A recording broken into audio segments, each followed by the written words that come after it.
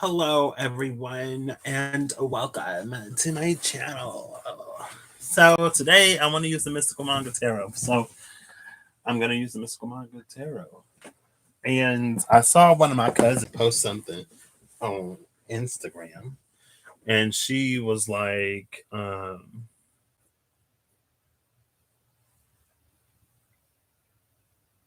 brain. She was like, post the picture. So she was like, post the picture from November 8th to November 9th of 2019.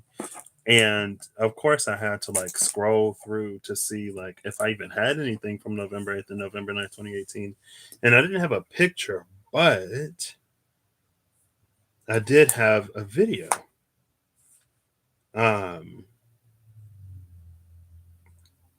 and it was of a spread I built. Because I have a friend who asks me to read for her every now and then. Plus, hey, Britmas. Plus, it's like birthday, New Year, plus like sporadically. Actually, like I'm supposed to be catching up with her at some point this week, so I kind of forgot about that. But anyway, I decided I was gonna do a pick a card where I was gonna use the tarot decks I got last week, but I decided it would be a little long if I did that, so I'm not gonna do that. I don't know. Maybe I will. Maybe I won't. Who is this? The Six of Coins. This Six of Coins is interesting because it don't look like he too excited to give out any pinnacles. He like, I don't know about that. Ooh, this is one of those go out and make your own type of energies almost. Actually, oh wait.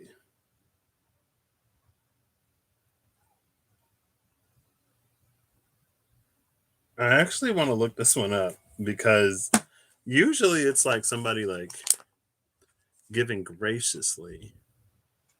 Not in this deck.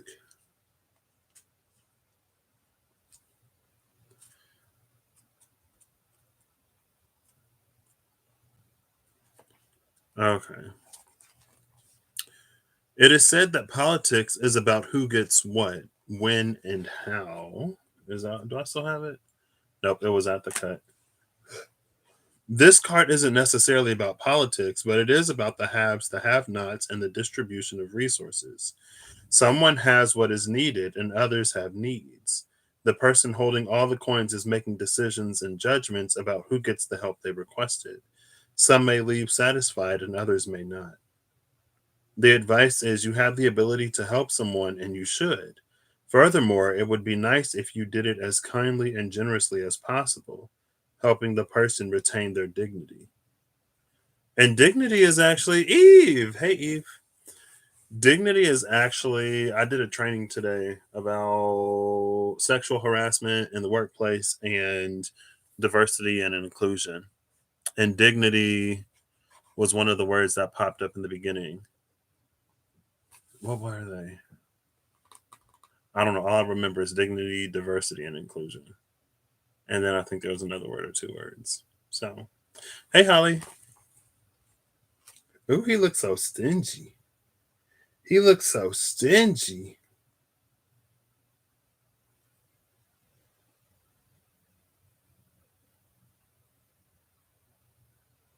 Okay. I don't know what I'm doing with these. I just wanted to use them. I just wanted to look at them. Some more. Some more. I could. Hey, Siri, choose a random number between 1 and 12. Okay. Where's my favorite virtual assistant? Siri's in my pocket. Let's see if Siri has an identity crisis today. Siri's been having an identity crisis. It's like it'll be my usual Siri voice or it'll be the super robotic female voice. And I'm like, Siri, are you okay? And then one night it literally had both voices in the same sentence. I was like, oh my gosh, it's getting worse. But also, I feel like in my own personal life, my Mercury is just like, uh, I'm going to use the Mystical Manga Tarot. I could do the thing that I was going to do. I don't know. If Siri says tails, I'll do the thing I was going to do. Hey, Siri, flip a coin. Heads. Oof. I said if Siri says tails, I would do it. Okay. Hey, Siri, choose a random number between 1 and 12. A random number between 1 and 12 is 12. Hey, I had a feeling it was going to be 12. I just felt it. I felt it. 12 is Pisces. I don't think I've done Pisces on anything. Hold up. Where all my little sticky notes go? I got to get my sticky notes. I don't know where they went. Oof, Mesopotamia's in my head. Mesopotamia. So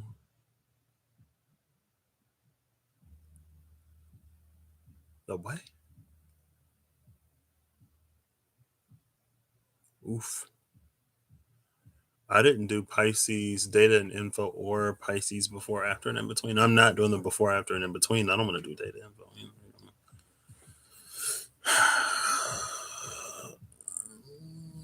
What am I doing for Pisces? I don't know what to do. All I know is I want to use this deck because I want to look at the images. Twitty! Pisces moon, that is. Oh. Oh, yeah. I got to watch that. I saw it go up. All right. No problem, Twitty. Oh, Twitty already got the crying emojis up. Oh, goodness. What am I doing?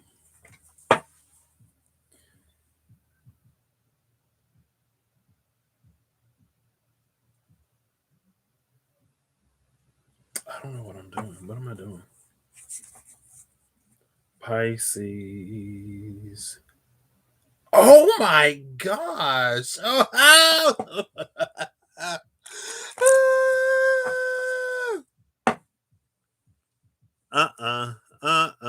No, I hope that card never comes out. Oh my gosh.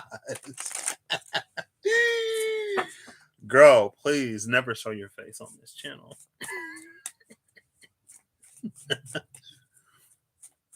I don't know if there are other cards like that. That is so inappropriate. None of my videos are safe for children, so, or I don't mark them as that. So, Mesopotamia. Oh snap! What? Yes, get you something to eat. I should have got me something to eat. I got a little bit. I got some Starbucks. Let's see. We'll just flow with it.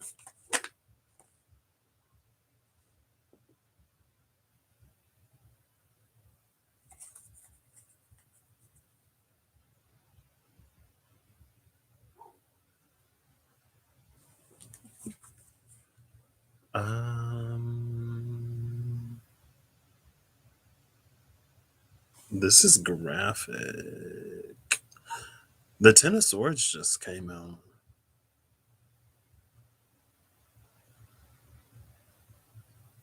And it's interesting because she's in the water.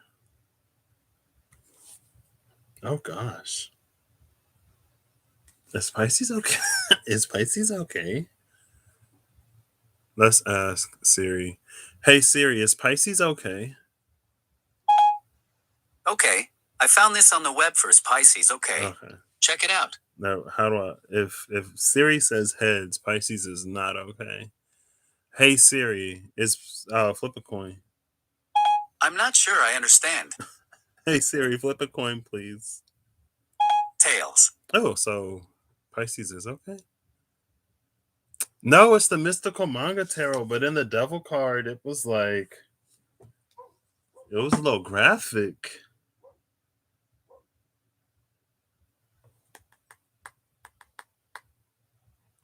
See, she's not down though.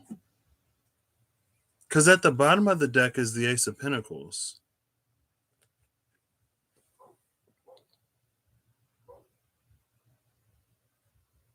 So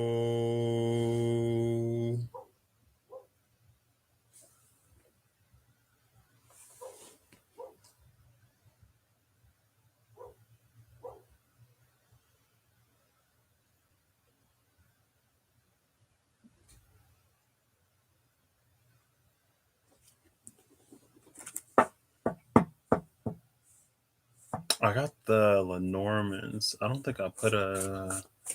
What's the Oracle deck that I got most recently?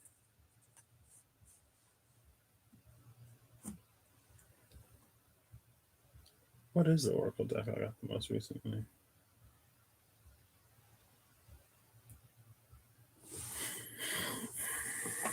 Let me see.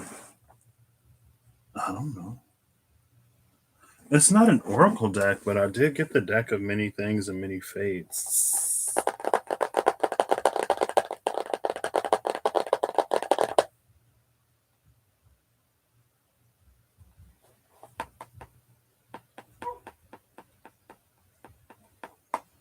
I'm trying to think.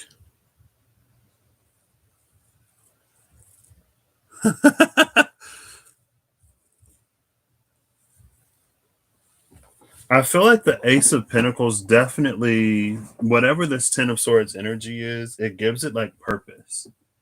It's an energy where it's like it's not for nothing.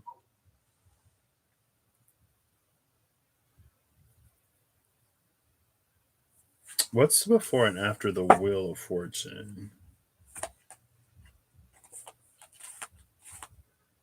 Because that's what it feels like.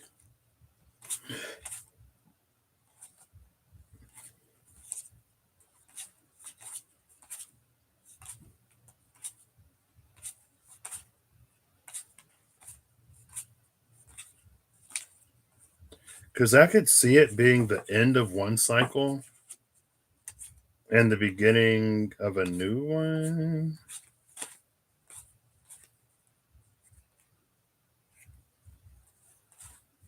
Oof. Neptune is in Pisces right now. Let me find this.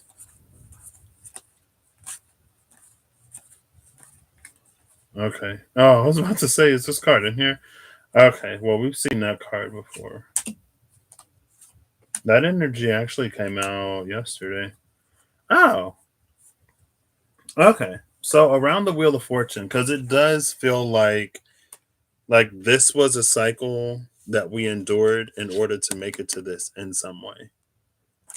And so in that way, it's felt like a Wheel of Fortune had taken place, right? So around the Wheel of Fortune, first it's the Seven of Wands. The Seven of Wands under this Ten of Swords, it's definitely like doing something for a reason with purpose. One second.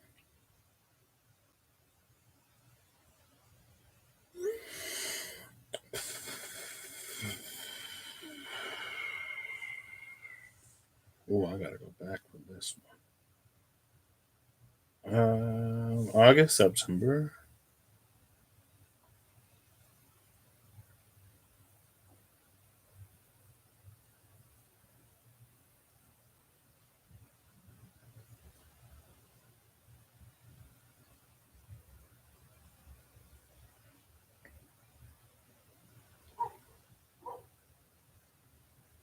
Mm-hmm. Mm-hmm. Was it this? Yeah, that's a call out. Could have been. I don't know.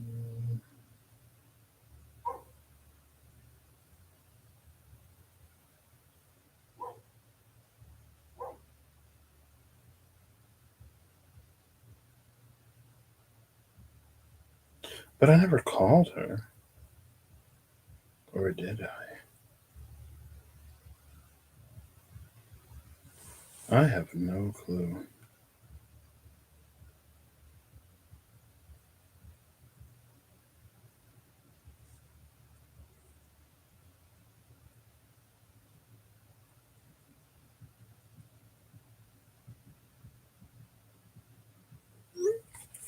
Okay. Hey, Zelda.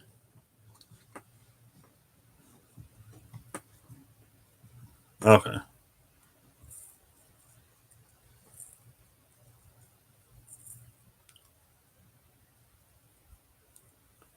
Oh, glad to hear work is going well for you, Zelda. That was Pisces. I think it was Pisces Britmas because I watched it. I'm pretty sure it was Pisces, and I watched it yesterday. I'm like 99% sure it was Pisces that Cindy read that for. Where it was like, and she was like, well, because what was it? It was like the old guides didn't know how to ground it. And so the new guide was like going to help ground it or something like that, basically. So we start with the Seven of Wands, which, oof, it is kind of sort of that energy. Because I think now I'm like, was that Cindy's Pisces reading or a different reading?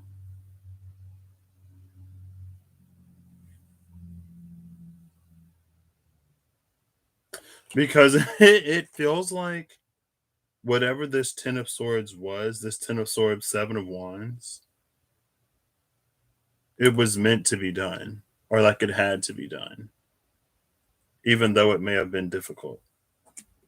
And so, oops, the Wheel of Fortune is turning it over to justice. Justice in the Ace of Pentacles is getting what you deserve, which is gorgeous energy.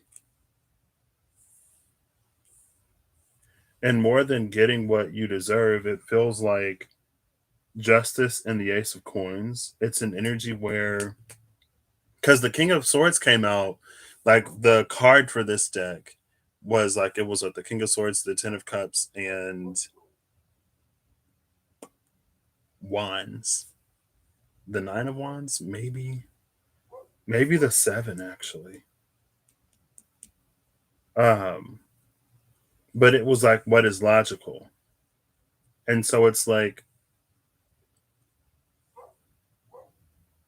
it's using universal cause and effect in a way. It's because you endure in the way and the manner that you endure that this comes to be. And it's the natural, logical result. Like it had to happen because of what you did. And it's nothing necessarily magical or even necessarily metaphysical. It's just like it's natural. It's like if you go to work, you clock in, you get paid, right? You should get paid. It is expected that you get paid if you go to work and you clock in, right? People don't expect to go to work and not get paid. So it's that energy. It's just like it's the natural, it naturally follows whatever was being done.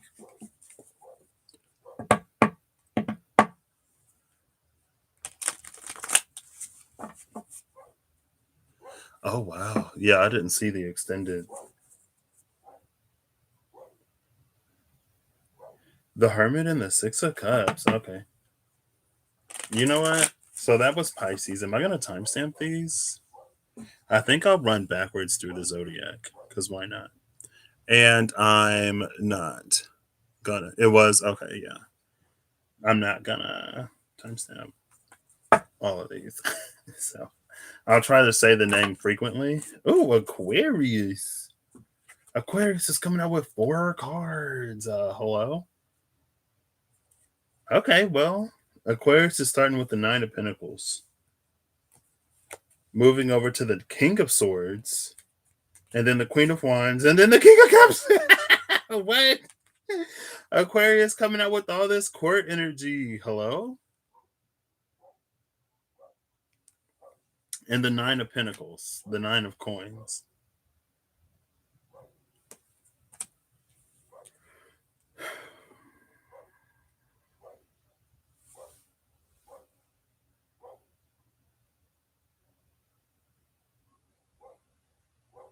This is interesting.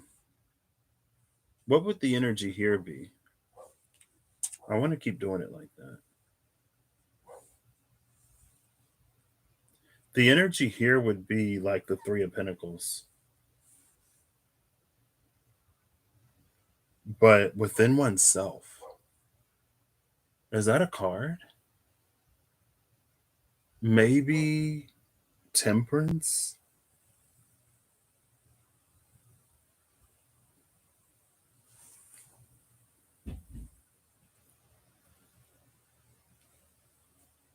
Because it feels like, what's at the bottom of the deck? Oof, the bottom of the deck is the Nine of Swords. What is happening? Or what happened? Actually,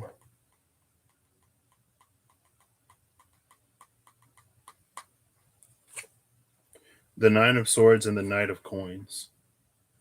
Yeah, so this is the last court energy. And it also makes sense, right? Because we have a King of Swords, the Queen of Wands, the King of Cups, and this Nine of Coins. So this is the only, like, all elements are represented here, Aquarius, which is gorgeous. But and they're all court energies except the coins energy. So we have the Nine of Swords again with this Knight of Coins.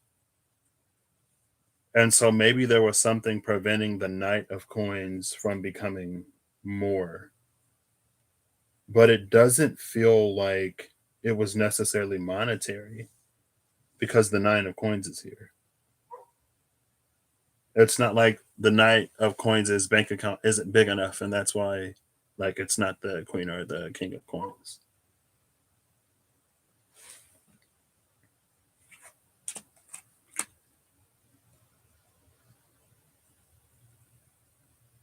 I feel like there's an energy here where it's like Aquarius within Aquarius itself. It's like gorgeous energy, but it's like the environment around Aquarius isn't matching. It's not following suit.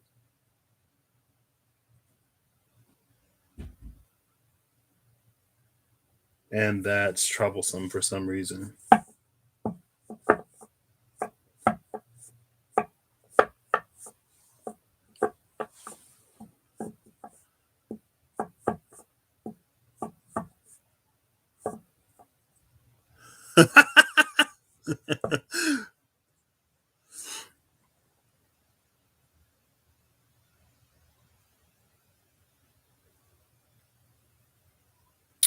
What is this?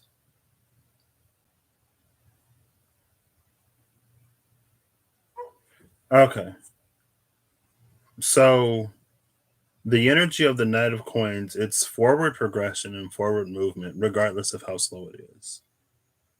With the Nine of Swords, maybe something isn't happening quick enough.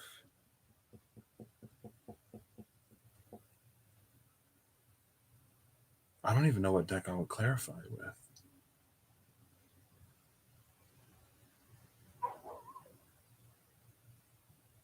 Because I feel like the Dolly Tarot and the Starman Tarot, like, I like them, but they're a lot.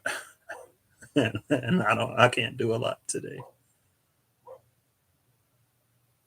Wait, what's the other one I got? Oh, that was the Dolly Tarot.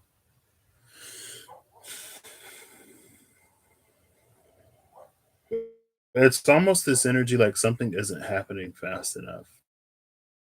But Aquarius is good.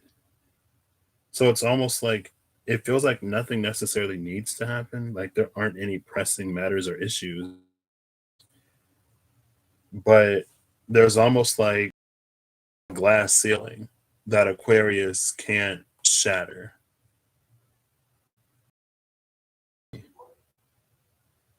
But I don't have time for that because you're sitting at King of Swords, Queen of Wands, King of Cups. Then like Earth energy will naturally sort of like elevate itself. It'll match the lowest energy. Kings and queens are the same. I put them on the same, so like queens aren't above kings.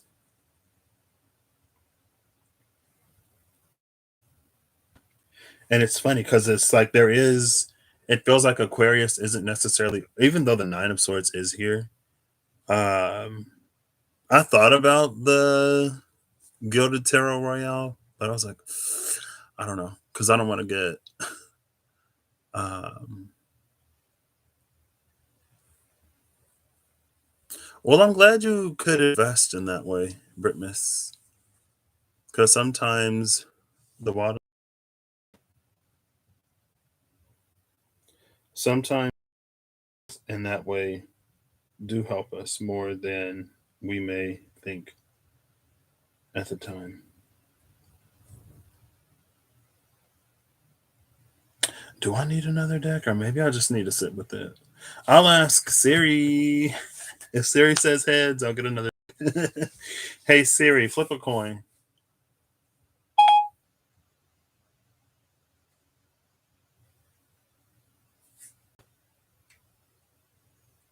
Hey Steph, how you doing? Or not? Hey Siri, flip a coin, please. It's tails. Okay, so we're not getting another deck.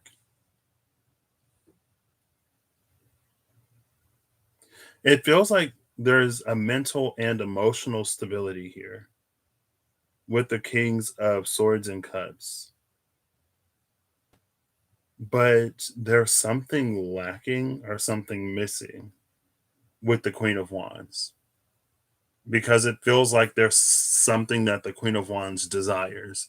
It's like if it were the King of Wands energy, all desires would be met, basically. But it's trying to attract something. And then it's almost like with the Nine of Swords, either and the Knight of Coins, either it's not coming or it's not coming quick enough for Aquarius. But with the Nine of Pentacles energy, it's like you're good where you are. Like there's nothing that you really need, and most of your wants and desires are met. If something isn't being met, or if it's taking a little longer, it's probably for good reason. But Aquarius feels ready, or Aquarius feels that they're ready. Like Aquarius thinks that they're ready.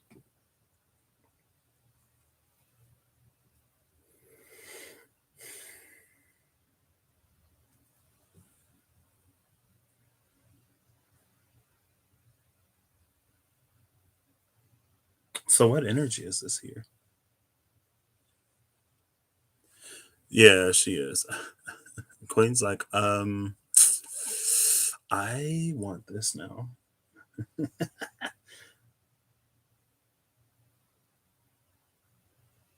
So what energy is here? What's an energy? The moon? Is it the moon?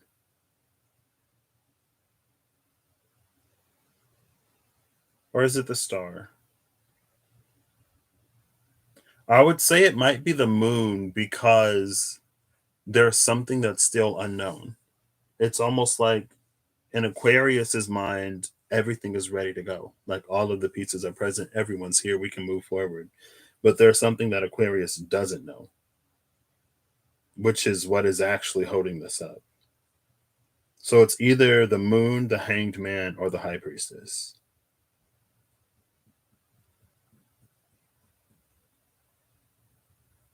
I'm kind of leaning towards the high priestess because again, it's like the nine of pentacles is here.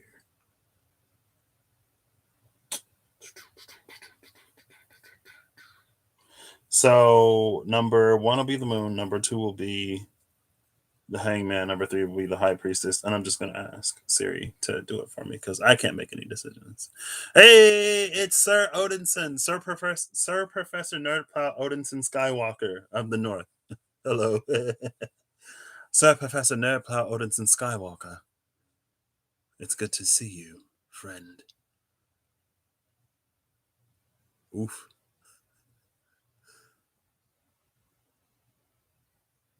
4 new baby bunnies. Aw.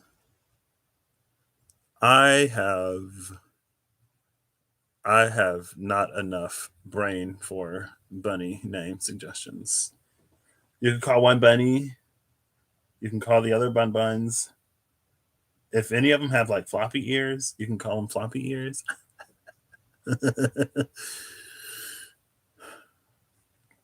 I think the live chat is up now, Britmas. Sometimes it just takes a second to process. It's like after it ends, it might take any number of minutes before you can see it. But I just got on there and I saw the feature, I'm pretty sure. Hey Siri, choose a number between 1 and 3. A random number between 1 and 3 is 3. It's 3. 3 was the high priestess, right? How are you doing, Rob? I was like, I skipped ahead to the oof. Oof. Look at this 10 of wands. Oof. To the end.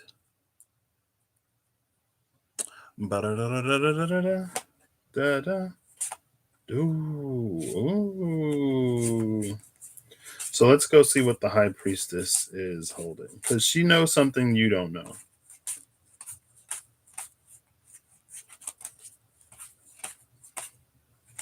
Oh, well, there was the moon. Oh my gosh. I hope that card never comes out. Oh, that card is ridiculous. I can't believe someone illustrated that in real life. Girl. Oops. Mm-mm. High priestess, where you at? I'm coming looking for ya. I'm coming looking for you. I'm coming looking for you. Why are these cards always at like the bottom? Okay.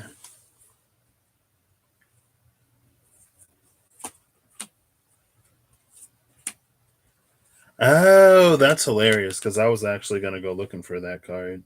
I wasn't going to go looking for it, but I felt the energy of it. And I was like, I don't want to look for that. So I'm doing pretty good. It's shift miss. It's shift miss at work. I was like, I only got to tell one person, but I was new shift miss. I was like, happy new shift miss. I didn't have to work yesterday. There are no more days that I have to work by myself. It was a chill day today. So I'm well. I have no complaints. And I get a paid lunch now. So instead of being at work for 9 hours, I'm only at work for 8 hours, which is gorgeous. Because of the time change, it was daylight when I went to work, and it was daylight when I got off of work, which is gorgeous. So I do feel like I had a dream last night. I was just like, I can't remember. Oof.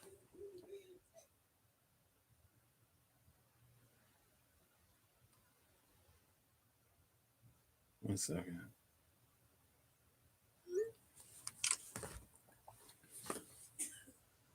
Mm-mm. No.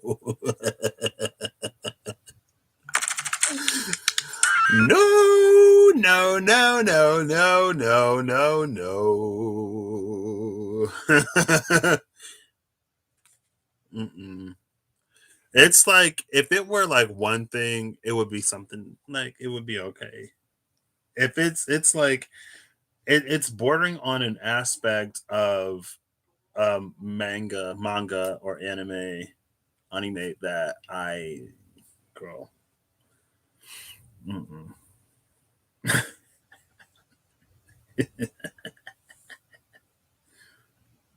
If it comes out for somebody, then I'll show it. So around the high priestess, Aquarius has the eight of coins and the lovers.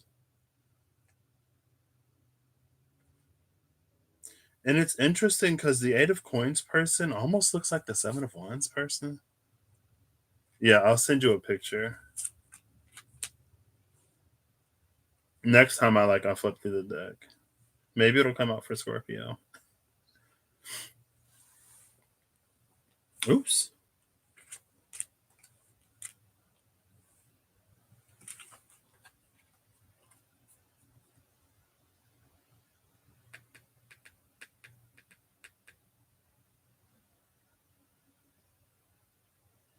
This is interesting. This is an interesting eight of coins because it's almost about like learning more than like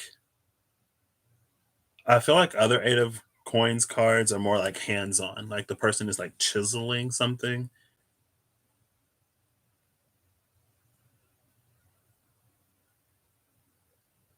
And it feels like Aquarius is in an in between energy.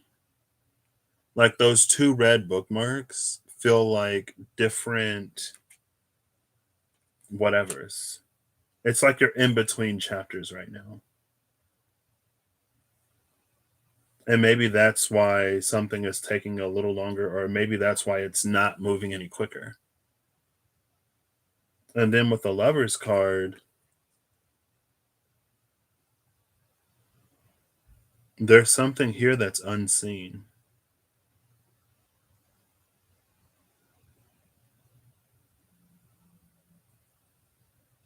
Because both of them are blindfolded, but they are connected by that red string of fate. And that red string of fate, and then we have these two red bookmarks in the book that haven't met yet. So it's almost like something hasn't quite connected yet, and it will at some point.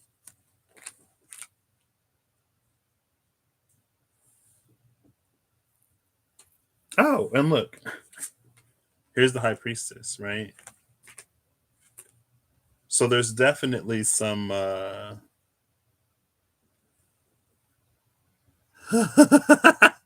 yeah, this is the mystical manga deck.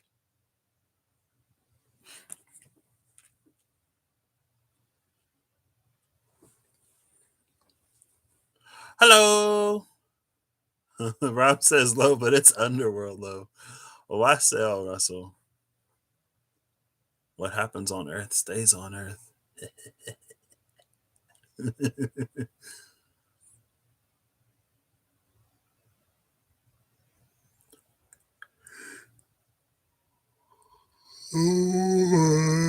My kids eat manga for breakfast. I'm more of an anime person, I'm more of an anime person than a manga person because I'm more of a watcher than a reader. And when it's animated, they can like you see the scenes between the scenes. So maybe Aquarius is like trying to jump the gun a little bit.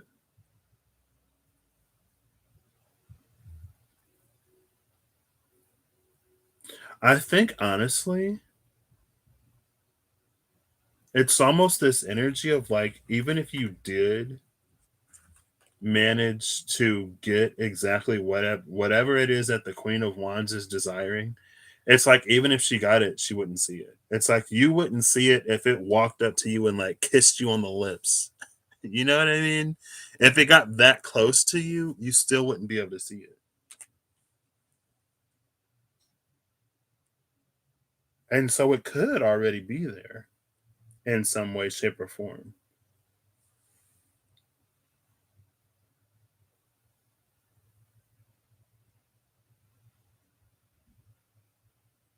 I don't know. It's like something isn't revealed yet. Potentially. Excuse me. Your kids like both? What I don't like, it's the people who read manga. And usually the manga is, written and illustrated before the anime is animated and recorded and voiced over. And so like people will spoil stuff. Like I had a friend who read the manga for a show and he just like spoiled it. I'm like, why are you like this? why do you do this? He's like, oh, should have read the manga, Pat. I'm like, that's not how this works. I'm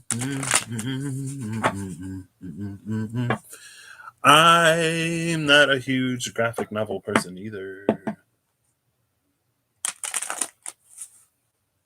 Oh, okay.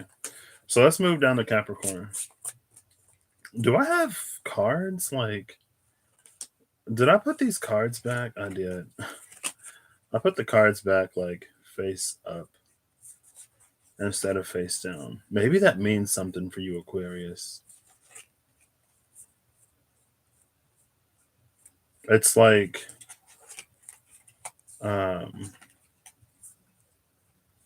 not someone's hand being revealed, but with it being a coin's energy,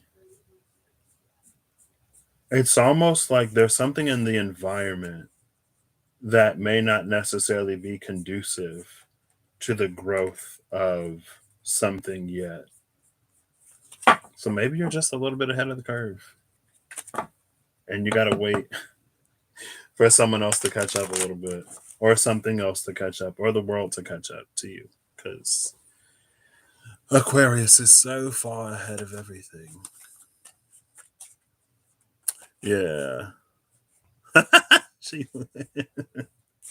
Maybe it is a little River Song energy because River Song was literally there the entire time. It's like River Song was there the whole time. Like she literally grew up, like her best friend growing up was her daughter. But she didn't know until it was time for her to know. And then she had like her own little secret mission or whatever.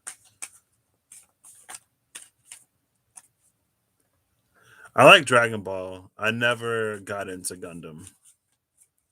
But yeah, we did. And now we're moving on to Capricorn. And now we're moving on to Capricorn. And now we're moving on to Capricorn. You just gotta find like what type of anime like you would be into, if you'd be into any of it. I know Erased is an anime for like anyone who's like, I want to get into anime. Where do I start? I always say Erased.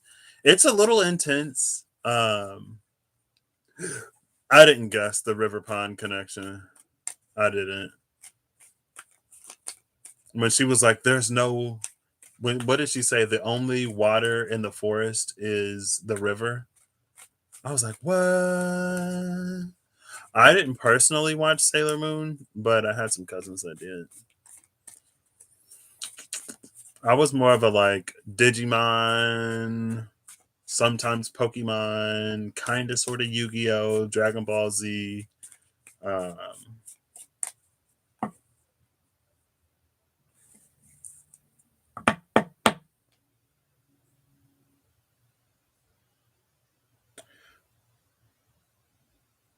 Wait.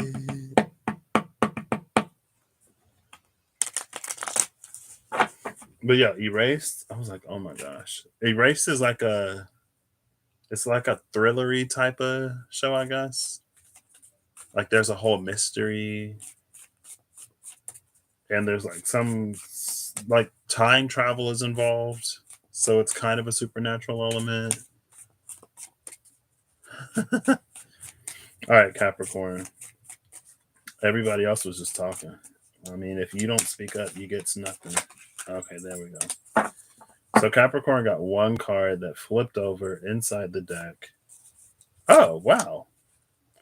Bottom of the deck. Oh my gosh. This is like, this deck is a Capricorn. This is a Capricorn deck. Because this was the first card that fell out, and this was the card at the bottom of the deck. So Capricorn is coming out with the energy that I opened this deck up with, which is the King of Swords and 8 of Wands. But for Capricorn energy, it makes sense. Because these were the two. It's like the King of Swords is trying to basically map out the entirety of the situation to figure out what the logical choice would be to make, like, it's like figuring out the cause to make the effect that you want to happen transpire. And then the 8 of Wands, especially in this deck, it's like the logical sort of conclusion to something. And with Capricorn being Capricorn, it's like that would make sense. Because Capricorn being the energy of the foundation, it's like if your foundation is solid, then you know that the building is going to be solid. And it doesn't matter what you put on top of it, it's going to be okay. So the energy here,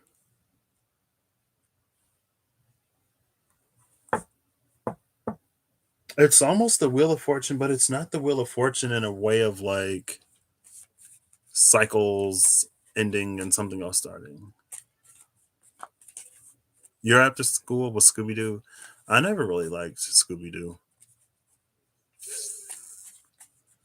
Scooby Doo was just the one I couldn't get into. But it's fine. You meddling kids. Godzilla or Elvis? My after school was the Boxcar Children for a hot second. When I was really little, I loved reading. So I would just like read. And we didn't have like cable for a while. So and then my after school became playing outside with the little neighborhood children. So Capricorn, what energy is this? But since it came out kind of sort of like this, it's almost like something goes completely over Capricorn's head. Or Capricorn is so engrossed in like what they're doing that they don't even notice that it's like right in front of them.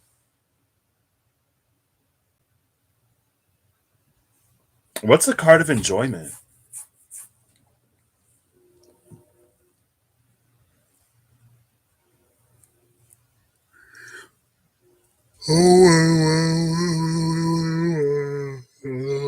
Excuse me.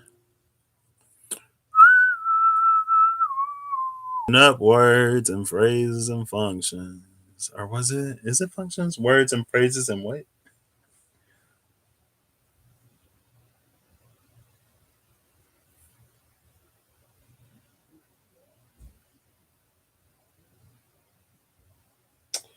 What is this? What's like you missed it? It could be Five of Swords because it's just so. Or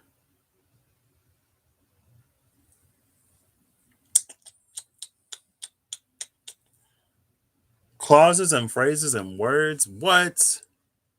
I got that all wrong.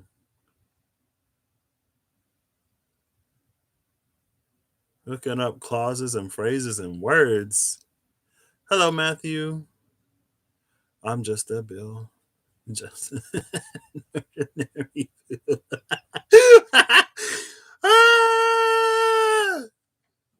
I remember that voice note. It was just like, I'm just a bill. Just an ordinary bill.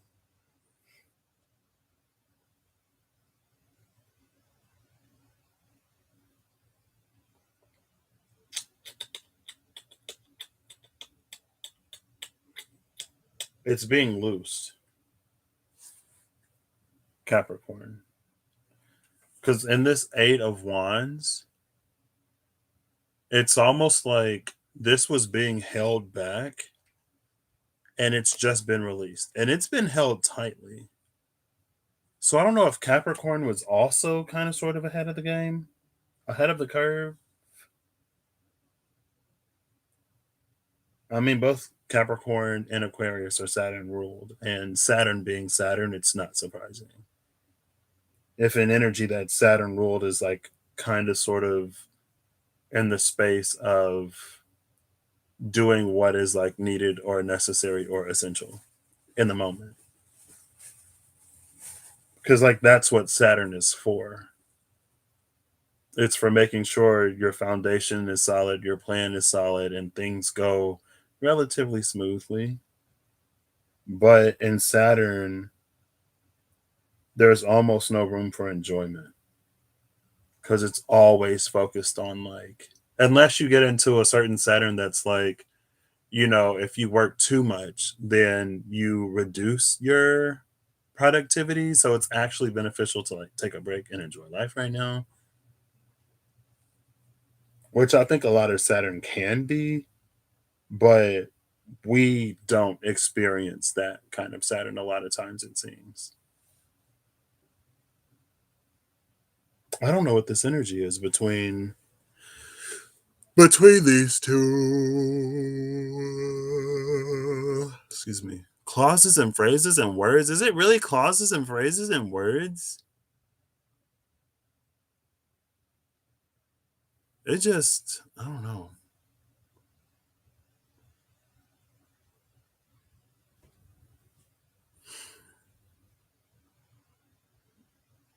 What is this energy, Capricorn? Something finally being released.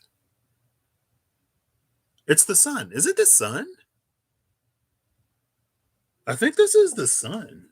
Because it's like you're going to see it, whatever it is. I'm going to go for the sun. Because that feels the most. Excuse me. Or maybe I should go for the star? Nah, I'll go for the sun. Or I guess I could have went for the hangman. No. No. Oh, I could have went for strength. Oh, please. Oh, gosh. Oh, gosh. Oh, goodness. No. Please, no. Please don't do it, Capricorn. Oh, don't do it to me, Capricorn. No. Please don't do it, Capricorn. Woo. I don't know. I just had the sudden fear that Capricorn was going to get the card that I don't want to show. But it didn't. So thank you, Capricorn. Every single time I go looking for a card, it's at like the top of the deck. Look at that, Capricorn. Ace of coins. See? So around the sun, it's the High Priestess and the Four of Wands.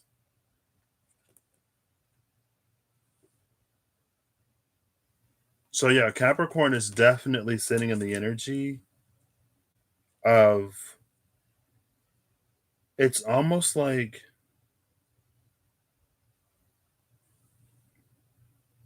with this King of Swords energy, again, it's the energy of like deciding what you would like for the effect to be.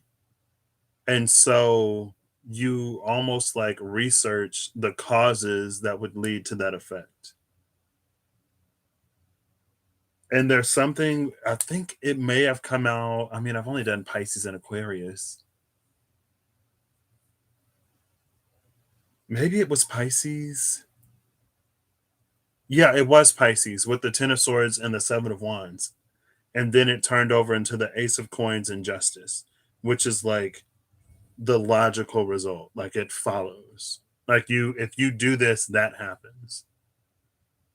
And that energy is here as well. But it almost feels like Capricorn is thinking even further into the future. Or like Capricorn like has a complete end game in mind. And they've been doing the things that they need to do to make that a reality.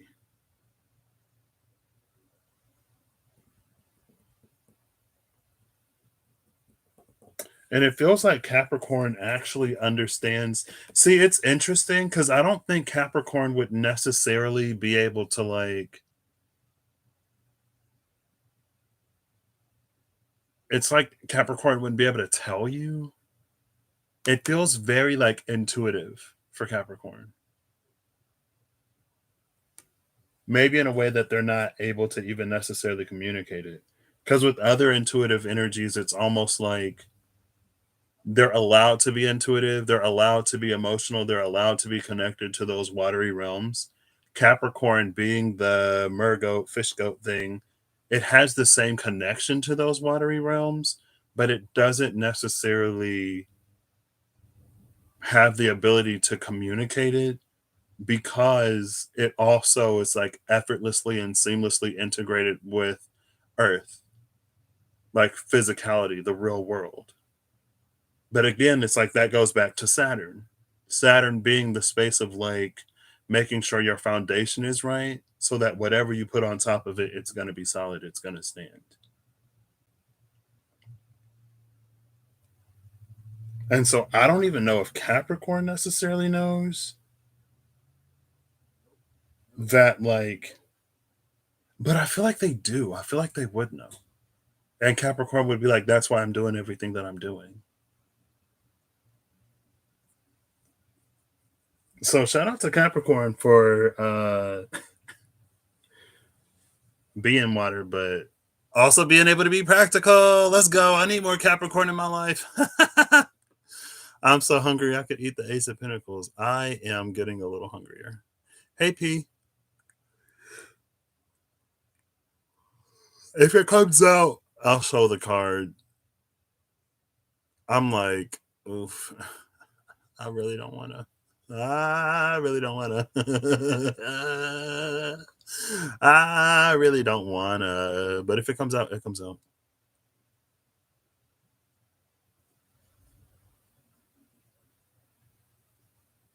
Hey, Britness is slowly working up out of bed.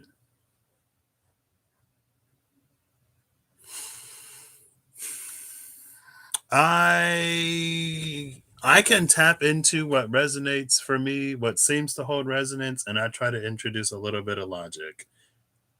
As far as knowing my stuff, we'll see. Only time tells. But thank you. I appreciate the compliment.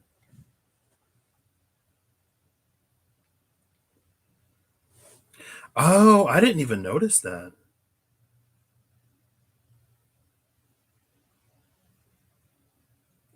Look at this.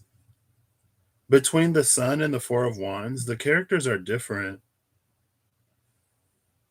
See, there is an energy here. It's because it's like these two when they're children, and then this is them when they're older. And it's almost like if you would have told these kids that they'll end up like this, like it's not even something that they would have thought about. But the high priestess energy knows, right? Like she already knows this is going to happen.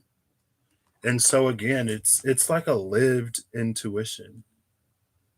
And it's so like effortless or flawlessly integrated into who you are and how you navigate life.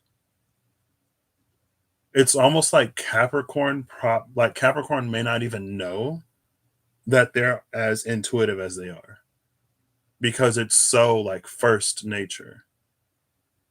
And it's first nature in a way that's like real. It's first nature in a way that's tangible rather than it being more like ethereal or in like a feely intangible way.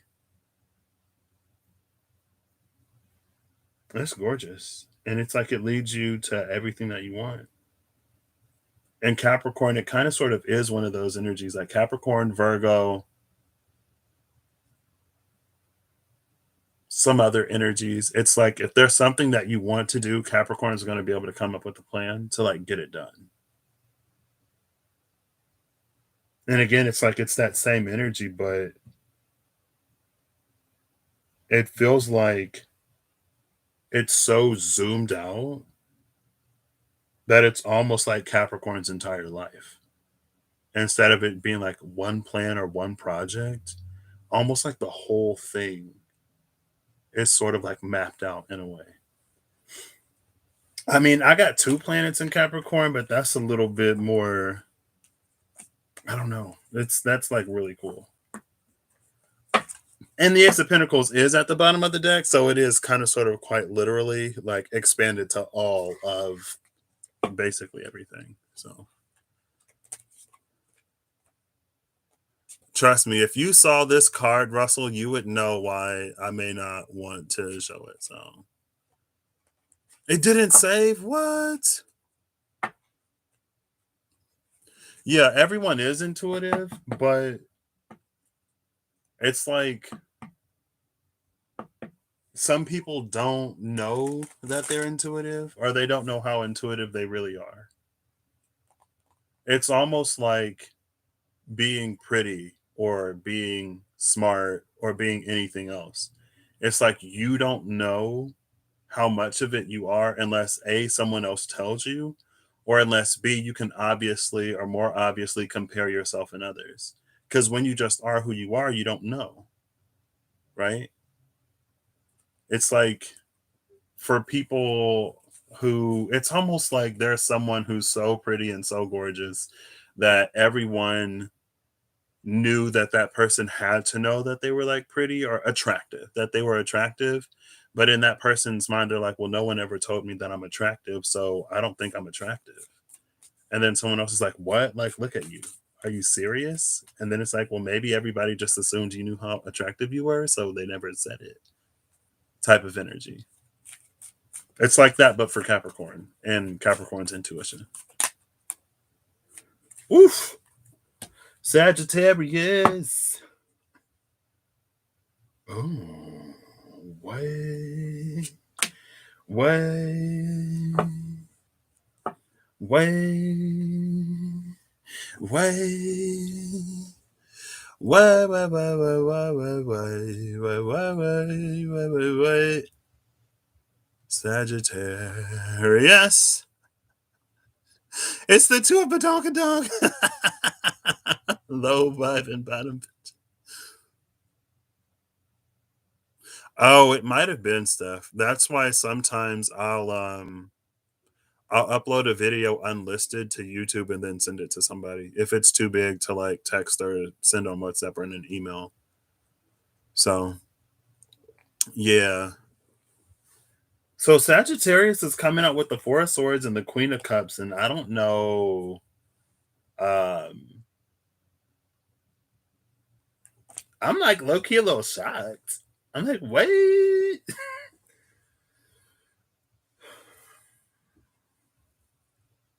It's almost like it's about time, Sagittarius. Sagittarius is like, you know what?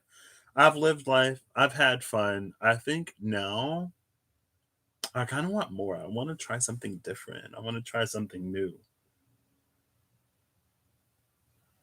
Sagittarius, it's just being like a cardinal fire energy. Um, you know, it's about freedom and exploration and having one's needs and wants and desires fulfilled.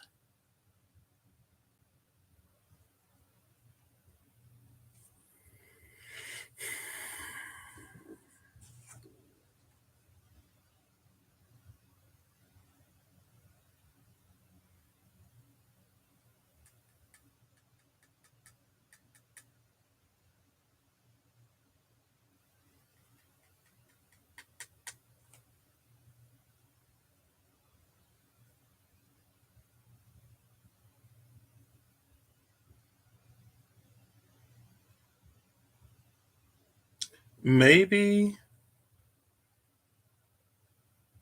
Sagittarius has been in I don't know. I want to say it's like Sagittarius being in a position to discover what their truth is. I don't know if Sagittarius as an energy is an energy that has to like go out and experience everything to know whether or not it wants it. It's almost like there was a time of collecting experiences, but now it's like it's looking for something more meaningful. I feel like it's different, but that's how it's coming across right now.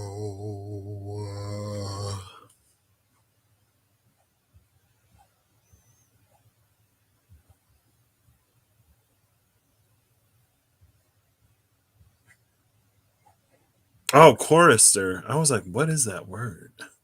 Hello?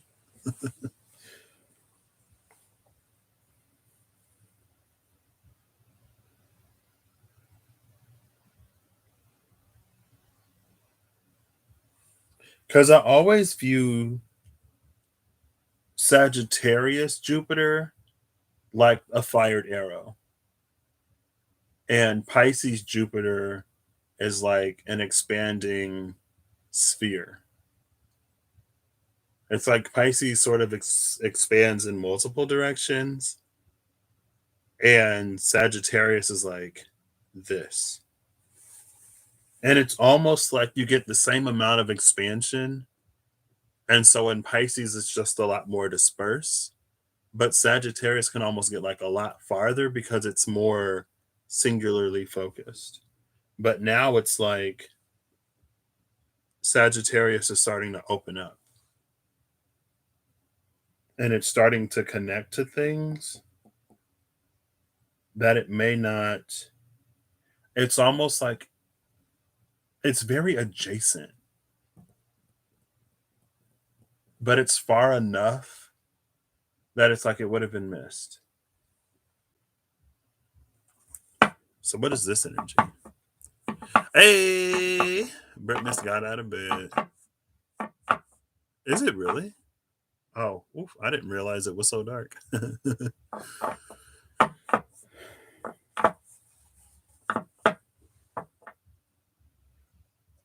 So, what is this energy?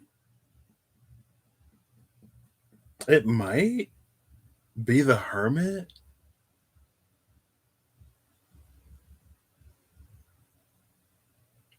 Is there a hermit energy that's like not the hermit?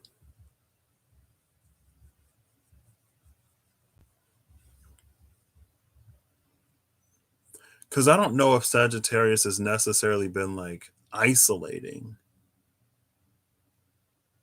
It's like a hermit energy that happens out in the world rather than it being a hermit energy that happens within oneself.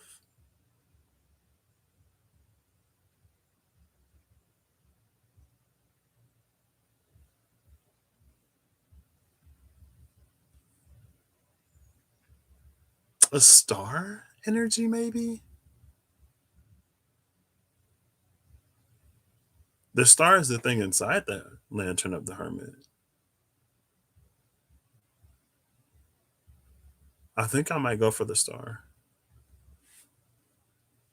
What? So what, you were up all night and then you went to bed at 6? And then Chiron got poisoned by, who was it, Hercules? And then was it Phallus that picked up the arrow? And he was like, centaurs are like sturdy. Like, certainly a single arrow couldn't kill one of us. And he accidentally dropped it and it impaled his foot and he instantly died. It's like, oof. Well, maybe if the arrow was killing centaurs, don't pick it up.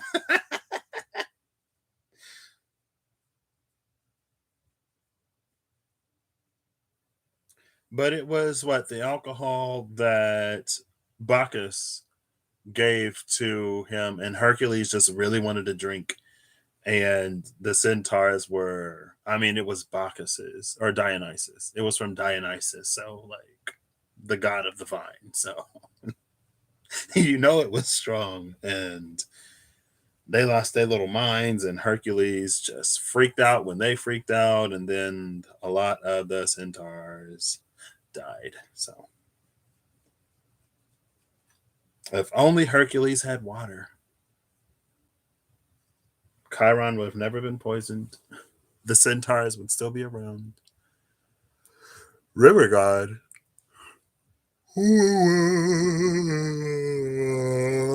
Excuse me. Temperance.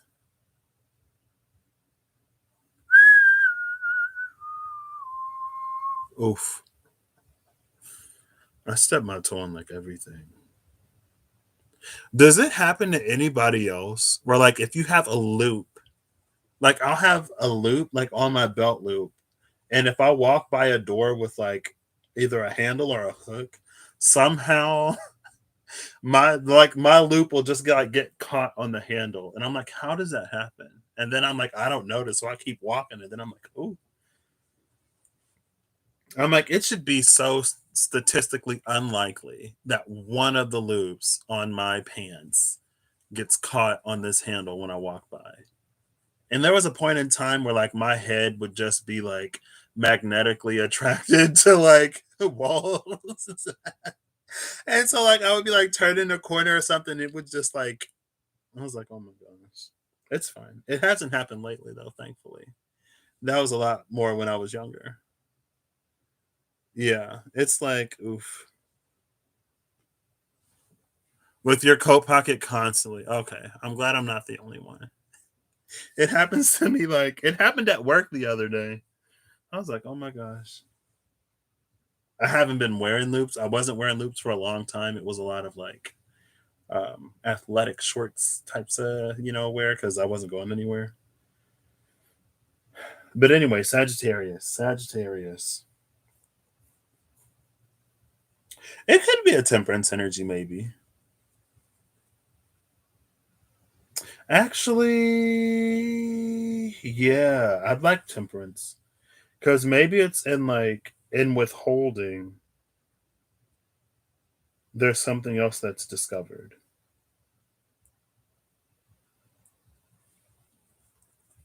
Okay, so let's look for temperance and see if it's not also at the top of the gosh darn deck where all the other cards have been. But I'm pulling from the bottom of the deck, so it's like they're a lot closer to the surface. Um,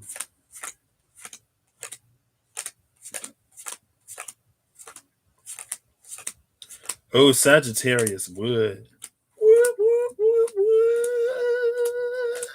I'm scared. Scorpio, don't do it to me. Don't do it to me, Scorpio. See, it's always in like the top 10 to 15 cards. Oh my gosh, literally the top 3 cards of the deck. It's the Two of Pentacles and Strength. The Two of Pentacles and Strength comes out around Temperance for Sagittarius. And I actually like this. Justice is at the bottom of the deck under all that.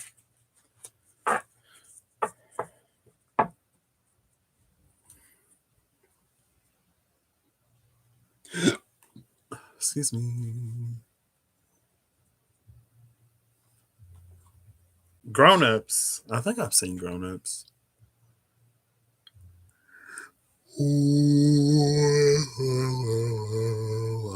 While shopping today, oof. That's why I feel like I'm a nice height. I'm not. If I were any taller, I feel like I would hit my head on everything.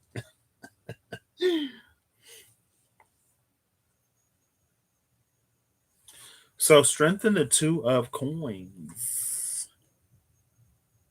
You know what I love about this strength card? Oh, I was gonna say she's not fighting with the lion, but she's got the lion on a leash. Maybe Sagittarius with themselves on a leash. I'm not saying chastity belt, but I wouldn't be surprised.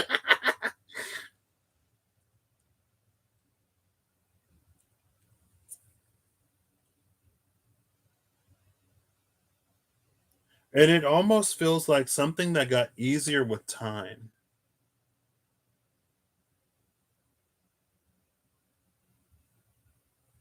And it feels like This is almost a major shift for Sagittarian energy. I have one my best friend is a Sagittarius and she just got married. And I'm not gonna say that I would have thought that she never got married, but it kind of sort of at one point sounded like marriage was a thing that she never would have wanted. And then over time, like she kind of sort of started to warm up a little bit. I was like, what? I love my best friend.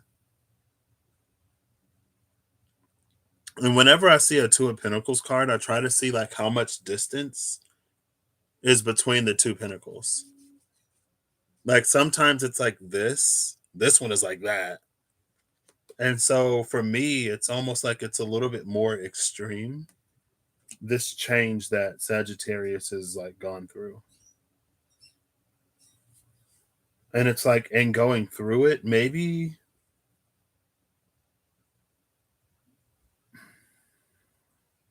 because maybe when it was more extreme, there was like, because if you look at the water, it's like, oof. I don't know if either one of those ships is going to survive. And then we have the Queen of Cups here. And it's stilled. And so it is kind of sort of an energy of like, it feels like Sagittarius has found what's important to them in some way.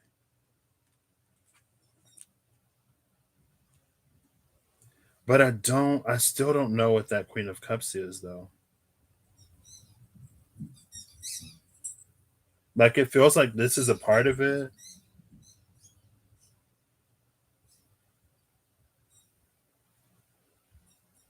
I don't know. It feels like it was definitely something within Sagittarius that almost always took the back seat.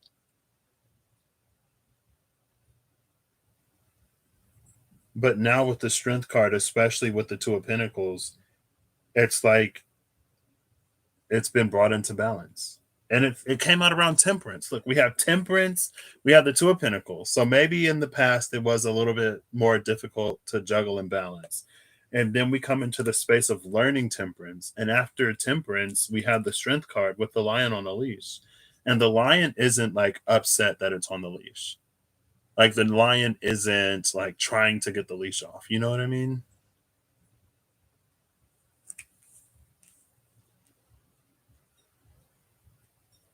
And so I like whatever Sagittarius has been in the space of tempering. Oh, temperance. That's your energy, Sagittarius. Okay. You came out with your own energy. That's nice.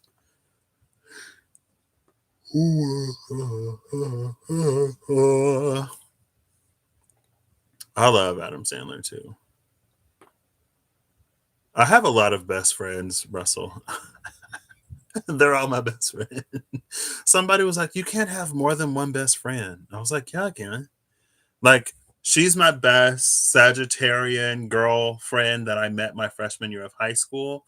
And then I have my best Aries friend that I met my sophomore year high school, that I met my freshman year of college. I have my best Aries friend that I met my freshman year of sophomore year of college. I have my best Virgo friend that I met like third grade. I have my best Virgo friend that I met like seventh grade.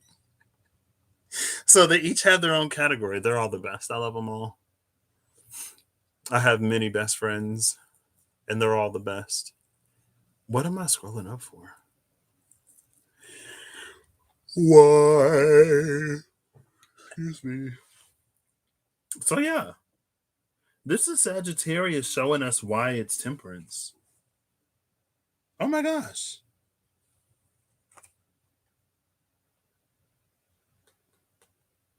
I think though things may have gone from one extreme to another.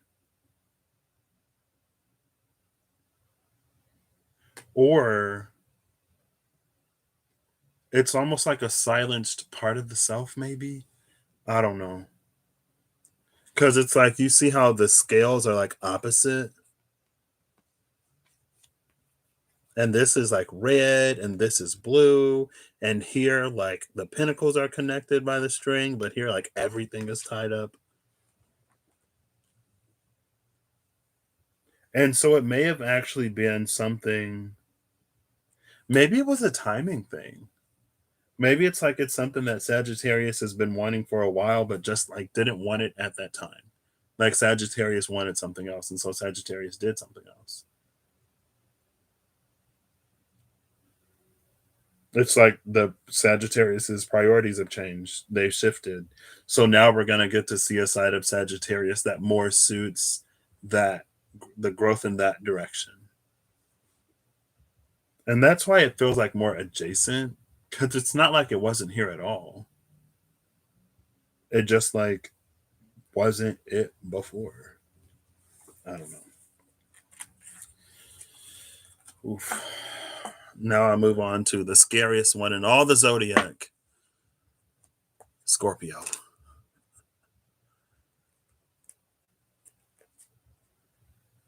Ah, Rob.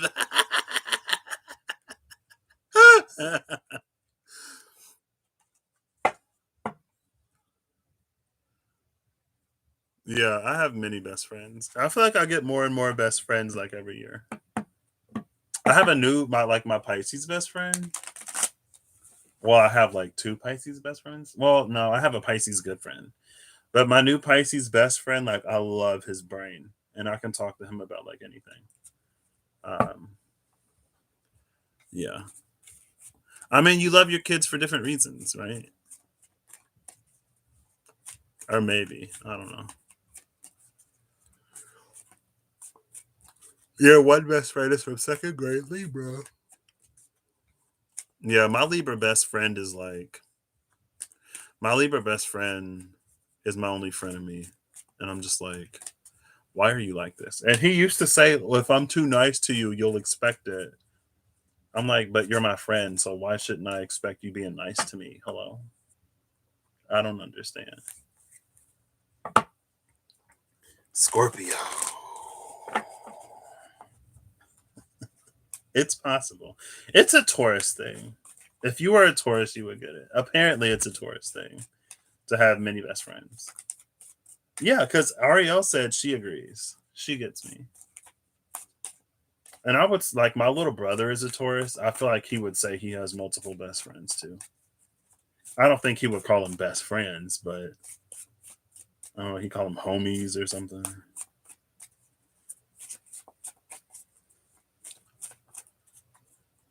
I have multiple Libra best friends. That Libra best friend is my only friend of me.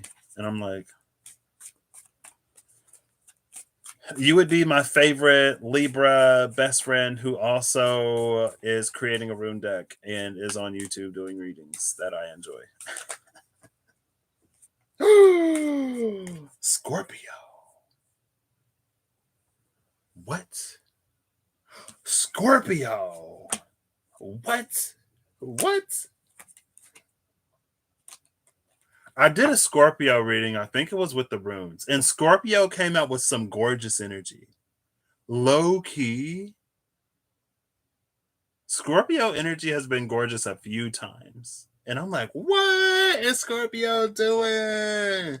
Scorpio, like you have the Ace of Coins, and then the bottom of the deck is the Empress. So Scorpionic energy is gorgeous. Oh, favorite blah blah blah. Like I said, Russ, I have multiple best friends, okay? You are definitely in the best list. Psychically connected. I read physically connected for a second and I was like, oof, I wish.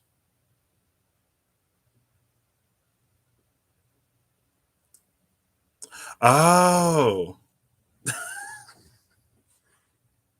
what is this Scorpio? Because wait, let me. Because I think what was Scorpio's rune reading? Thorns here, an extraction of light, a baptism in shadow.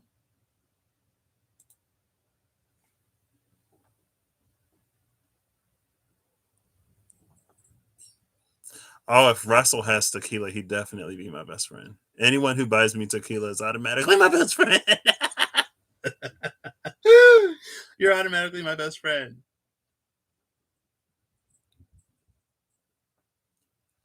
Am I at least like top three best Scorpio friends though? So my ex roomie, He's a Scorpio. I don't know if I would call him my best friend. He's my ex roomie. You know what I mean? He's my only ex roomie. I have roommate. I have people who have been my roommate at one point, but he's like my ex roomie. Um, who else do I know that's a Scorpio? You may be top 3 by default, Rob. I'm trying to think. Scorpio was late October to like first half of November. Oof. Oof. I'm trying to be like your 11th favorite Scorpio. Actually, though, out of the Scorpios that I know, you know, zero Scorpios except on YouTube. I know a few. There was one dude, he was a Scorpio, and we were like friends online, but I never talked to him in real life. Like, I would talk to him all day on like Facebook Messenger or whatever, but I would see him in school and I wouldn't say anything. He was so intimidating. He intimidated me in real life. I was like, oof, he's intense. And he would like be walking around with his violin or his viola. You're November 2. What? You are the third November 2 Scorpio that I've discovered within the space of a week, question mark. Like, what? In my life, it's the season of November 2 Scorpios, apparently. Not that I'm complaining.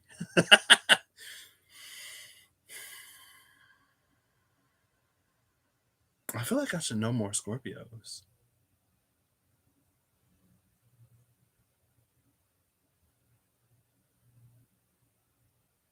I don't know.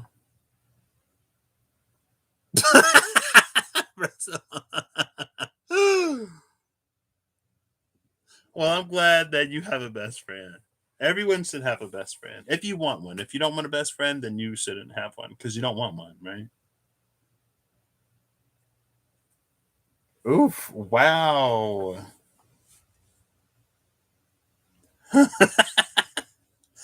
Oof. That's cold, Russell. That's cold.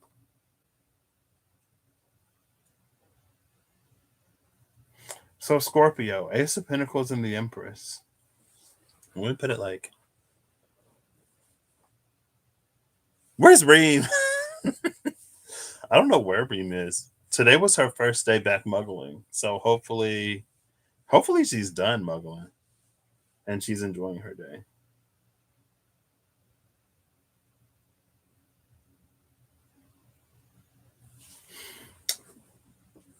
I mean, I don't know if there's anything to say for Scorpio. Well, I will say that the Empress looks a little unimpressed.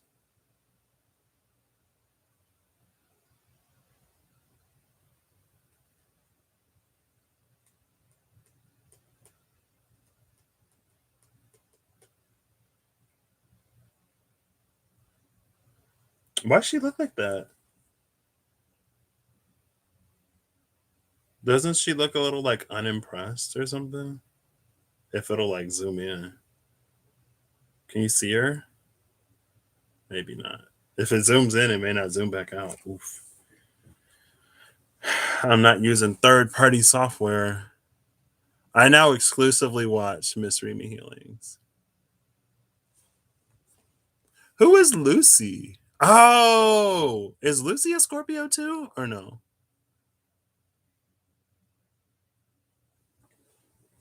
I was like, who is Lucy? Lucy, the adorable husky.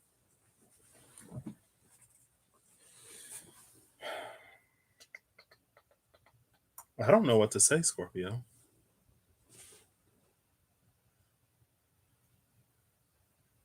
Who Reem? Reem is definitely in my top Sagittarius best friends list. Most definitely. Lucy is a Scorpio too? Okay, yeah, I thought so. I think I remembered you saying that. Like Annie is the only person in that house, or the only living being in that house that's not a Scorpio.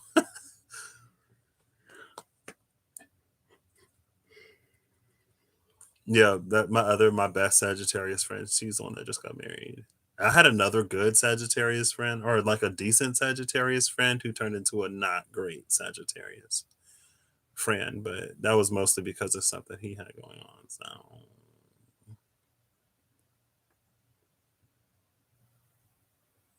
sounds like the cards are awesome, but I need new friends. Sagittarius for me for a while, it was an energy that I just like I didn't get along with for some reason. I was like, ugh. But then something happened. Then I met different Sagittariuses, and I was like, oh, okay. I love Sagittarius. And like my Sagittarius best friend, she was like, I don't like she was like, I'm blunt, like I'm pretty short, like I don't know how we're friends. She was like, you should be too sensitive to be my friend. Well, she went on this whole thing. And I was like, are you calling me oversensitive? She was always like, "Oh my gosh, like stop being dramatic." I'm like, I've mellowed out because of her. She's mellowed me out a lot. I used to be like always over the top, and yeah, I owe a lot to her. We got each other through some hard times. I don't know what to pull for you, Scorpio.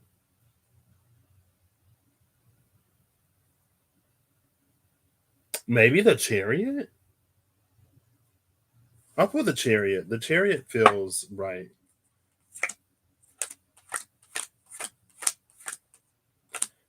Let's see how close to the top of the deck this card is.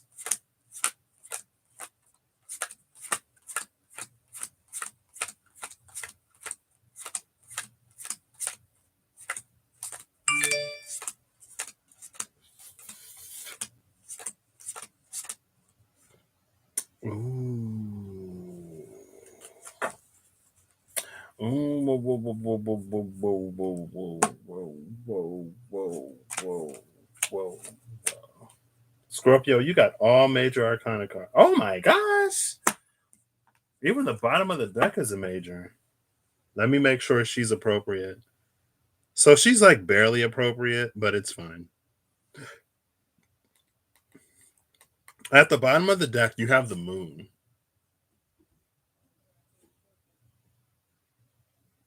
The cards that came out, it's Death and the Hanged Man. I was like, oh, Scorpio's coming out with Scorpio on the side. So I love that.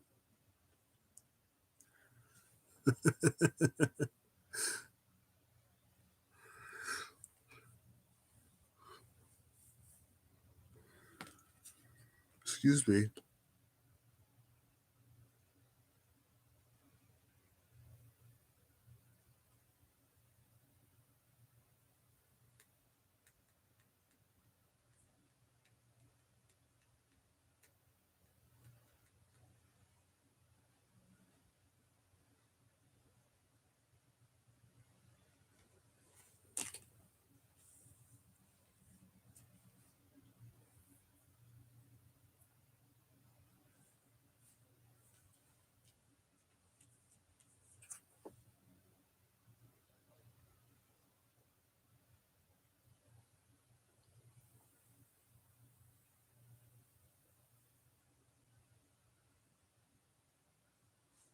This chariot looks so like unenthused. I don't even know if it's gonna focus. With the moon card, she's a lot more appropriate than that other card. I'll tell you what. What?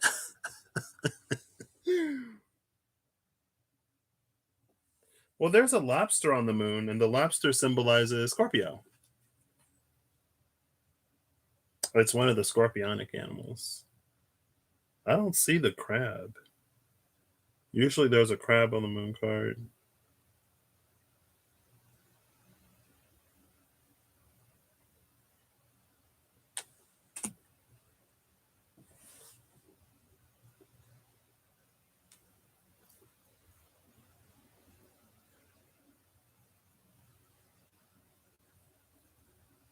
So, Scorpio, your energy is gorgeous, but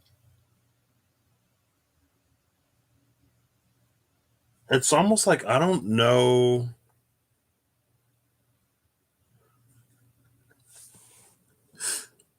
We love our water brothers and sisters, all of them. Has it really? Oof. Don't do Cancer like that. Come on. Be nice. I don't know if Scorpio, I don't know if you're like engaging with this energy.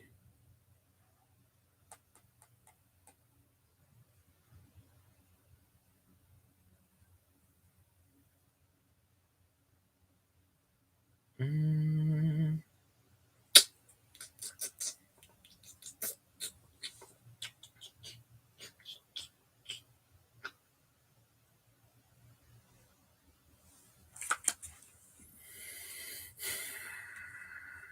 I feel like you usually talk to me, Scorpio. Oof. Wow, I never thought that I would have been iced out by Scorpio. I thought we were cool, Scorpio. That's my birthright as a Scorpio.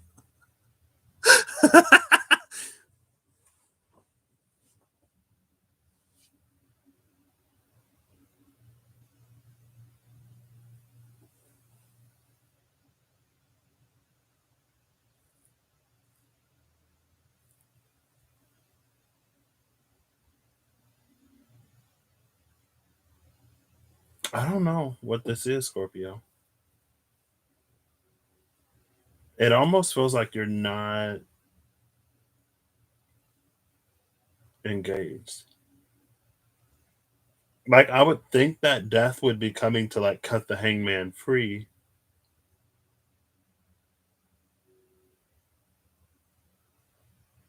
but I don't know if that's necessarily the case. This reminds me of the Ten of Swords in the Pride Tarot. Or it's making me think of the Ten of Swords in the Pride Tarot, where the head and the body are disconnected. Because it's like maybe the hanged man thought that death was going to come and cut it free, but it's like death comes and it cuts the head off the hanged man.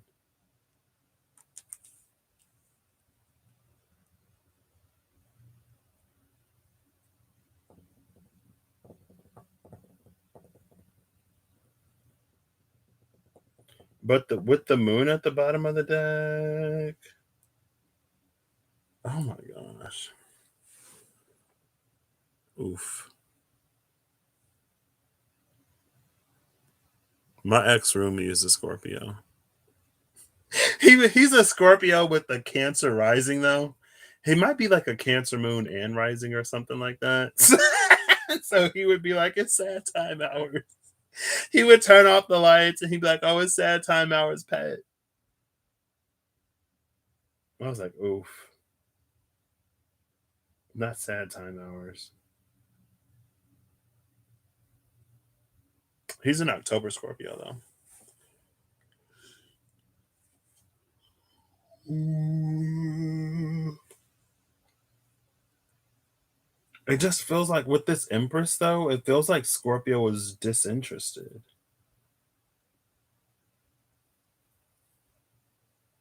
I don't know. I almost want like clarifiers.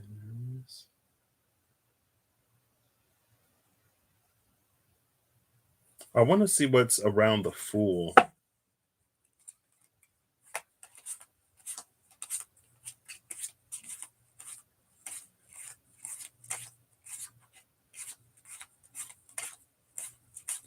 What's around the Fool for Scorpio?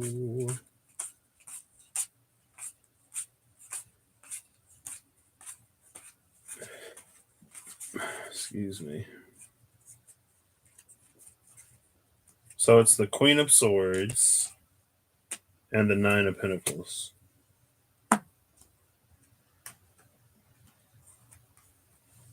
With the Nine of Cups at the bottom.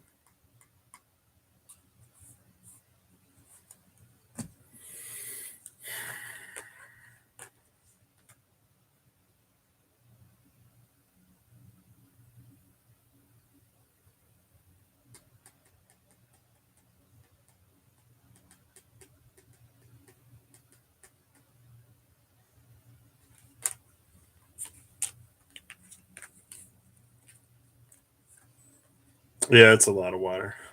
I was like, oh my gosh.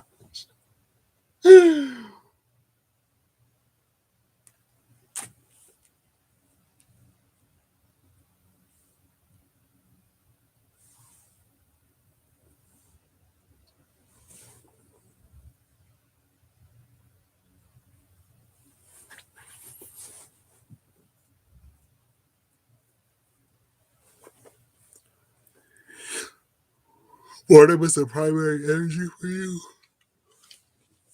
Is this boredom?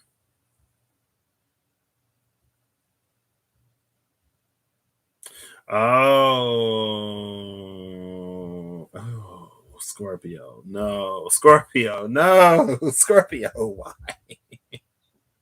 If this is boredom, it's almost like Scorpio would get bored if things go too well. Scorpio's like, I need challenge in my life.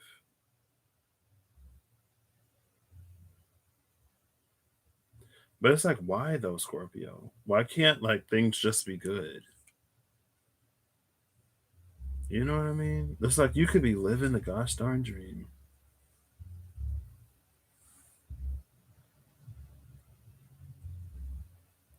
It is like with the Queen of Swords and the Nine of Pentacles.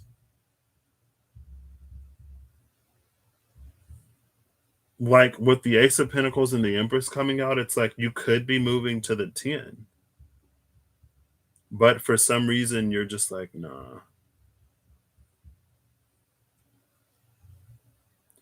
Maybe Scorpio is still in their head a little too much.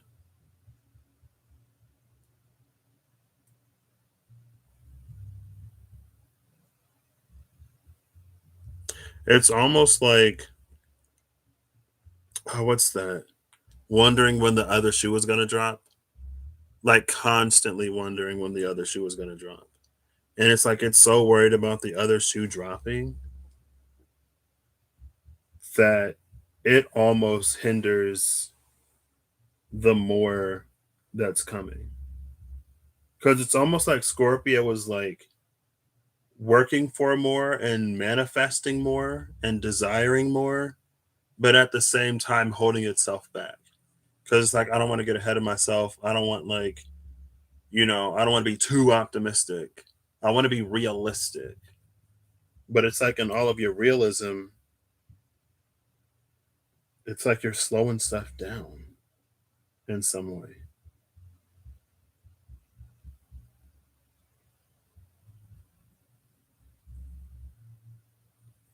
And it's like either way, it feels like you're going to be taken care of with the Nine of Pentacles.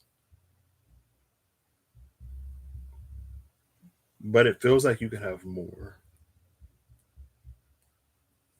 That's the general feeling here.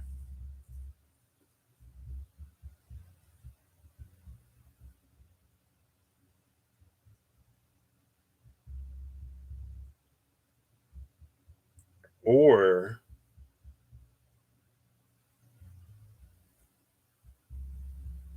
maybe on another note, this could be an energy where it's like you could find a you could find wealth somewhere, but where you would find wealth, there wouldn't be much passion.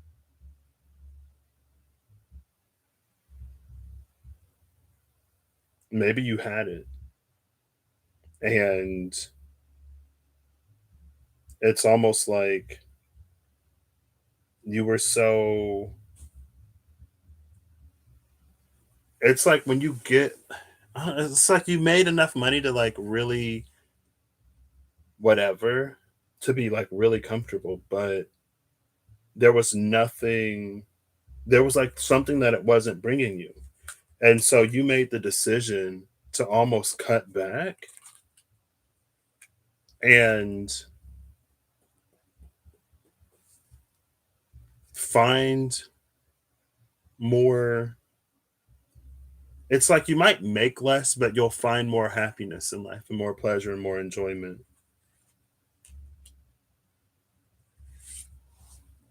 It's one of those two energies, or it could be something else that I'm not picking up on.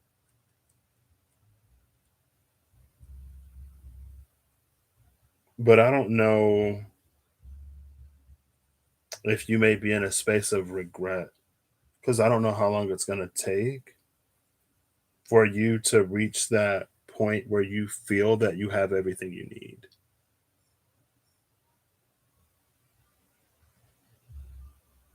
Because with the hanged man, it's like you made the choice and decision that you knew was right for you,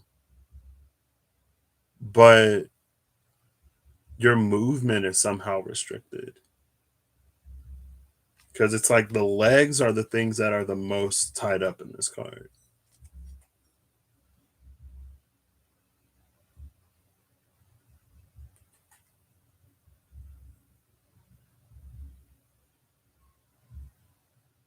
And this person is wearing like a choker. That could be a collar, but very strappy. Lots of straps in this card.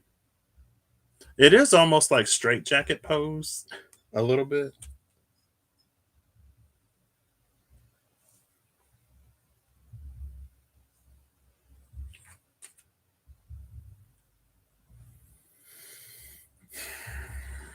I don't know, Scorpio. This is interesting.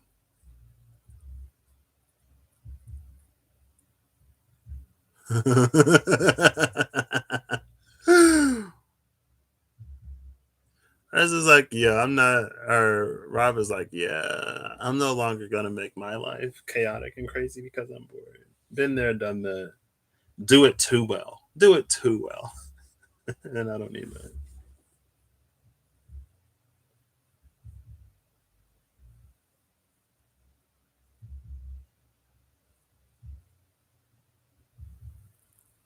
Wow, Scorpio, usually you just like talk to me.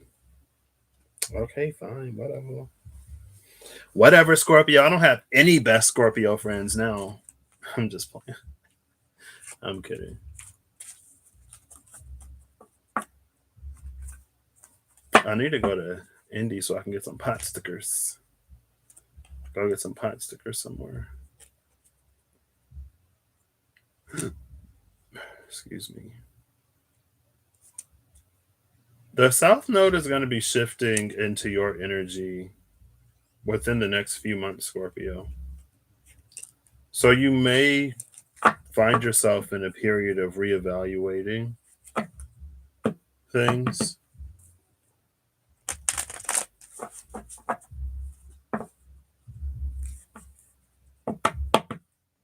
Or maybe, yeah, you may find yourself in a period of reevaluation. So we'll see, Libra. Libra. Scorpio getting all 50 shades of gray.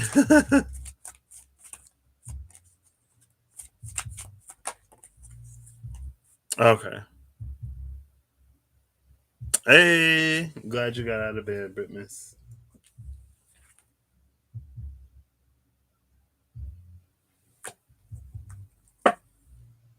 Ooh.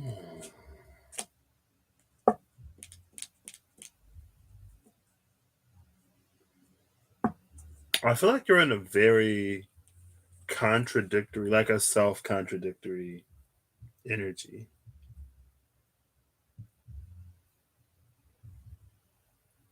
Because you're coming out with the Hierophant.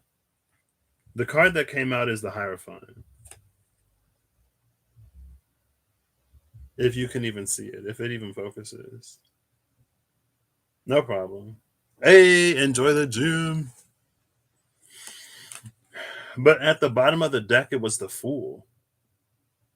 So, like, Hierophant is like structures, organizations,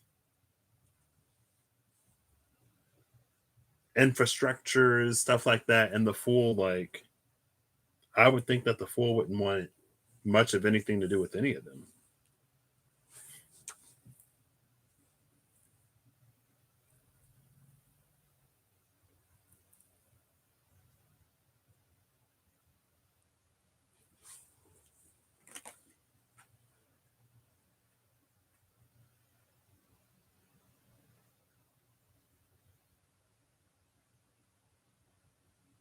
And look, they both have like pretty intense facial expressions.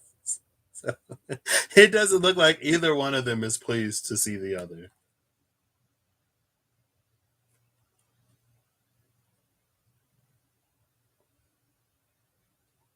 Oof. Oh, goodness.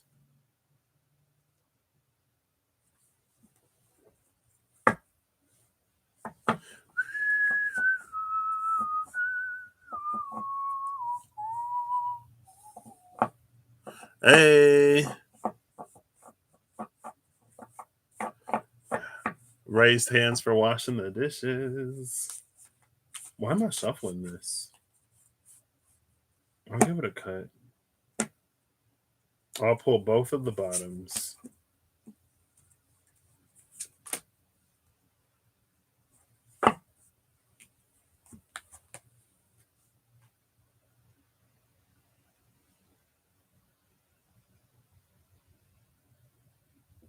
The Knight of Coins and the Ace of Cups.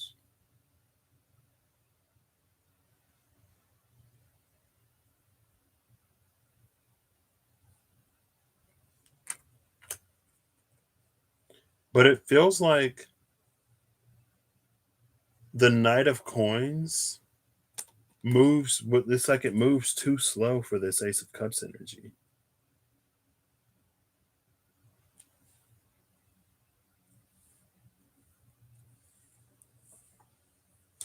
Those two cards were best friends once.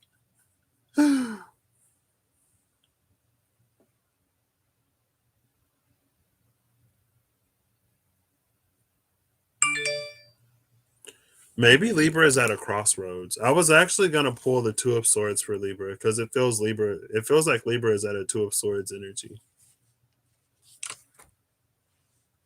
And it's almost like with the Hierophant, it's an energy of like going down a path that's already established versus with the Fool, like flowing in a new direction.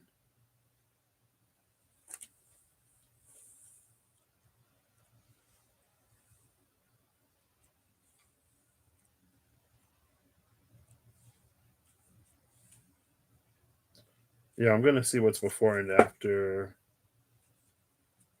the Two of Swords.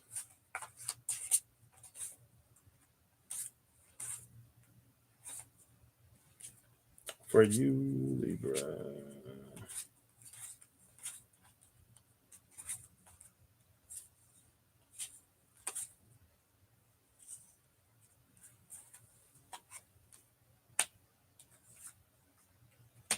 Oof.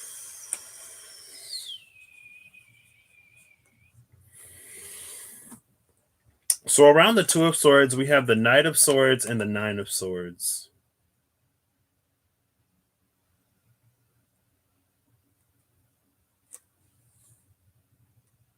Libra, what is happening?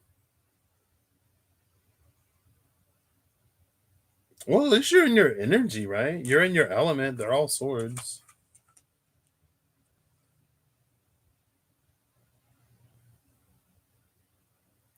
Honestly, it feels like there's an energy of like Libra trying to balance out two extremes and maybe not being able to do it easily or smoothly. And it's funny that Russ said that they used to be best friends, those two cards, because at the bottom of the deck is the Six of Cups. It feels like at some point their paths diverged.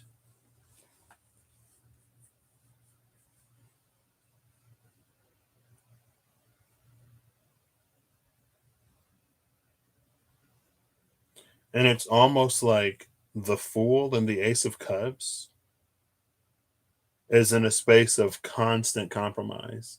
And it feels like the Hierophant and the Knight of Pentacles isn't as compromising.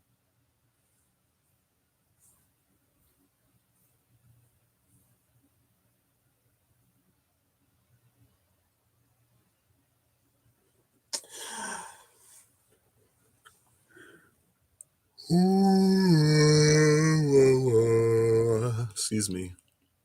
Oh, they'll be up. Well, I said I wasn't gonna do timestamps, so that's why I try to say the name off like over and over and over. So you can fast forward through. Wait till I say Gemini, Gemini, and I stop saying Libra.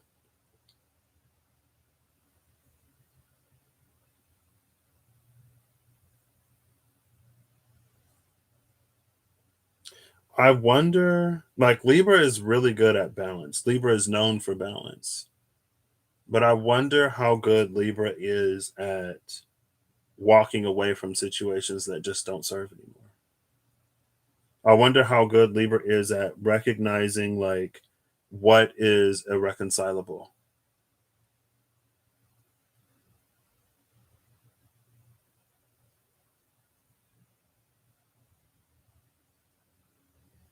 And it's almost like whatever this Fool and Ace of Cups synergy is, it feels like it doesn't really have a say in the conversation. And so it's like it always comes up short. But that's because we haven't given it. It's like the Hierophant has the advantage of like history. It's something that's been around for a while and it's been in power for a while. And so it's like if you look at, well, this one has more, like this one is more reputable, this one's been around for a while, this one has more reviews, and the other one doesn't have anything. It's like, well, it's brand new. Like, how do you expect for it to have anything? It's not fair. And so then it's almost like the Fool is playing a losing game. The Fool is playing a game that it's never going to win. It's set up in the favor of the Hierophant.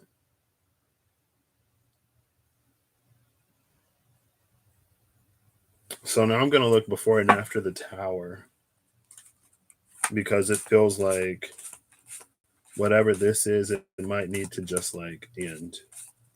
I could go for the Eight of Cups, but it's feeling more like a Tower. And I don't know if the Tower is going to be for Hierophant energy or what. Oh my gosh, all this court energy. Hello? Hello? So on the side of the Hierophant, you have the Knight of Coins, the Knight of Swords, and the Page of Coins. On the side of the Fool, you have the Ace of Cups, the Nine of Swords, and the Three of Cups.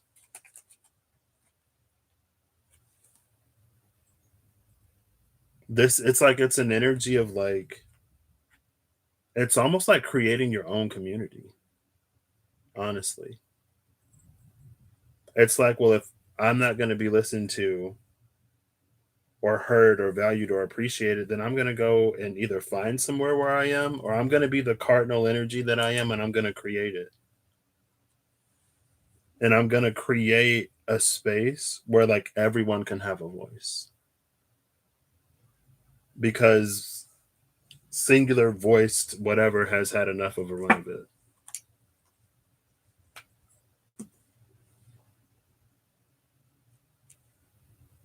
So around the Tower was the Page of Pentacles and the Three of Cups, which is like building something new.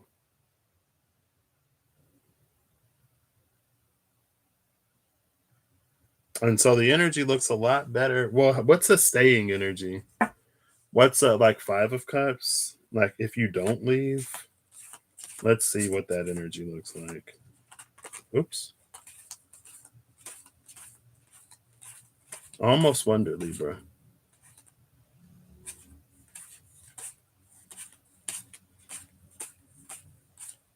Oof.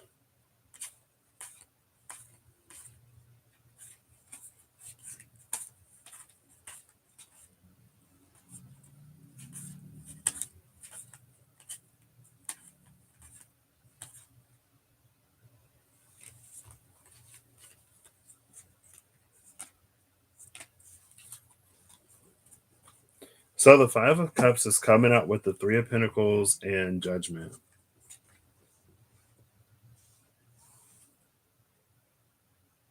There are two angels in the judgment card. They got clothes on.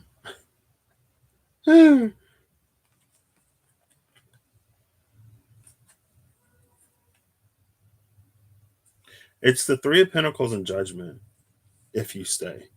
So if you stay, it's like, I feel like with the Three of Pentacles,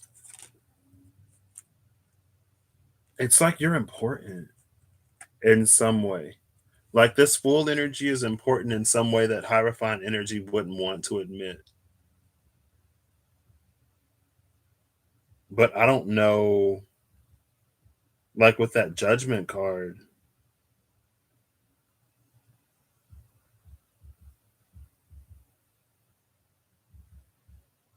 I feel like Libra would have to ask itself. It's almost like this constant asking, like, am I really okay with this? Am I really okay with this? And you kind of sort of like keep going along with it. You try to maintain balance, but it feels like maintaining balance is to continuously sacrifice and never have that sacrifice met, never have compromise met.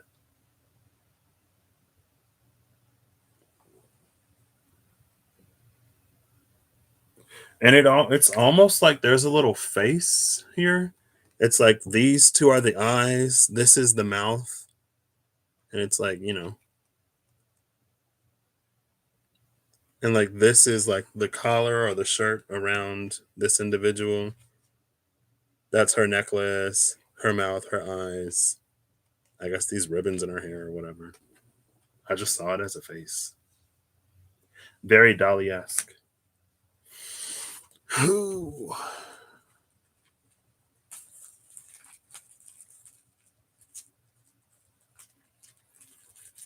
Yeah, I used to be a tower chaser.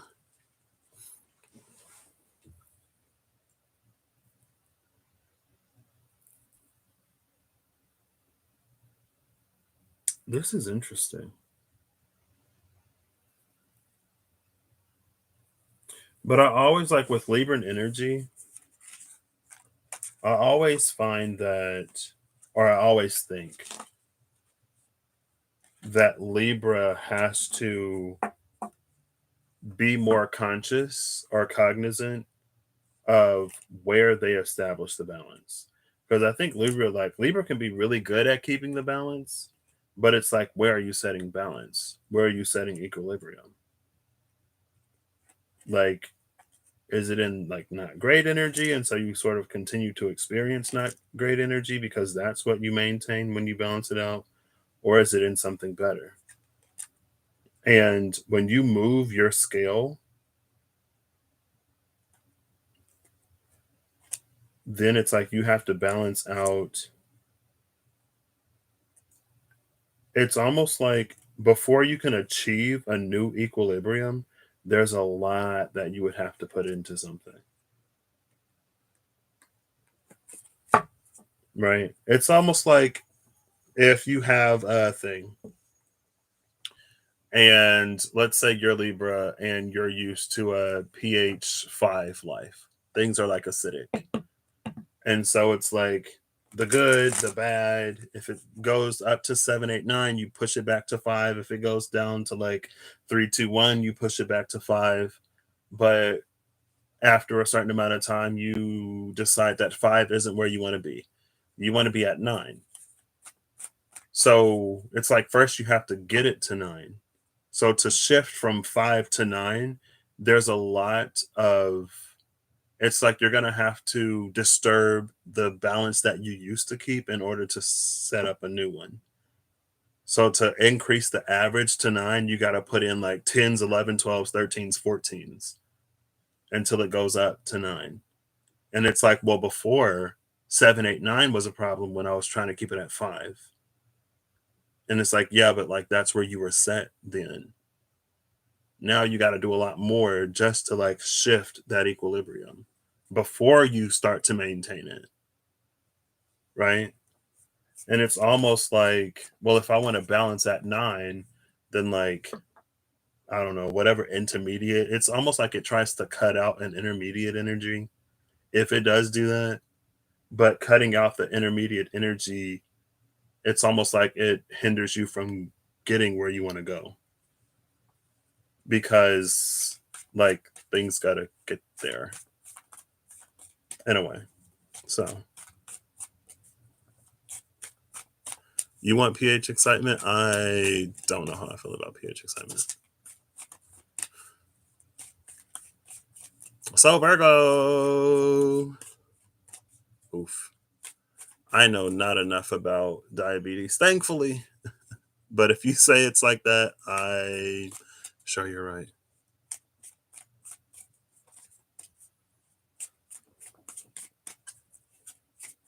Okay, Virgo. Virgo, Virgo, Virgo. I almost want to switch decks, but I won't do it. Virgo, Virgo, Virgo, Virgo, Virgo. I'm going to have to go to the restroom, Virgo. Virgo, Virgo, Virgo, Virgo. No. Virgo got like 6 cards that just flipped over, and the Ace of Wands was at the top. So I love the Ace of Wands for you, Virgo, but I'm not doing like 6 cards, even though Aquarius got like 4. Okay, Virgo. Virgo, Virgo, Virgo. Virgo, Virgo, Virgo, Virgo, Virgo, Virgo, Virgo. Virgo, Virgo, Virgo. Virgo, Virgo, Virgo, Virgo, Virgo, Virgo, Virgo. Virgo, go, go, go, go. Virgo, go, go, go, go, go, go, go. We'll see. I'll go after this, unless it gets too bad, and then I'll go. Oh, Virgo, you better not. Virgo better not. See you later, Holly. Enjoy.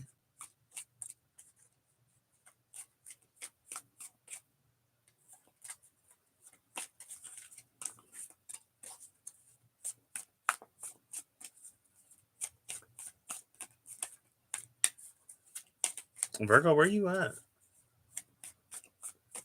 Maybe Virgo is in another deck. Oof. Do Virgo through Aries in a different one? Maybe. I've seen a lot of these. Okay, if nothing comes out in 3 shuffles, I'll go to the restroom and then switch it up for Virgo. All right, last one. Nope.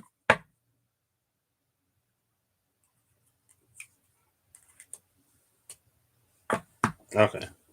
I am going to put these back and go to the restroom. And then I think I'll grab the Starman. I'll think about it in the restroom. I will be right back.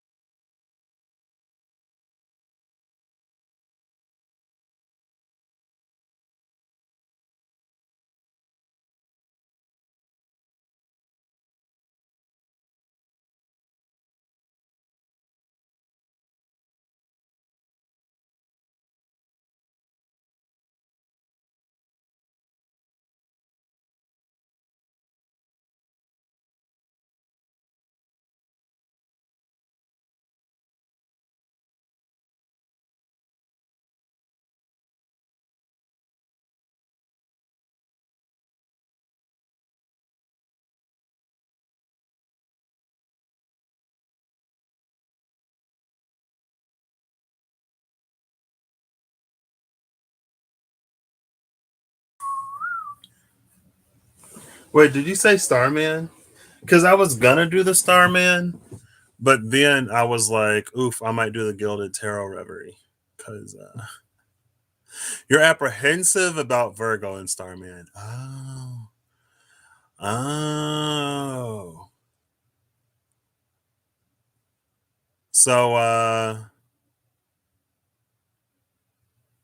now I gotta grab the Starman. We're doing it, Virgo. Thank you to one of the resident Virgos for helping me. Because I was like, oh, I should do the Starman. But I was like, oof, I don't know about the Starman.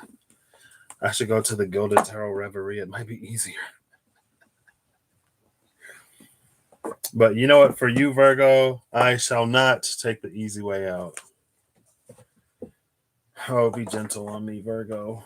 You know I don't have any Virgo in me, Virgo. It's almost like Virgo is easier to understand because I don't have any Virgo. So it's like, what's the thing that I would absolutely not do? Oh, that's what Virgo's doing.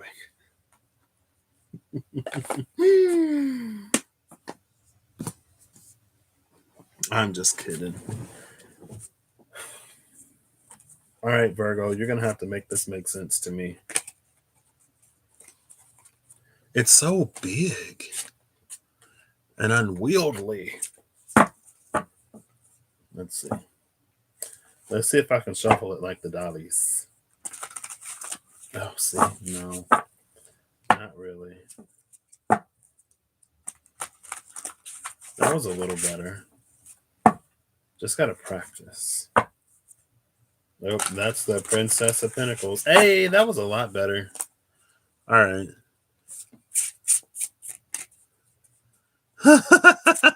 I can't wait to watch Pisces. Oh, Virgo, no. What's up with you and like 15 cards? Ooh.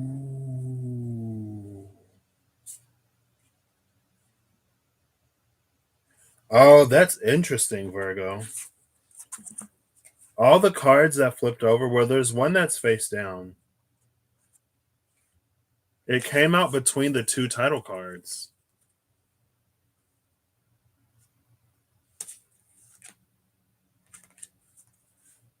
And there's one card that's flipped over.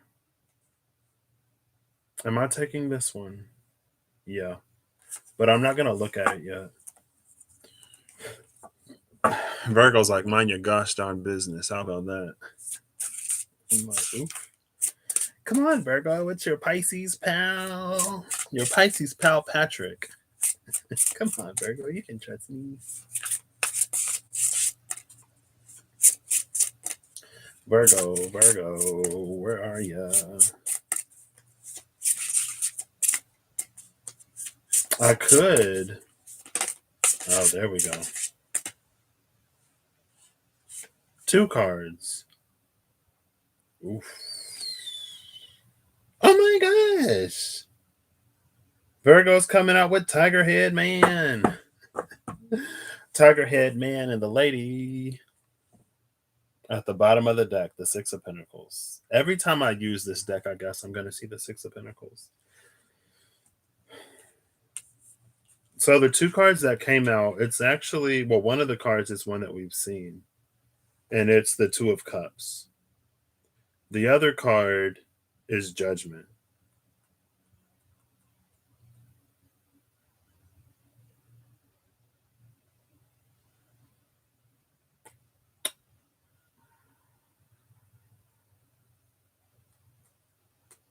I should have used the Gilded Tarot Reverie. So it feels like Virgo is in a position, the way I'm picturing it, I'll show you. So it's almost like Virgo is standing here. And with the 2 of Cups energy, they're calling in that which is a match to whatever they're doing right now. So this feels like, this is like super Virgo energy. If this is a Virgo out there, Virgo's been coming up with that secret powerhouse of the zodiac energy, though. So, like, mutable Earth, hello. What's the card that came out face down? The Empress.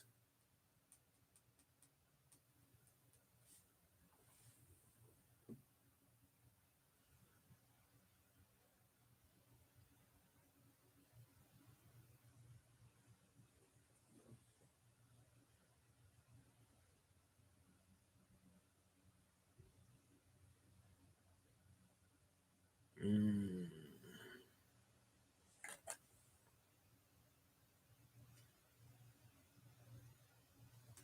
All right, Virgo. Thank you, Virgo. We are not using this deck.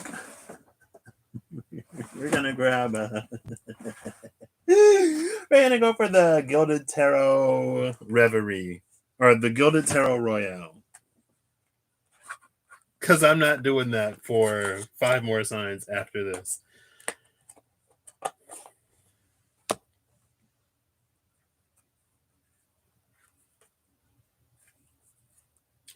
It almost feels though.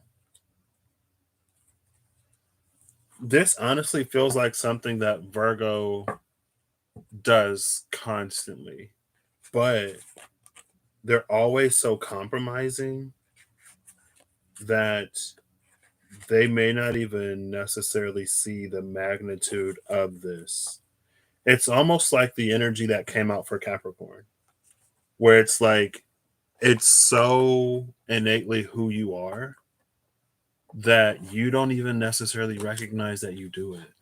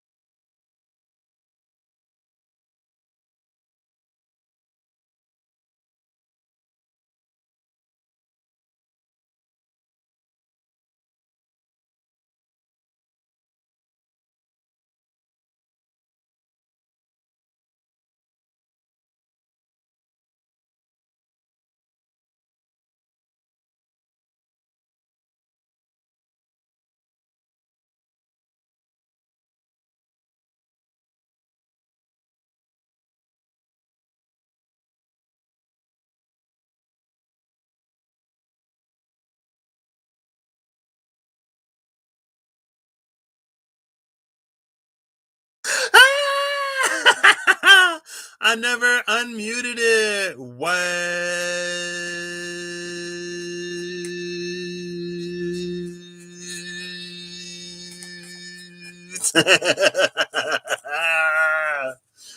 Okay. That's fine. We're going to go to the Gilded Tarot Royale instead. And everything that I was saying about Virgo, it's lost. It's fine.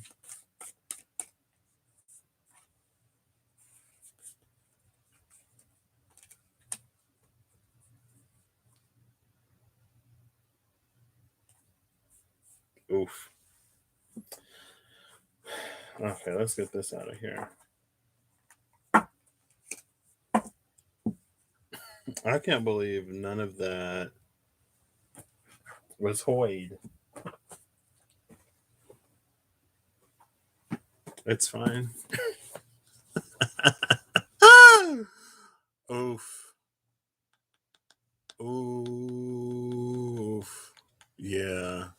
I muted it when I went to the restroom and then I forgot to unmute it when I came back. So there was no sound for a hot second. And I'm just over here like, oh my gosh, Virgo, what is this? When Virgo said I'm the powerhouse of the zodiac. I was like, okay, girl. Go ahead, melt my brain. It's fine.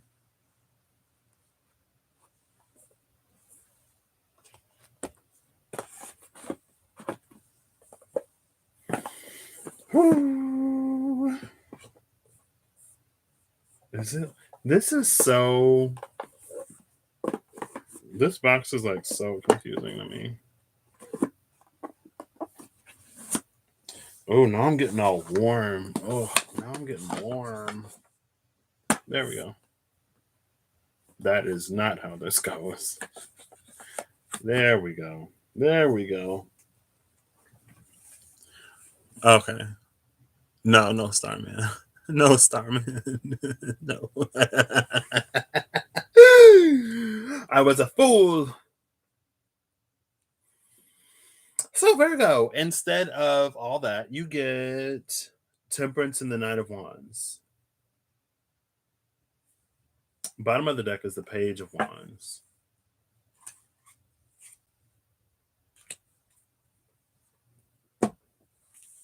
I don't know. Oof, this doesn't feel as connected as the Starman. So, who? Eve? I don't do distance Reiki, unless that was an Eve question.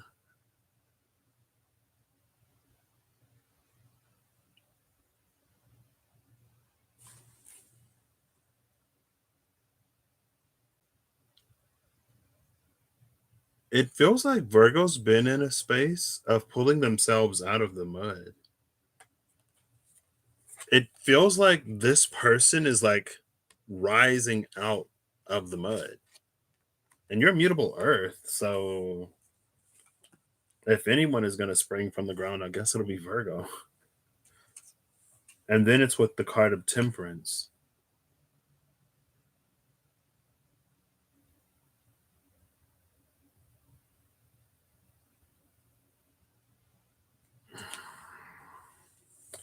Virgo, you're still going to try to do my head in, huh? It feels like with this, there's a point where the water and the fire are inseparable, where the water and the fire are the same.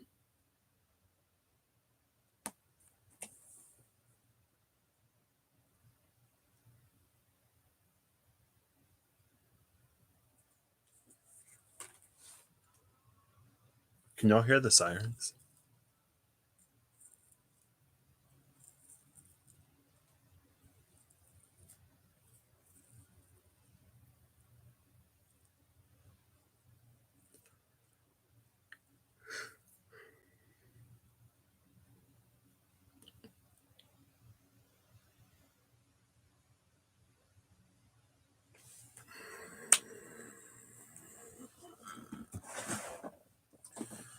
Virgo, why do you do this to me?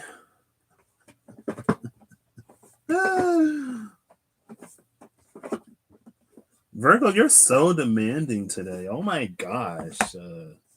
Virgo's like, I never ask you for anything, so this is like literally the least you could do for me. And I'm like, okay, gosh, fine. Okay, Virgo, goodness.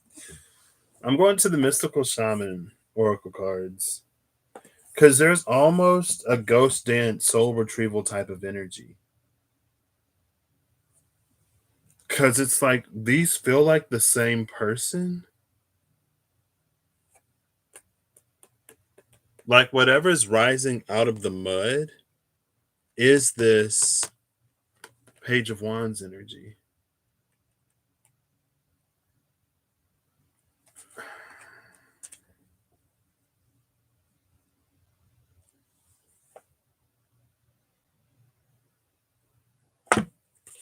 I don't think I have a deck that would have been suitable for this. But we'll settle for the Mystical Shaman Oracle cards. Oh my gosh, it's going to take me so long to get through all these. Well, there goes my little day. It's fine. Yeah.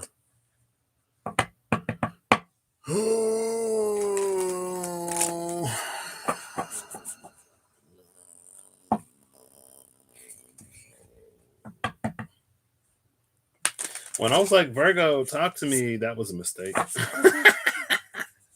Like, ooh, Virgo, say less. It's like when people ask you how you're doing, but they don't really care. So you're just supposed to say, yeah, I'm great. And like, oh, glad to hear it. Oof. Virgo. Not saying that I don't really care when I ask y'all how y'all are doing. That's one of like those social things that I like don't really get. Like if someone's like, "Hey, how are you?" but they don't like they're not asking for you to actually tell them how you are. And it's like, "Well, why did you ask if you don't want to know?" Like I don't know.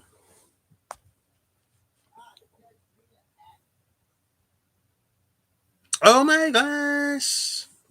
I think Annie's a Capricorn.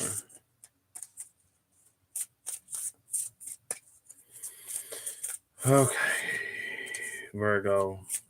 Should I just go looking around the ghost stands?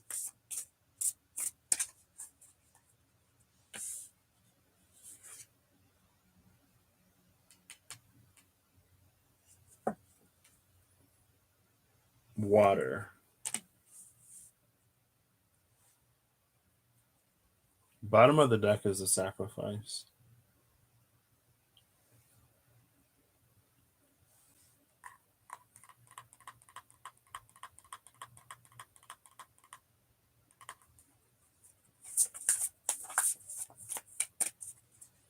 Mm.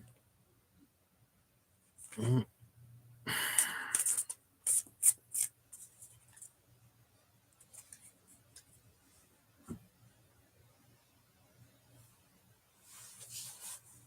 I quit. Virgo, you have bested me. You have bested me, Virgo. I give up.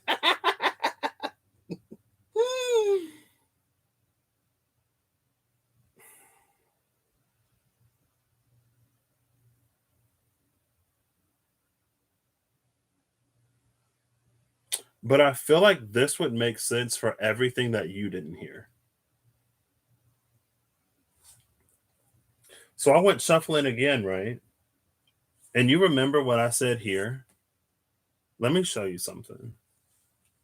So you can guess how this went, right?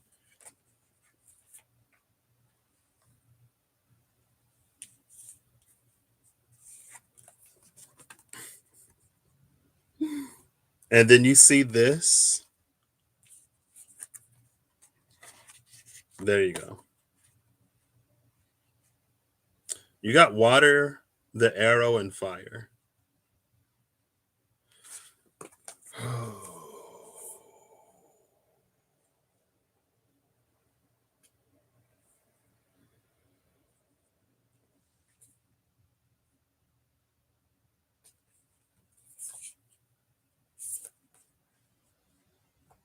So I guess fire would be in reverse.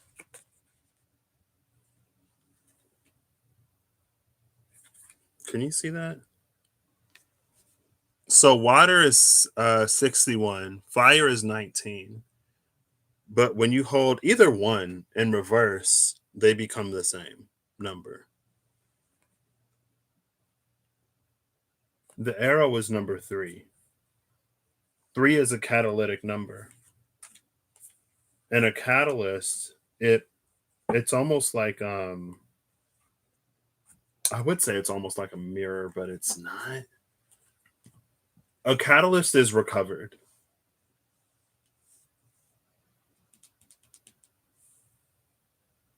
in a reaction. It's something that makes it easier for something to transpire. Sometimes by proximity, like it forces things together. It puts things close enough for nature to take its course, and then it releases them.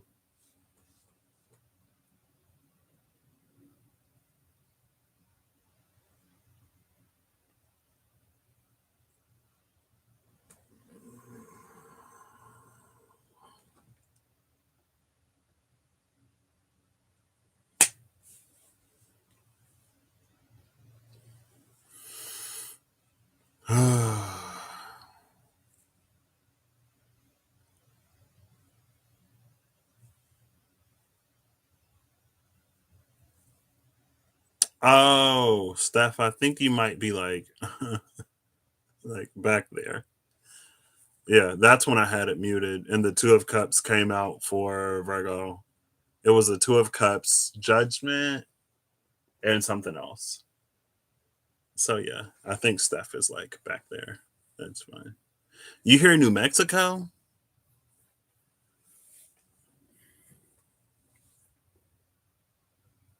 Oh, Virgo. Virgo, Virgo, Virgo. Why are you doing this to me? Why are you doing this to me?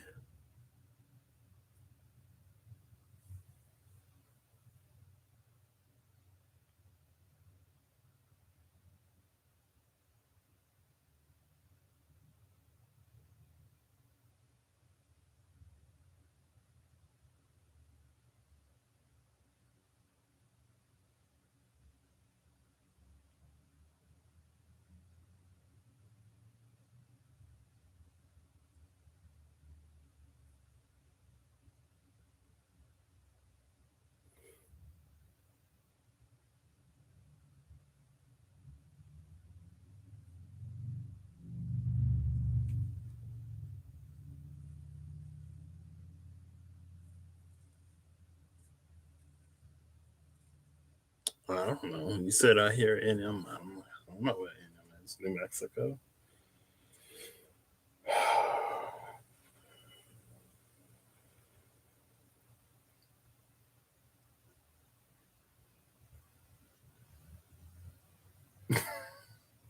So Virgo.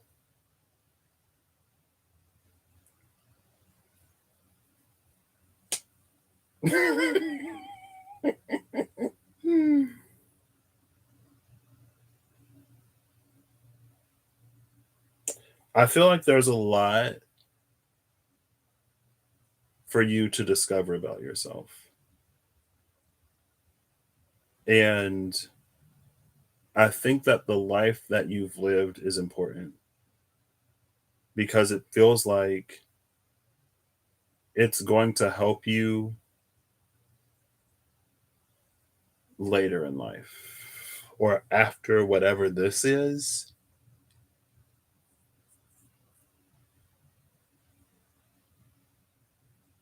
But I almost don't even know if you would.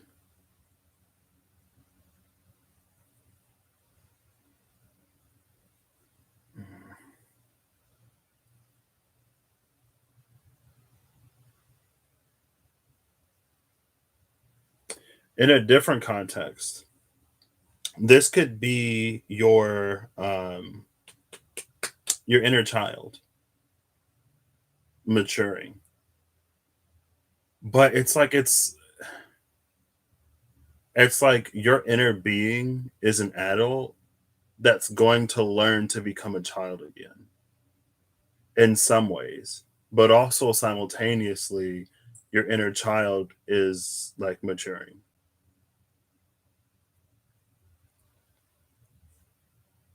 So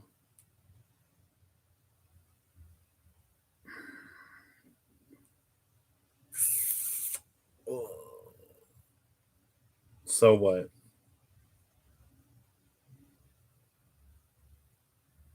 It's almost like while it is going to be important for you to release old experiences, to not play them out again, it's also going to be important for you to like remember like the lesson. I can't even say the word. The lessons for those things from those things. I'm just like, oh my gosh. Virgo.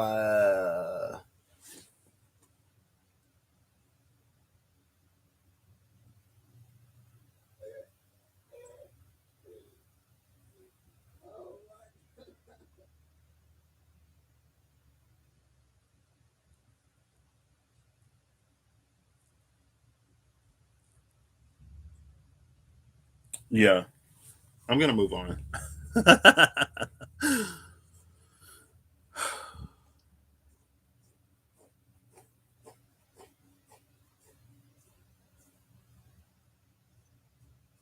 this is beyond the scope of this reading, Virgo. This is like way beyond the scope of, I mean, I guess it's not beyond the scope of this reading, but this is beyond the scope of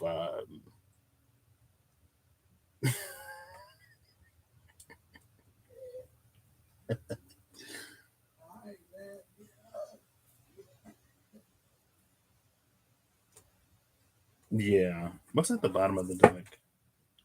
The Coyote and the Luminous Warrior.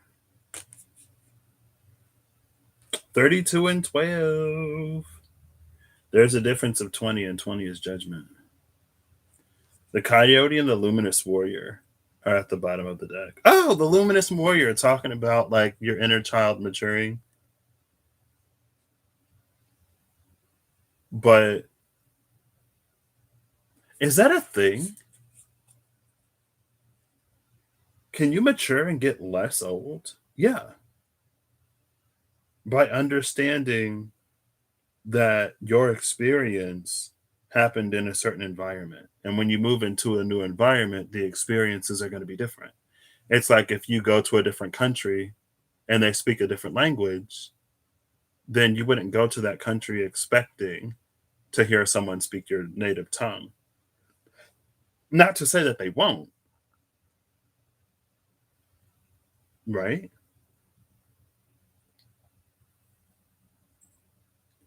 And so that's a way that we mature, but also become more, I want to say free, but I don't think the word is like free. So, yeah, thank you. Thank you. Because I'm like, ooh, Virgo.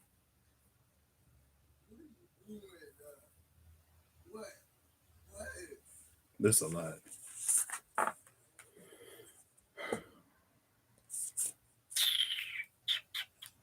Just if you're a Virgo and you watch this, remember me, okay? Just remember me, and I hope you have fond memories.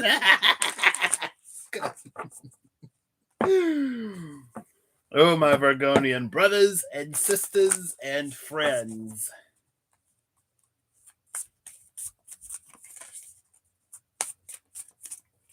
Okay. What's next? What's next? Leo. All right, Leo. Libra and Virgo just like, ooh. It's like, okay. We have officially left the outer planets or the outer signs, the social signs, and we are officially moving in to the more personal ones. So,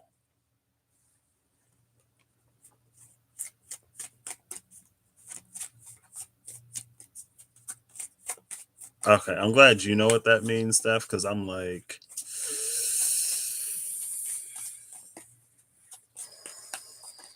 Virgo. Okay, Leo, Leo, Leo, Leo, Leo, Leo. Where you at, Leo? Please be nice. Ah, no. Oof. Okay, so Leo flipped over 2 cards in the deck and then a bunch of cards outside of the deck. Ah, this is gorgeous energy, though. I'm gonna put all these back inside because, yeah, we're not doing that. So Leo, you're coming out with the Ten of Pentacles and the Queen of Pentacles. This is so weird to say for Leo because I feel like it's something that Leo would already know. But it's like Leo is going to discover that they are their biggest asset. And I don't know why this says you are your biggest asset, but that's what it's saying to me. You are your biggest asset.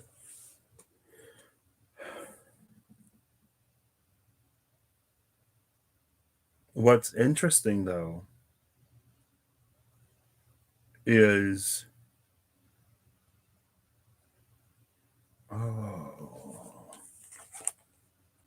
So I'm looking at the most prominent pinnacle in both of these cards. Oh, wait. Never mind. I don't know why. It was initially looking like one was in reverse and the other one was like it was initially looking like they were reversed, but the green part was the same. But I think they're in the same orientation actually. Like this one and this one that she's holding. And so there is almost a journey that Leo was on, but it's a journey that returns you back to where you started. And maybe it is you discovering that you are your biggest asset. Maybe which is again like it's interesting for Leo because it seems like something that Leo energy would know. And Leo came out with an energy some time ago that was it's something like other people appreciate this about me and they don't necessarily appreciate these things. So I'm going to keep being the thing that people like, but it's like you and your totality. Like all of you is your biggest asset. And so it's almost like there is no part of you that is less than any other part of you.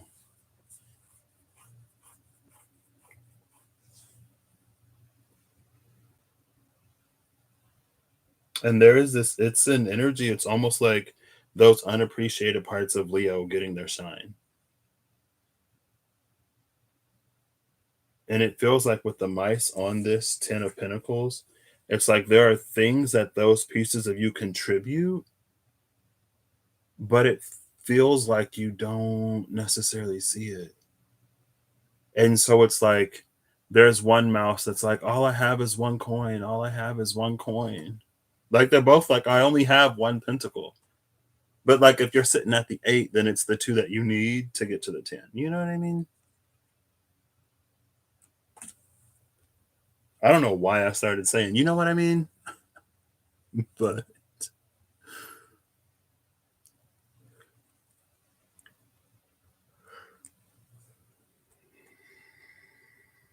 excuse me. I don't know. It feels almost profound for Leo though. It's like there is no part of you that is undeserving or unworthy.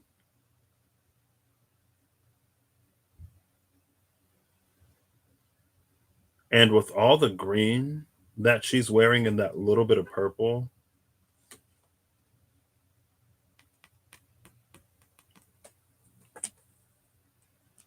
and what the blue green curtains, it's almost like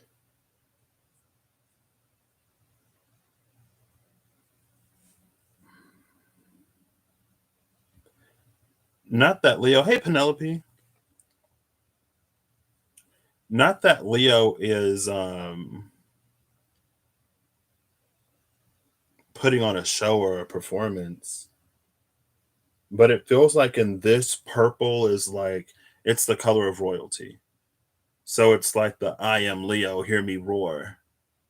And it's like it's almost like it's going to be less center stage and more, I don't know, it feels like an evolution of self-love for Leo or something like that. Like Leo's going to be taking care of Leo, Leo's going to be having a good time with Leo. And so if you see Leo less, it's like you may not necessarily have to be concerned. Like it's just Leo like doing everything for Leo right now. And again, it's not that like Leo does stuff for the purpose of other people, but it's like it's the sun. You know what I mean? Like it's just they don't have to do it for other people in order to get attention. Like attention just kind of sort of naturally gravitates towards them a little bit. But it is time for like Leo to do for Leo to put on for Leo. Um, Yeah, I love that. So what is that? Is that an Empress energy? It's feeling Empress. The Empress is self-love today. Let's see. Where is she? Oh, I'm so hungry. And I'm getting warm. I'm hungry and warm. I'm warm and hungry. I haven't even looked at all these cards properly, but it's fine. It took a while to get me here, and I'm gonna take my time. Yes. Ooh, okay. So that boo. Let me blow your mind. Excuse me. Shout out to Evie, and Gwen Stefani. Yeah, that's fine, Penelope. Thank you for stopping in. Hearts, hearts, hearts, hearts, hearts, hearts, hearts. This is Leo anything, I guess. I don't know. Excuse me. So, Leo, you're coming out with the Four of Wands and the Knight of Swords. Oh, see, we got some dragonflies on this thing.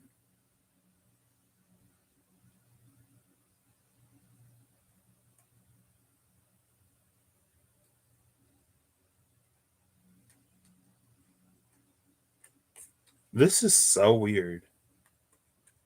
This is reminding me of this TV show that I watched, and there were alternate dimensions in that TV show. And why? For some reason, there was a character. Nope. I gladly did not work really extra hard today. I'm so glad I didn't. I don't have to work Sundays anymore, which means that my job just got a whole lot easier. But no, yeah, I didn't. I didn't.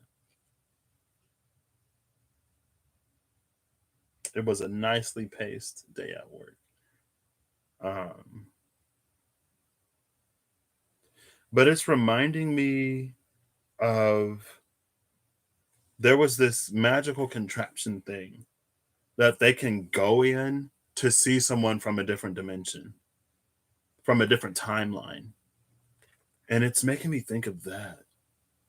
But they were told not to touch. They're like, don't touch them. And they're touching. Are they touching? I don't know. I don't know if they're touching. The dude in the green cloak, his hand is definitely hovering. I'm tempted to say that the lady's hand is hovering as well, but I don't know. I don't know why this is making me think of that. And then with the Knight of Swords and the Eagle here, Scorpio is going to help you in some way, Leo. But you do square. So, um,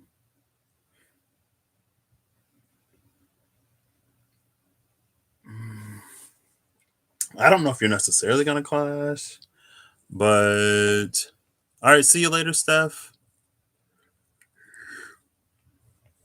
Yes, evening sky and Steph.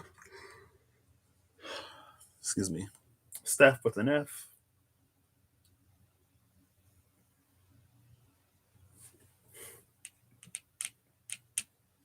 Oh, Leo, this is so interesting. I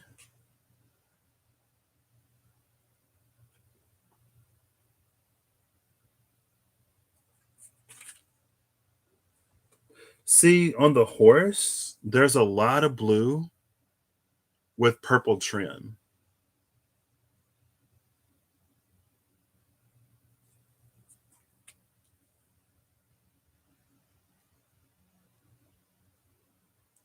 I don't know if Leah was gonna it feels like eating humble pie, but not in the way that we may typically like think of it. It's like Leo has been humbled, but not like necessarily in the way of like being torn down or failing at something. It's more like it's that self recognition, and it's like, wow, like I know that I'm great for all these other reasons, but I'm also pretty great because of this reason. And it's something that no one's ever really appreciated about me, or no one's ever told me that they appreciate about me. And it's almost like it really strikes a nerve with Leo. It's almost like there's such a superficial appreciation of what Leo is. Even if it's like true appreciation, it's almost like it always misses this one part of Leo. It's like it's neglected, or these few parts of Leo that have been neglected.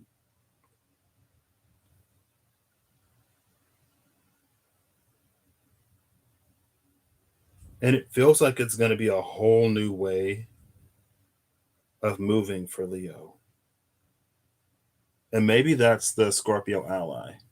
Like there's some kind of transformation or rebirth that's happened within Leo.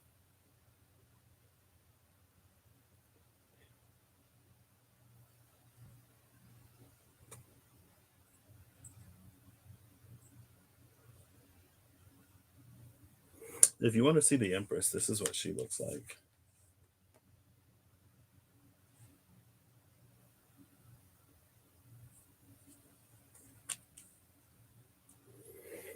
So,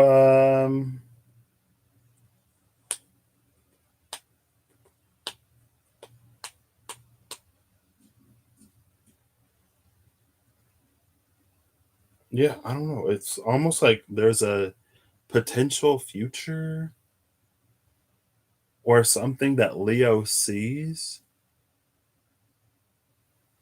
And it's like, yeah, I want that. And it makes me think of this is the part where I make this about me. It almost makes me it's almost this energy. No, I heard it first. It was like if this is someone like come out with the characteristics of someone or something that you desire, and then you have to become a match for that energy. It's almost like that. So it's like if there's something that you want for yourself, but you know you have to change in some way in order to more easily flow into that, it's like that energy. It's becoming a match, becoming resonant with that which you wish to attract to you. Because you're Leo, you're the sun, right? But you can't like force a gravitational orbit. It's all natural forces. And so it's almost like if you want to build or if you want to bring something into your orbit, into your energy, then you have to increase your gravitational pull depending on how close you want it. If it's something that you want to get out of your energy, then you have to almost like decrease it and then allow it to just sort of like drift. And so maybe Leo like bit their tongue a lot for whatever reason. I don't know.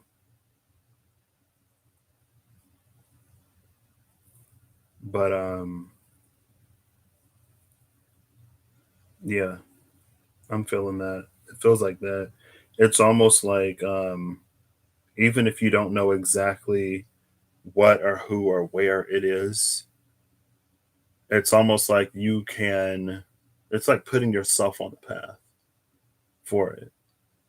And if you can appreciate yourself in your wholeness while you're putting yourself on a certain path, then you'll attract things that appreciate you in your wholeness as well. I don't know. It's almost like Leo wants to be seen in more ways than just like one or two or three.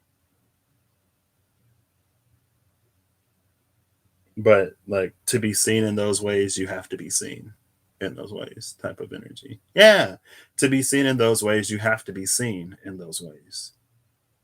Like if you don't show it, no one's ever going to see it. And with all the green, it's like they're made like, and with the pentacles, maybe your family knows it. Maybe there are people who are like really, really close to you who can like pick up on that without you necessarily having to say it. But I mean, that's a lot of blue on that Knight of Swords. So you might have to speak it, show it, live it, be it, know it. Cancer. Oof. I did not necessarily know I was going to be on here for this one, but that's fine. That's totally fine. Cancer. I almost want to go back to the mystical manga for you, Cancer, but not gonna do it. Oh, Cancer. Oh, oh, Cancer.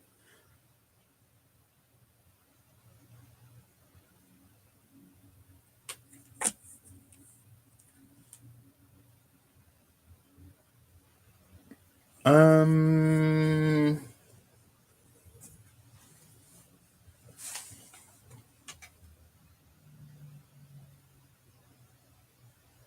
I don't know what this is, Cancer. At first, I was concerned because the Page of Swords came out, and this Page of Swords is looking a little extra angry, upset, vengeful. I don't know. This Page of Swords is like, I don't even know if he's trained on how to use the sword or if he just got upset and he picked it up and he's about to go do something that if he were a little bit more calm or not so in his feelings, he wouldn't do.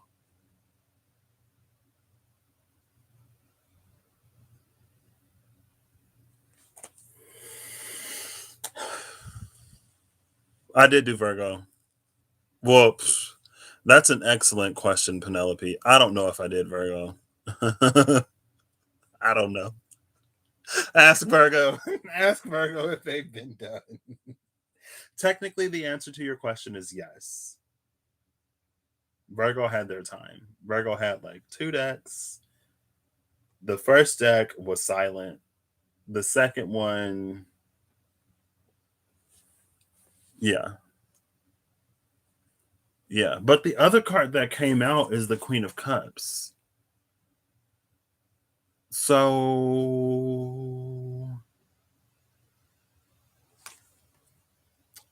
I don't know what's happening with Cancer. This one is like really blue. This one is really warm.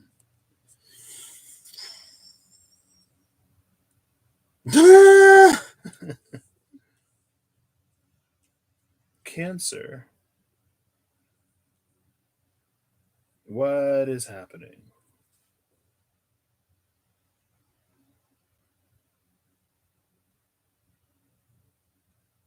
It's almost interesting though, because the Page of Swords is dressed up like the horse that the Knight of Swords was on, where it's mostly blue and it has like this purple trimming.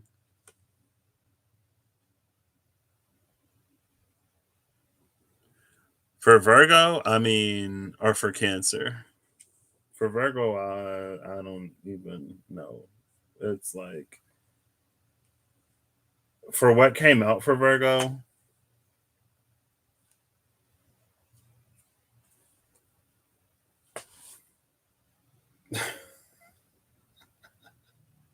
But this is about Cancer. We're on Cancer now. Cancer, Cancer, Cancer, Cancer. Hey, Vicky, how are you?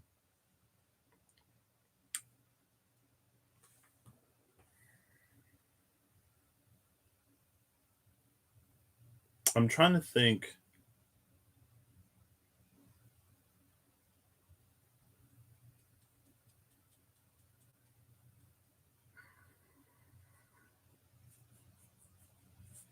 Because the Queen of Cups at the bottom of the deck.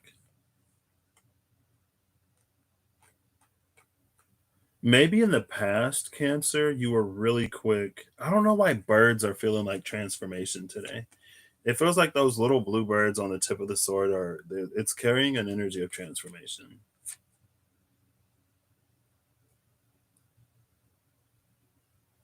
And so maybe it's like in the past, you were really quick to act on your emotions.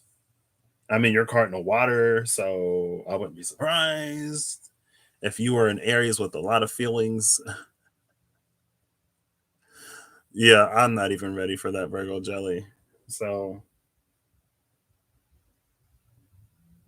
I need some clarification, please. Eight of Cups. I'm going to look before and after the Eight of Cups because it feels like the Eight of Cups is an energy of getting over it, or it's an energy of like moving from one space to another, but more specifically in the realm of emotion. So it's not necessarily like the Chariot, which is interesting because that's your energy. But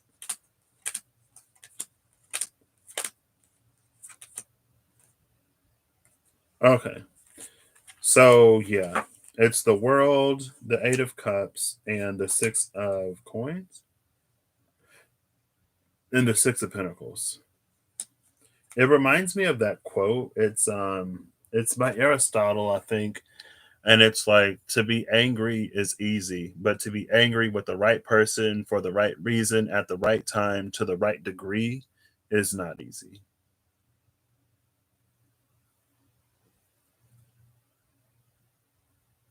And so it feels like for Cancer, it feels like Cancer would have been triggered like really easily and would have just got like really nasty.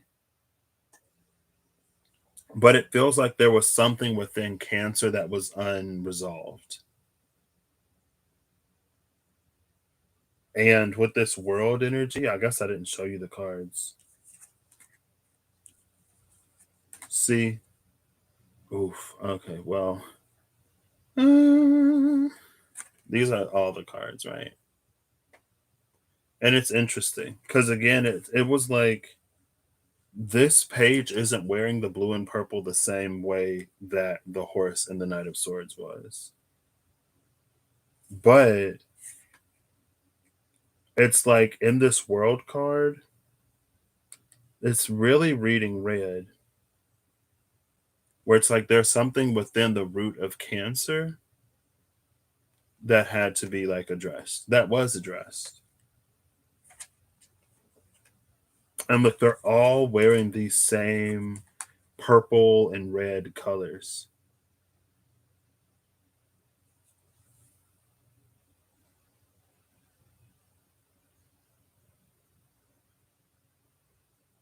And it's like it was stripped here. The purple was like shed here.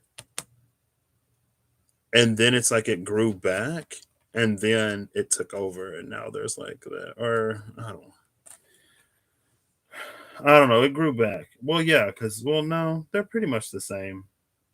But it feels like it's a lot more red here.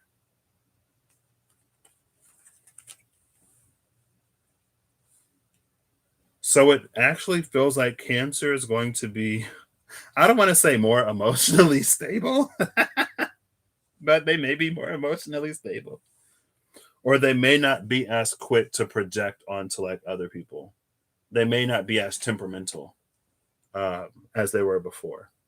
It feels like they're really going to be able to balance that out to the point where it's almost like they're always in their truth. Because it's like, you know, how sometimes if you're angry or upset, you may say something that you don't necessarily mean because you want to hurt the other person. And then you're like, oh my gosh, I'm so sorry. I didn't mean it. I was upset. And you know, if it happens one time, it's like, okay. If it happens two times, it's like, okay. But if every single time you get upset or you have a bad day, you have to like attack everybody around you, I don't know how long some people are going to want to put up with that. And it feels like it would be something about yourself that you don't necessarily care for. And it feels like you would know the root cause of it. And I mean, according to the cards, it feels like there's this like, and other people may not even necessarily see the difference. well, they'll see the difference. Other people may not necessarily see everything that you're doing in the background in order to like make that transition within yourself. It's definitely maturing because it goes from like the page to the queen. So there's a lot of maturing in Cancer that isn't even necessarily seen, but the work is most definitely being done. And almost just like Leo, it's like it allows you to be your better and better and better self in more and more and more situations. And with this Queen of Cups energy, it's almost like you become someone who's able to like soothe other people when they get in their feelings or if they're upset. And I feel like in general, there is an energy. It's like it's being able to be more present with other people as well without like, I don't know if it's like you always make everything about you when someone else is going through something and then it turns into like trauma Olympics or whatever. And it's like, yeah, but I have it worse. Feel bad for me. I have it worse than you do. And it's like, it's not a competition.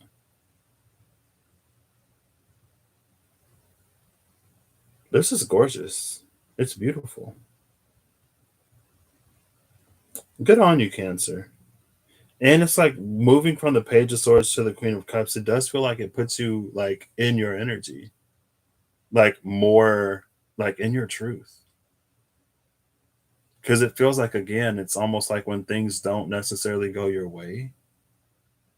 I know I say that like we're always who we are, but it's like you really, it's like who you become in those instances or who you became in those instances wasn't a fair reflection of who you are, like in general or as a person.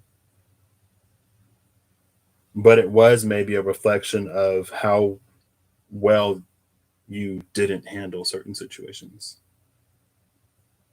if that makes any sense. So, but you're good now.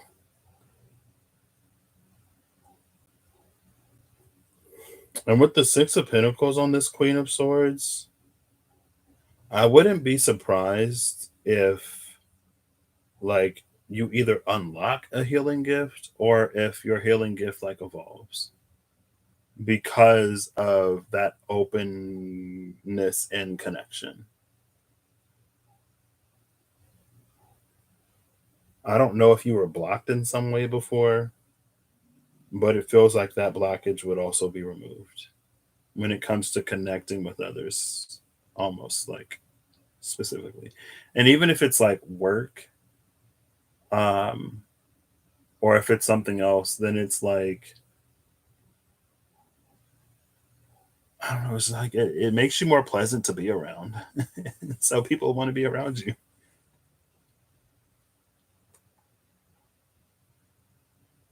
I don't know. That was interesting, Cancer. Okay, moving down to Gemini. Only three more to go. Hey Siri, what time is it? It's 7:37 p.m. 7:37. It's almost my bedtime. No, there goes my day. It's fine.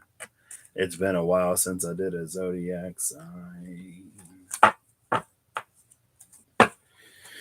Gemini. Gemini. The North Node is going to be transiting out of your sign soon, Gemini. So that's going to happen. Gemini, please.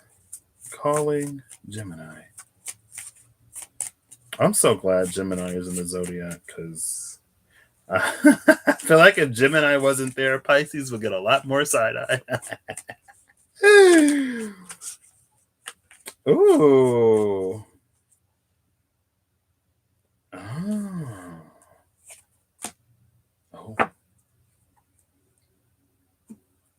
So, Gemini, you're coming up with the Nine of Pentacles and the Strength card at the bottom of the deck.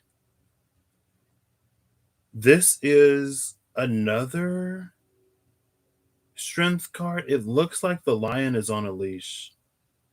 But again, the lion doesn't mind. The lion doesn't mind being on a leash.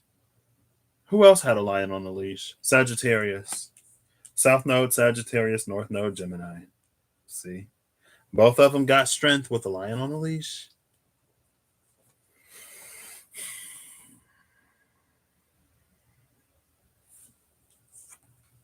It feels like Gemini has become less tempestuous,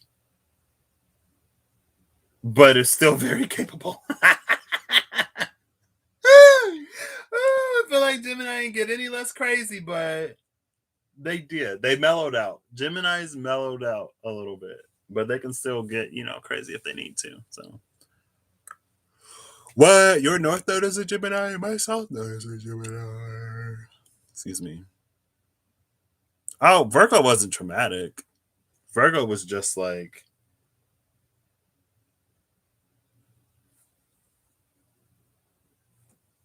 all the way out there. I'm like, okay, Virgo. Keep up the good work. And remember me. Finally, please. I'm just playing.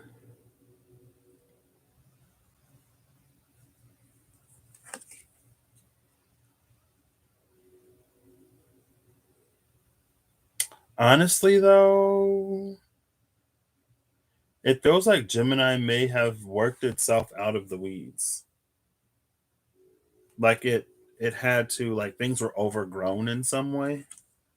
And so it had to maybe make some tough choices and decisions and like cut back.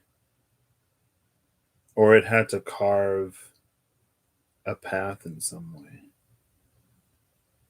Again, with the strength card, though, I feel like Gemini's really been working on themselves.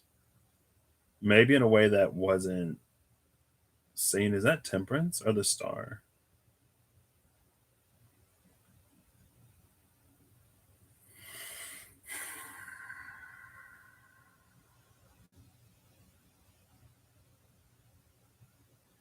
It might also be the Knight of Pentacles. I don't know. It feels like Gemini's been like very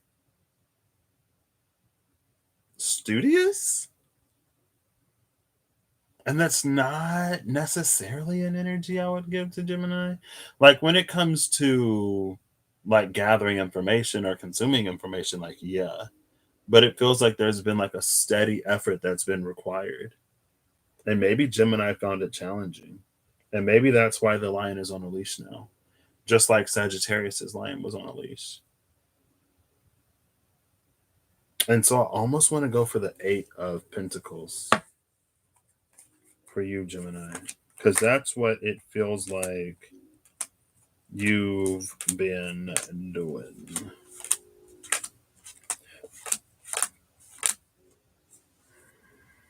Ooh. 3 of Pentacles, 8 of Pentacles, 3 of Swords.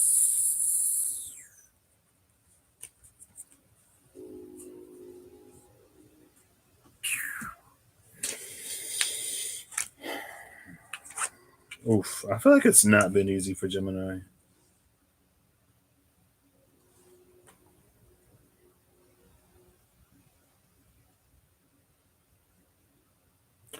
And look, some of these pentacles are in cobwebs too.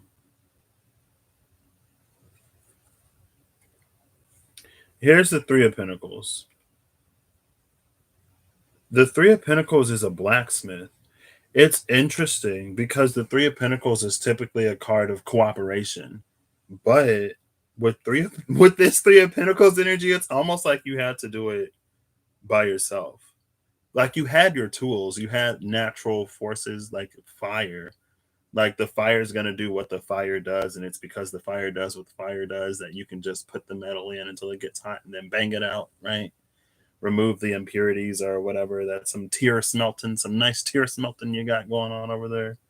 In addition to like making the stuff, it feels like the energy of purification has also been here, or it's also in here. And then here is the 8 of Pentacles, and they both have pentacles that are like in the air. The 8 has some cobwebs on it, but like both Like in both of the cards, the pentacles are like not on the ground. And then you have the three of swords energy. But this three of swords, like, I know the swords are like piercing this heart, but it doesn't feel broken. Cause like it's all radiant and like shiny or whatever. It's almost like what you went through made you stronger. Or you've been able to gather strength from those experiences. And maybe it took you a while to do,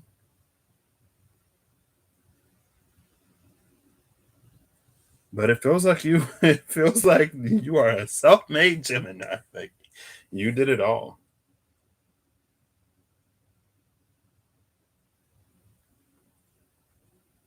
And I don't know if like Cancer, there were things about like things that were just like unresolved. So you would kind of sort of like lash out or act a certain type of way. But like you're at the Nine of Pentacles and strength. So it's less of like the coming out of it than Cancer was.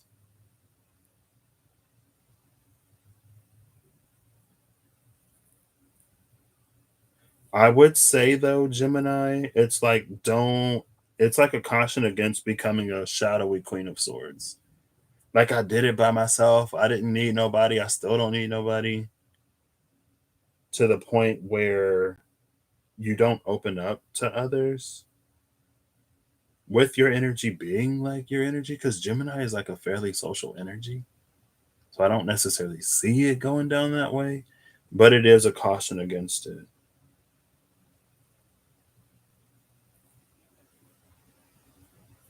But it also, it's like, it's not to compromise yourself either. You know what I mean?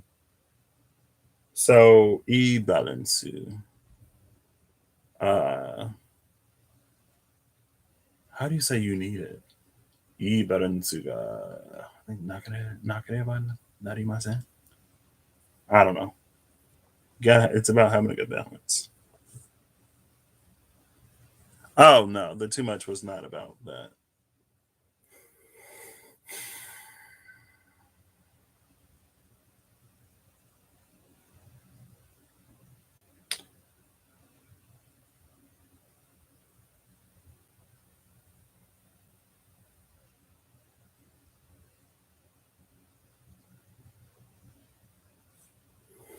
I don't know. It feels like Gemini has a transcendent heart because it's almost like this heart is like raising up into the sky and it's under the strength energy.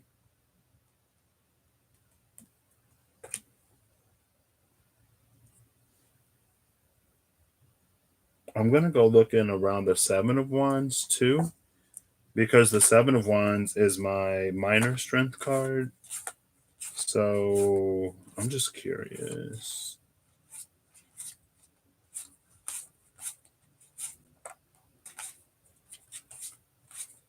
Seven of Wands. Oh, wait. Gemini. Oh, wait, you're Gemini. Okay. I was gonna be like, ooh, Gemini. Ooh, what y'all doing? Oof. Ooh, see? Okay. Yeah. Bottom of the deck is Judgment. So you have the Two of Cups, the Seven of Wands, and the King of Swords. Definitely like coming into your Gemini power. Love that. Gorgeous. At first, I was like, "Oh, the Two of Cups, is that like lovey-dovey?" But I mean, Gemini, you're the twin, so maybe this is just you being in some sort of harmony within oneself, within yourself. Um, and again, it's like almost like Leo. It's like you had to, it's like in the process of you doing what you did, there were things about yourself that you learned to appreciate. And so it really feels like this Two of Cups, especially going into the King of Swords, is like it's an energy of self love. And it feels like it puts you in a position to almost be unbothered. Almost. And it's funny because it's like this King of Swords, he has, I was going to say he has no throne, but he does. But it doesn't like, you don't see the bottom of his throne. And it's like his throne is in the sky. So again, it's like this, what did I say? Transcendent heart. And it's like, that's where his throne is. It's in the sky. The pinnacles were in the air. Maybe it's also for you to realize that there are certain things that you don't have to do the way that like everybody else did it.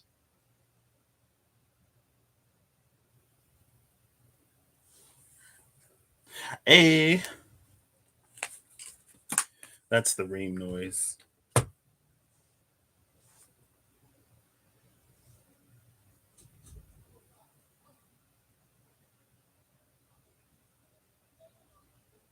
This is interesting. Even the Two of Cups is like not on the ground.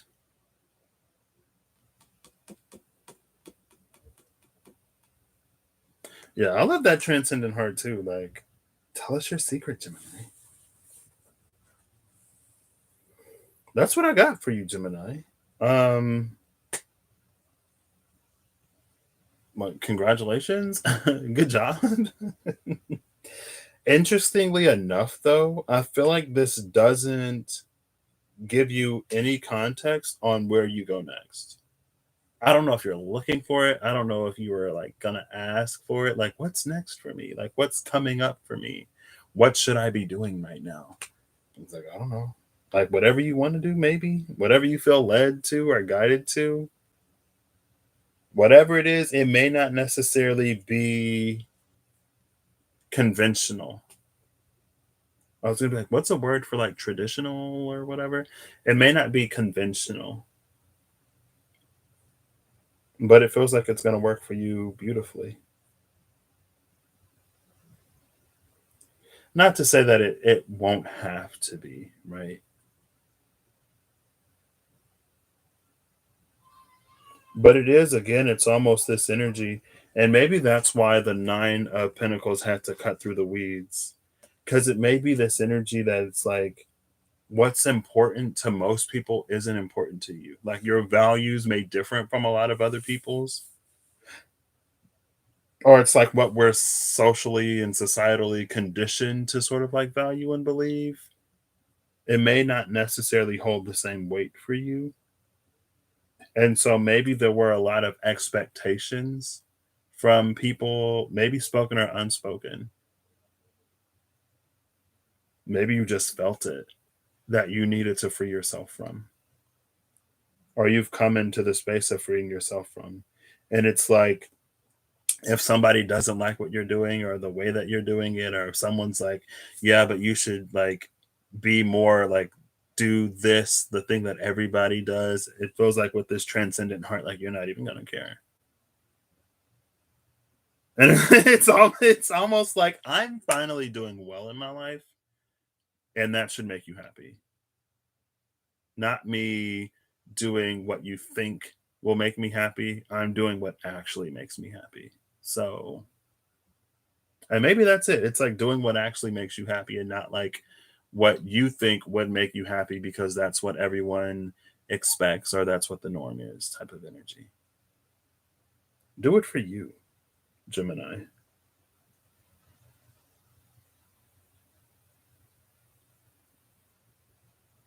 Do it for you. Taurus. Taurus. Taurus. How do you say bull? Gyu is cow, I think. Gyu Niku is cow milk. Gyu Niku is beef.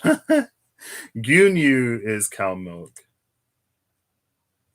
Niku is meat. So, Gyu Niku is meat from the cow, just like Butaniku is meat from a pig, or Umaniku is meat from a horse.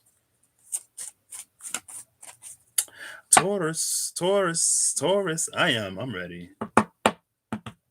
Taurus, Taurus. Hopefully I don't have to eat my own words. You ready, Penelope? Or did you say you couldn't stay? I don't remember. Taurusu. Taurus. The North Node is about to move into your energy, Taurus. So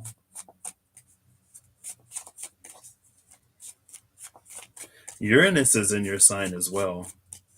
Uranus and the North Node being in your sign. Can't wait to see what that conjunction is going to be like. And what else is going to be in Uranus when they conjunct? I almost want to look ahead. Actually, I am. I'm going to look ahead. Ooh, the sun at the bottom of the deck, though. Hopefully, good times ahead for you, Taurus. Let's see. Oh, snap.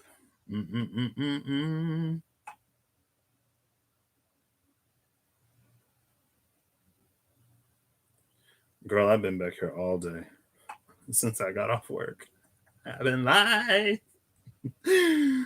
Oh, it's fine. It's fine. Virgo, what y'all doing?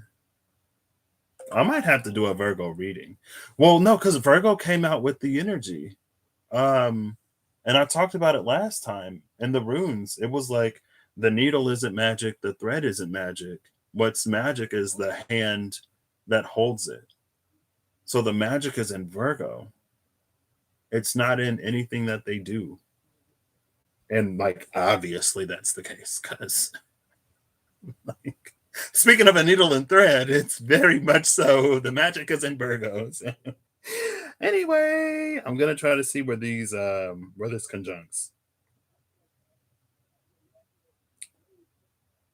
Hold up. Da da da da da. So the North Node is going to be in Aries in 2023. So I went too far. North Node is 13 degrees. Oof. Uranus is going to be closing in on my moon. I'm ready. I'm ready.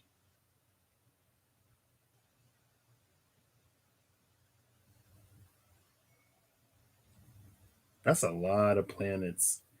The North Node, Mercury, Juno, Uranus, Venus, and the Vertex are all going to be in Taurus on April the 8th, 2023. So that's some stellium energy.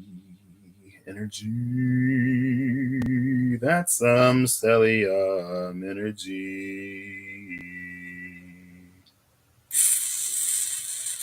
Oh, okay. So the North Node is going to be 18 degrees, 17 minutes Taurus.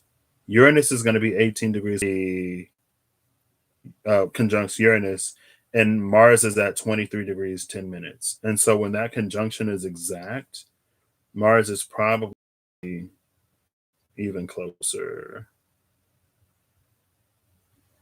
And I don't know if Uranus is going to retrograde at some point, so it conjuncts a few times.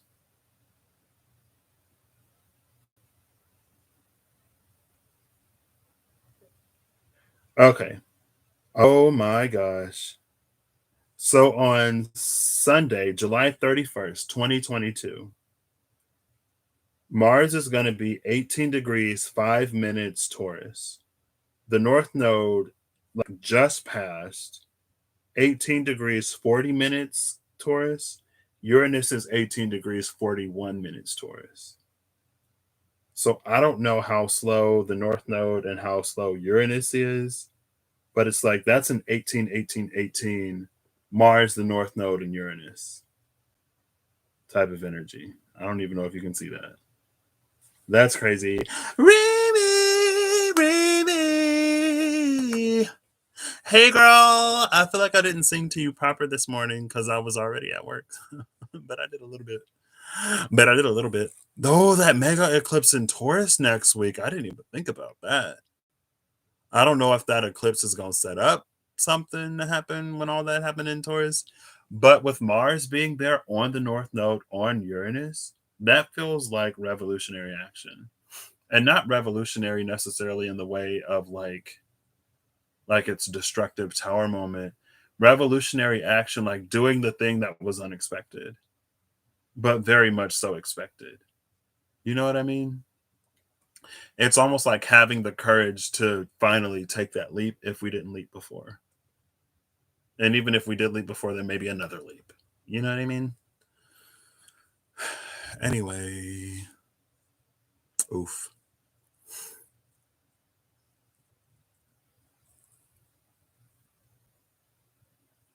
What? You just mentioned me talking about Virgo weaving. It says I'm having connection issues. Oof.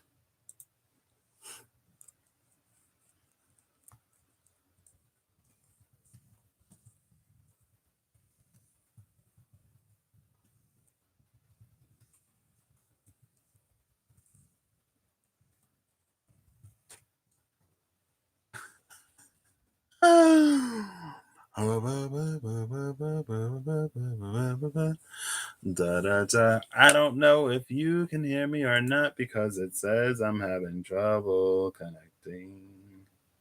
Maybe they're like, get off the phone, stop looking at these planets, and keep reading. July 31. Where's the sun? The sun should be in Cancer, Leo. Sun is in Leo. Oh, sun in Leo, moon in Virgo. So that'll be not too long after the new moon in Leo, actually, which is interesting.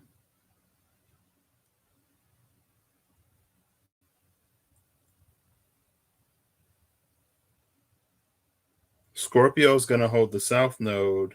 Saturn's going to be in Aquarius at 22 degrees. So at this point, Mercury is at 24 degrees, Leo. So there might be 18, 24, that's 6. 18, 22 is 4.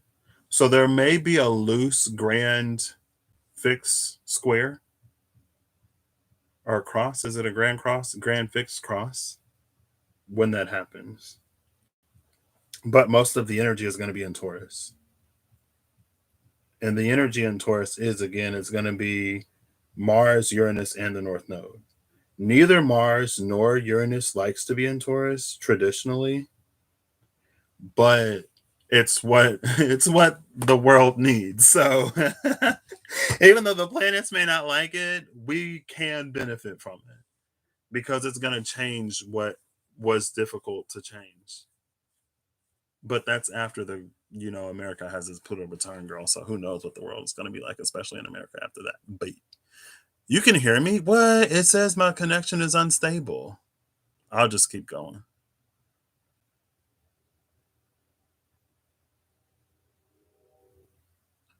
Um, when would Venus be in Virgo? Let's see if I can find it real quick, and then I'll get back to you.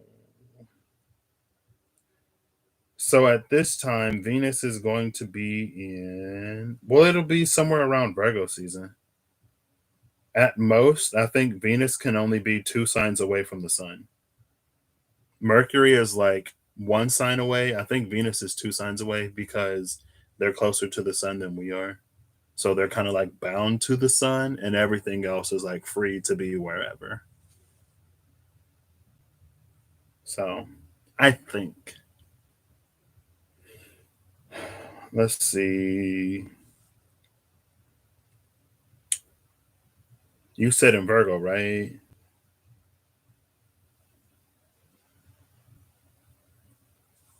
So Venus is going to enter Libra September 29th. So let's go before September 29th. Venus is going to enter Virgo on September 4th. So from September 4th to September 29th, Venus is going to be in Virgo. I don't know if it's going to retrograde back into Virgo or not, but those are the bookends. So, Taurus. Taurus. Taurus. Oof. Oof. Who is all this? It's only 3 cards. Am I feeling this? Sure. So the Seven of Wands, the Hanged Man, and the Wheel of Fortune are the cards that fell out.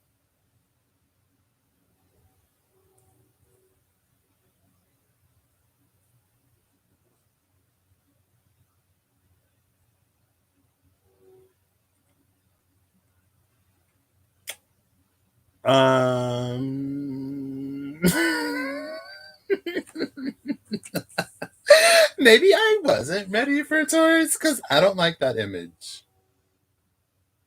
Oh, but maybe it's like, oof. Now may not be the best time to be fixed, Taurus.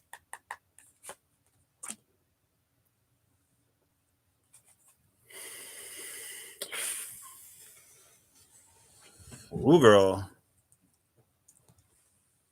Venus for your birthday. Is your birthday? Oh, the 4th. Okay. Never mind. I was going to say like the 10th or the 11th. I was a whole week off. Yeah, I don't want to do this. I don't want to read this. Taurus. This is like when I get triggered at work doing the machine safety thing, and it's like, this is dangerous because it's like a snag point. It's like your hair or loose clothing could get caught in this and pull you into the machine. And I'm like, oh my gosh, I did not need that visual. I did not need that visual. Like, I understand that we're talking about it for safety purposes, but I did not need that visual. I really didn't. And maybe this is safety training for you, Taurus, because like with the Wheel of Fortune, with the Hanged Man, and sort of the Wheel of Fortune.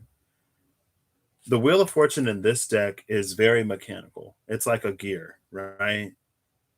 And so on the Hanged Man, there's actually 4 gears. Well, there's like 1, 2, 3, 4 on the axis, and then there's like 1, 2, 3, 4, 5 sort of in the middle on the fulcrum question mark, even though it's not like um a teeter totter. Um but it feels a little Final Destination, not Final Destination, Saw. It feels a little like Saw, like these are, it's like it's pulling the fool up into this grinding mechanism, and the fool might. Oof. It's not even the fool, it's the hangman. That's what it feels like. But hilariously, though, in this card, we see the coins falling out of the hangman's pocket.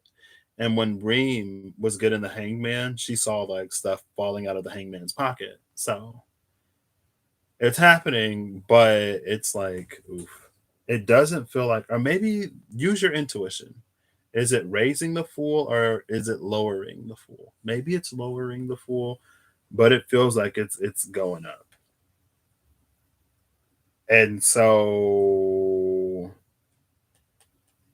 but again, with that energy of Uranus, Mars, and the North Node all in Taurus, that might be the moment where it's like we have to cut ourselves loose.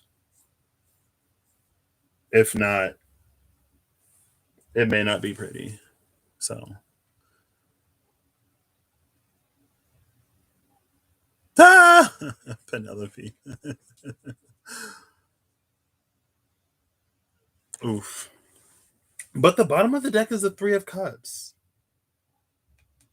But I don't know if this Three of Cups is like overindulging. It's like it's being stuck. Now may not be the time to be stubborn, Taurus. It may not be. Oh, they were seeds that fell out? I don't think I ever got to watch the Hermit and the Hangman energy, or the reading that Reem did. I should go back and watch it.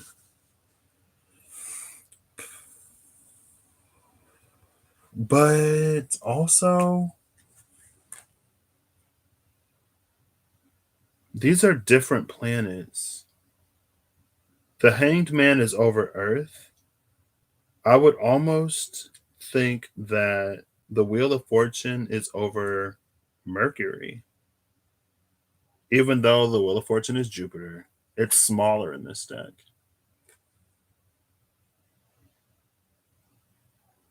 So this is something happening on Earth, but the Wheel of Fortune is in Mercury.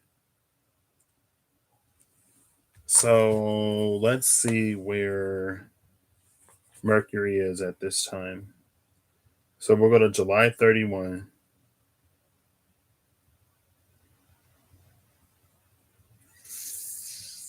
Mercury is in Leo. Mercury, oh my gosh. You remember how I said that there'll be like a fairly loose ish grand cardinal or grand fixed cross in the sky between Mars, Uranus, the North Node, and the South Node, and then Mercury and Saturn? And there are four, like these four. It's like the four different signs: Taurus, Leo, Scorpio, Aquarius. And then there's something happening in the middle that the earth is being pulled into, or that the hanged man is being pulled into.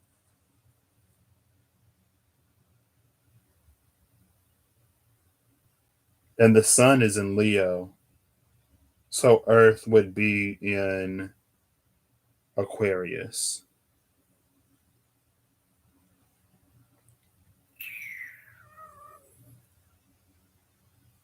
But on the like earth is the middle. Oh. They were seeds? Okay.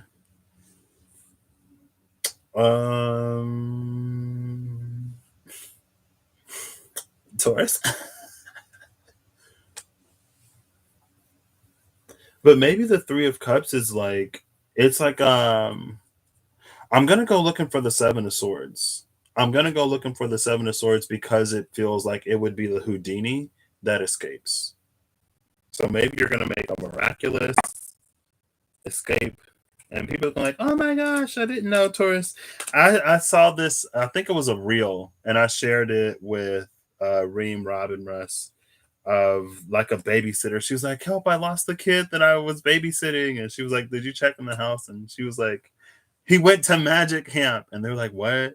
He was like, "They did illusions and escapes," and she's like, "I think I lost them."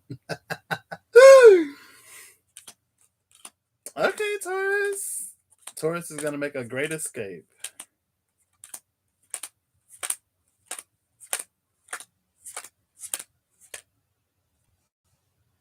Oof. Oh gosh.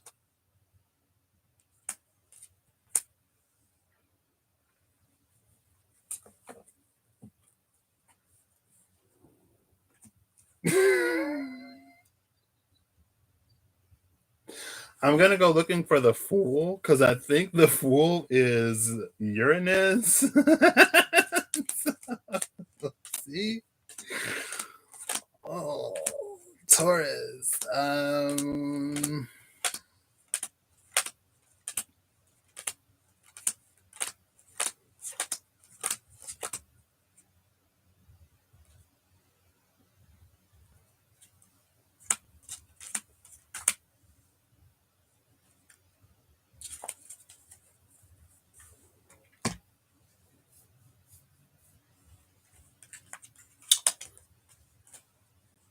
Oh, that's funny because Eve asked if Taurus was being a little Virgo, and Virgo popped up.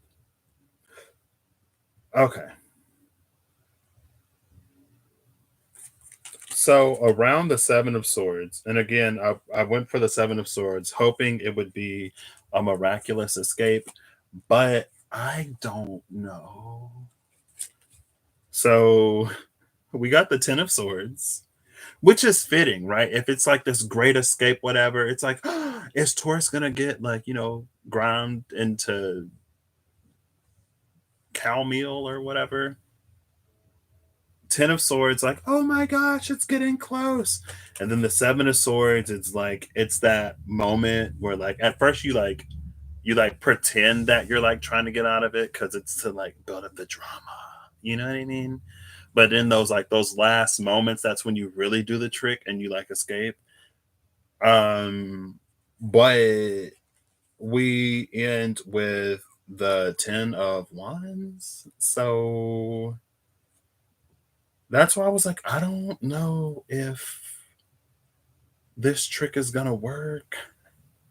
Like the Ten of Swords and the Ten of Wands around the Great Escape. That's supposed to be the Seven of Swords. I don't know. Maybe it's just like a don't wait until the last minute to try to do everything type of thing. And then around the Fool, it's the Four of Pentacles and the Hermit.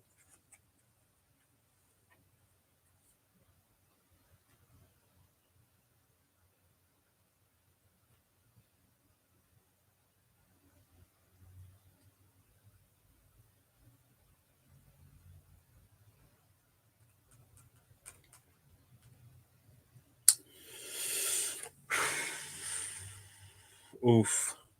Yeah. I mean, I'm going to need to lie down too because I'm a Taurus moon and reckoning. And it's going to be a lot. Well, no, it'll still be in between my moon and rising at that point because I'm like a 27-degree moon. So that'll be 9 degrees away. And I'm an 8-degree rising, so that'll be 10 degrees away from my rising. So I'm like, maybe it'll miss me. Let me keep doing everything I need to do to make sure I'm not cutting it that close. Like, the sound got cracked when I said Houdini. Oof. But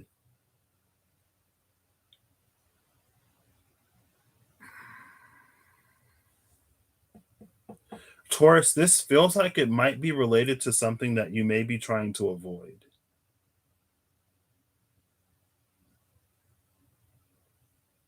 And I say that because the Hermit is wearing like this red sash, very much red string of fate energy. And the only path there is for this hermit to take has this golden snake at the bottom.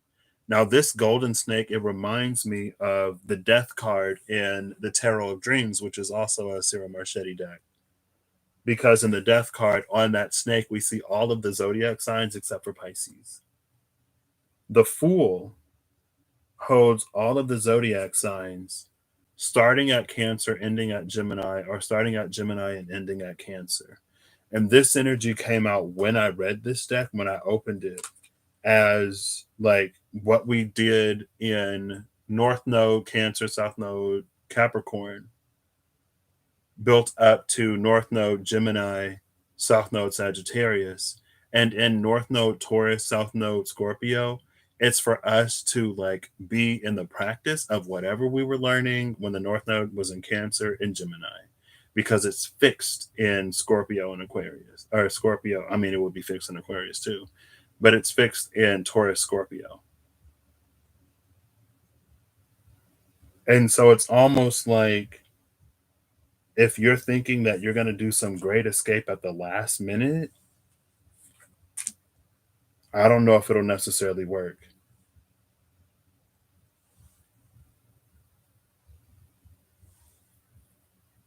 So definitely like whatever you need to be doing, Taurus, keep doing it.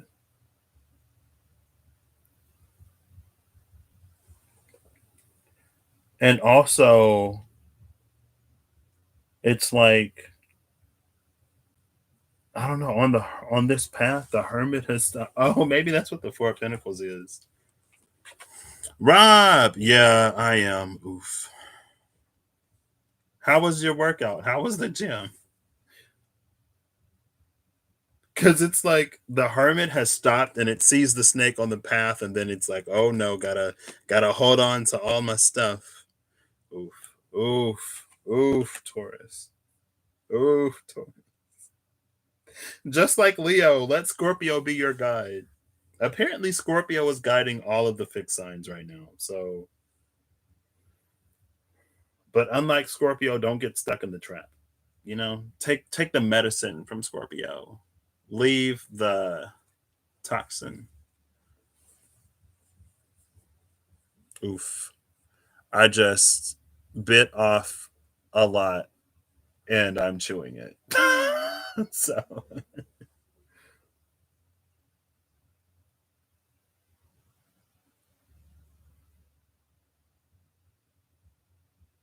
and it's interesting because both the Seven of Wands and the Four of Pentacles, they're standing in archways, and neither one of them is going to move. Neither one of them will be moved.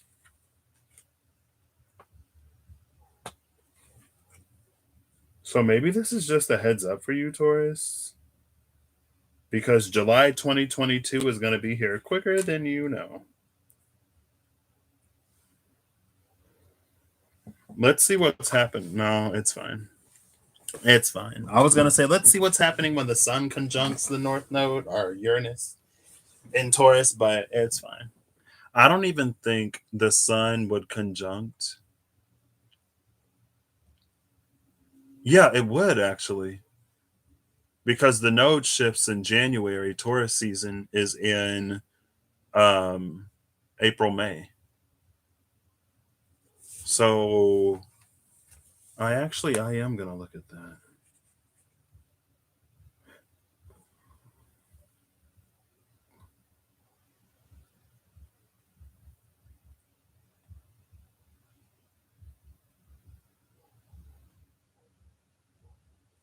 Oh wow.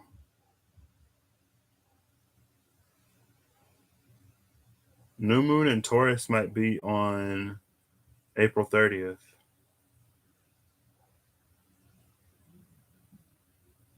Wow, that node moves quick. I didn't think the node moved that fast. Um,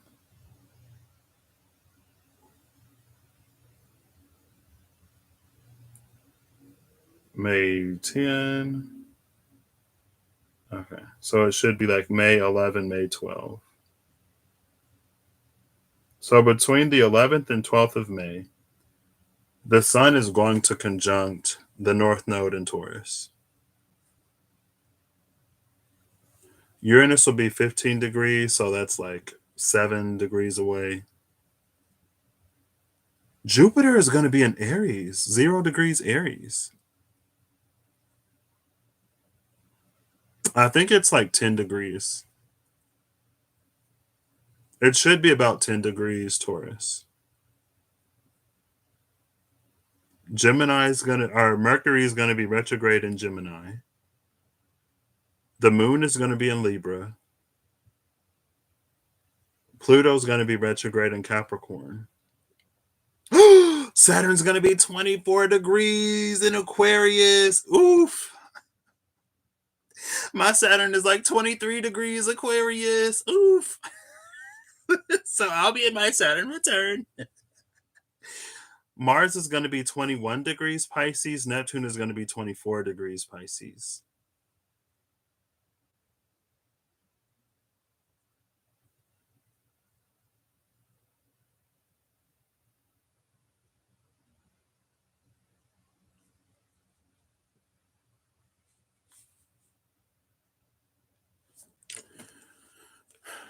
You have natal Saturn retrograde at 8 degrees. What? 8 degrees of. Oh, Taurus? Yeah. It'll be a blast, Rob. I think Saturn's going to retrograde on my degree and hit me a few times. It's fine. That's why I'm doing everything I need to do now. So I'm not trying to be this Taurus that's trying to pull off some Houdini at the last minute. And it's like, you were supposed to use the trick chains. You were supposed to use the fake chains. Why did you put the real chains on here? Do you want me to die? Hello? And they're like, the fake chains look just like the real chains. And it's like, well, why were the real chains like it's a show, it's a trick? Don't you know that? They're like, well, we thought you were the real deal. So I don't know. I don't know. That's why I have my tapestry up to Saturn now. So we'll see. That's why I've been like so intensely focused this year. Right? It's like, oof. Didn't you know that this was a snag point? But anyway,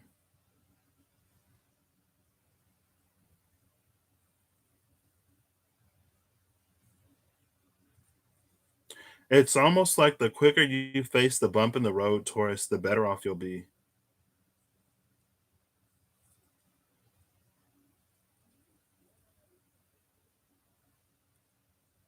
I actually kind of want to pull before and after the mice card. I think I will. Because, oops, wrong deck. Because I think the mice could chew through the chains. And I'm going to look at the deck as it is. Oof, well, we'll see, Rob. Saturn Tapestry can't save you. All right. Oh, let's see if the mice can save Taurus.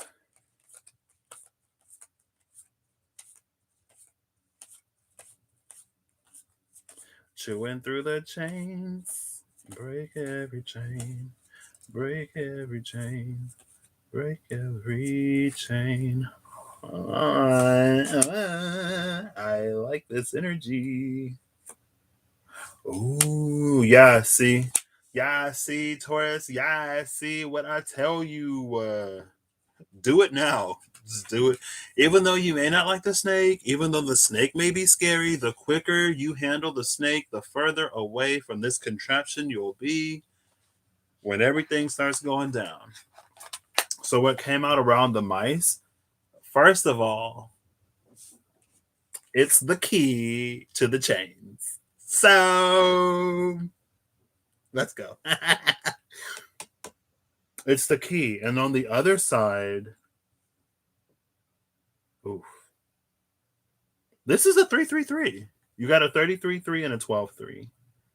You got the birds on the other side of the key, but the birds that you got, Taurus, are the owls. And the only reason why I say oof is because owls eat mice. So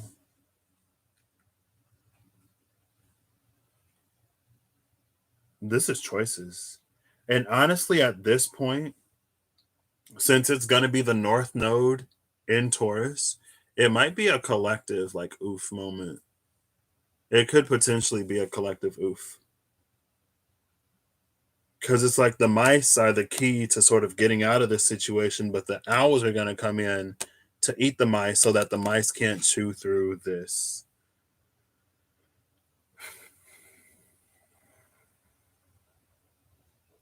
But the bird also eats the snake.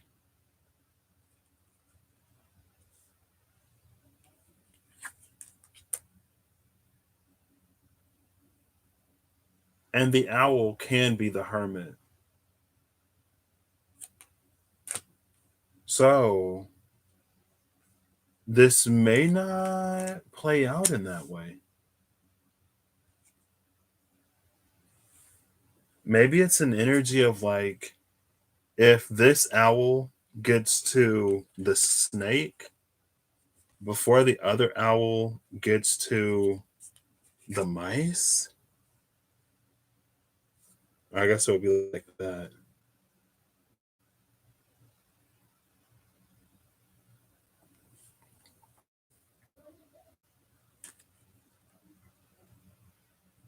I mean, 33 is a 3, 3, 12 is 3, 33 is a 6, 23 is a 5.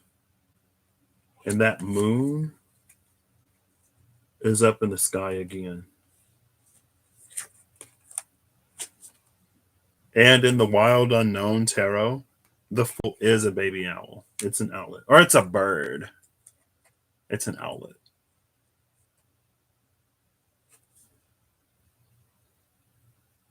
Oof. Taurus, that is what I got for you. Don't ask me no questions, because I don't know. Snakes also eat mice? Oof. Oof. Oh, that makes sense then, right? Because the snake is going to try to eat the mouse to keep you from escaping. The mouse is doing something right now. And with mouse energy is all about bit by bit by bit, little by little, consistent efforts, no matter how small, help. They make a difference. They make a huge difference.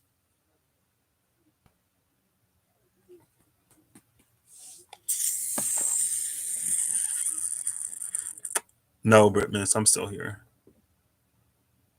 All right. Good night, Penelope.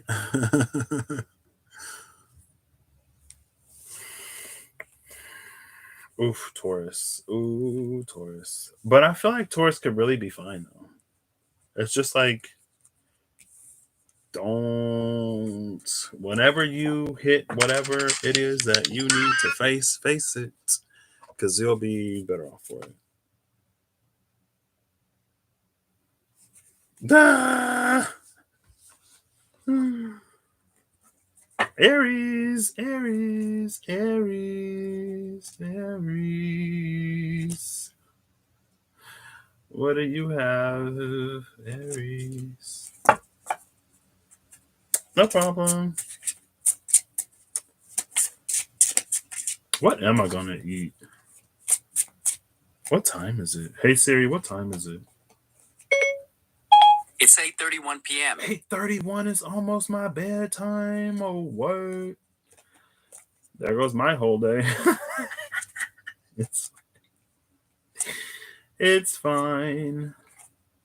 It's fine. It's fine. It's fine. I blame Virgo. I blame Virgo for doing whatever it did. Oof. Aries, Aries, Aries, Aries, Aries. Ooh. I'm not going to take these, but 4 of Pentacles, 8 of Pentacles, 6 of Pentacles, Ace of Cups with the King of Cups at the bottom of the deck. Not going to take them, but wanted to mention that. Aries, Aries, Aries, Aries, Aries. Where are you?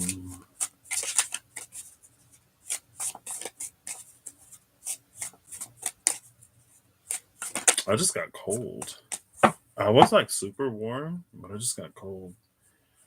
I'm getting cold now, Aries. Ooh.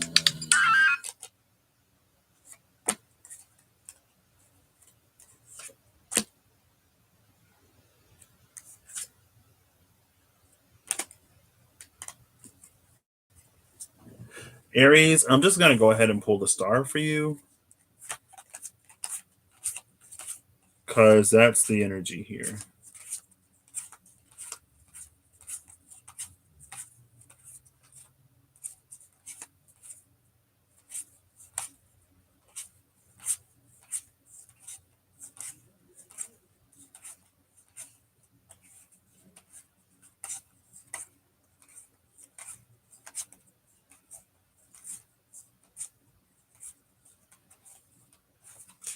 Oof. I just randomly thought of that card in the Mystical Manga Tarot. I was like, oof, I told Rob I would send him a picture of it. Maybe he didn't even remember.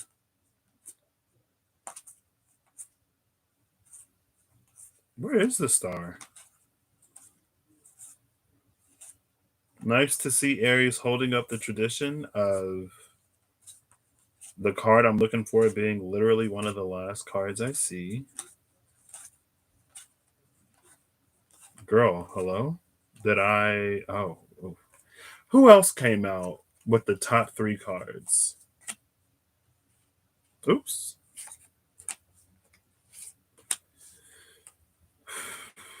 Eight of Pentacles.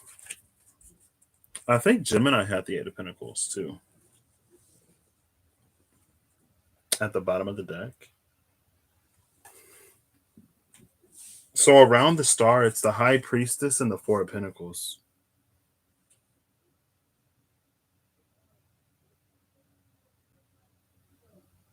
What does JB mean?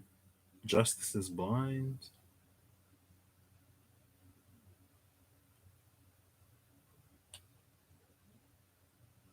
Okay, well, like literally both of these cups are pouring into the water. So,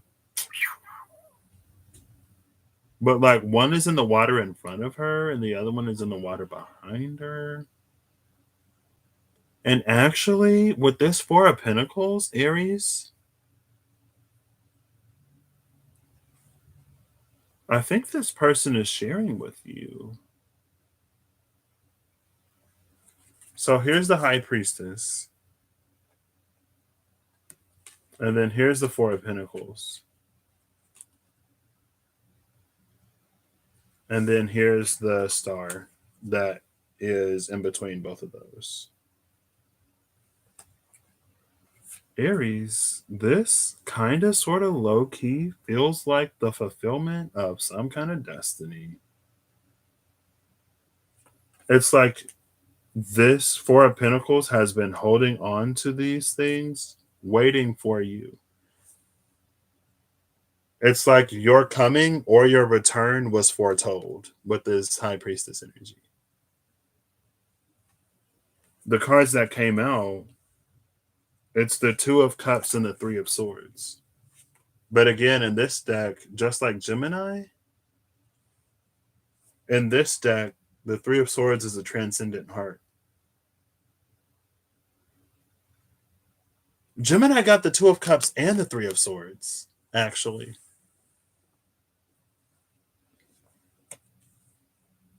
And I was like, for Gemini, the Two of Cups was like, oh, like, you know, both sides of you are coming into balance or alignment or whatever.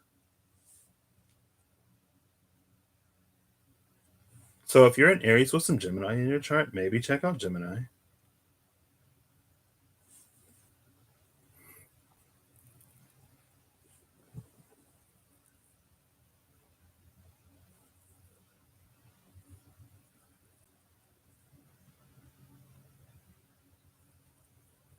I don't know what JB is.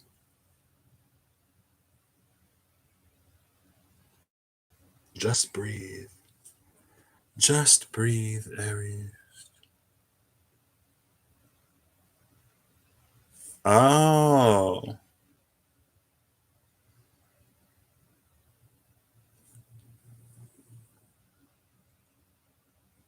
Well, I don't see the scroll with the word Torah in it in this book, in this deck.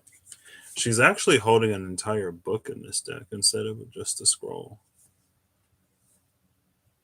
And so for you, Aries, I'm going to go. Oh, hey, Jesse. It's a Solomon Temple reference. Okay. I like just breathe. Just breathe. Just be. Just breathe, just be, just believe. Maybe it's believe and breathe and be. Or the negation in the beginning. If you want to be Solomon, then do Solomon. I'm going to look before and after the book because that's what the High Priestess is holding.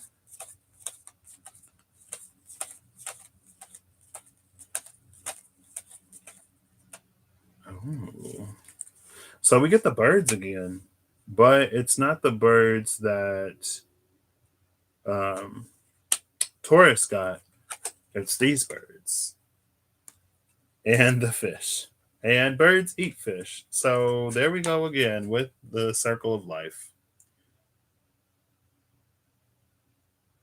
Birds eat fish, Owls eat mice. Snakes eat mice. But these birds don't eat fish. I'm assuming they don't eat fish. I mean, these birds don't really look like they are equipped to go into the water and catch anything or to catch anything off the surface of the water. So maybe in that 34, 26, 12. Maybe in that areas it's almost like you may be used to a certain dynamic where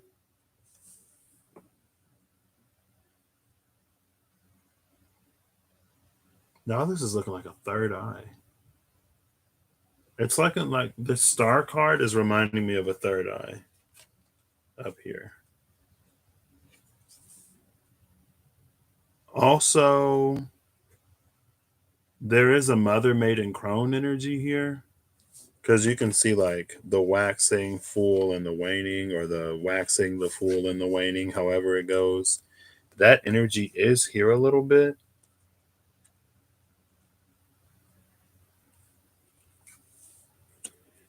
For you, Aries.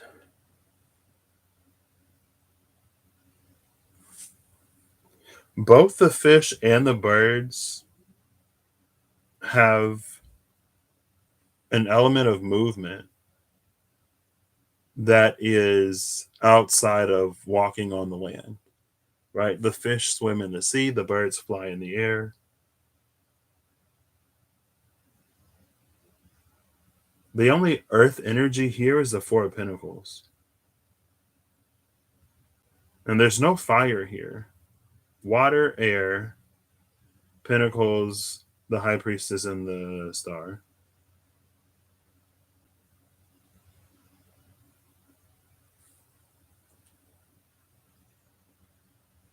What does it mean, Aries, for you to not have any fire?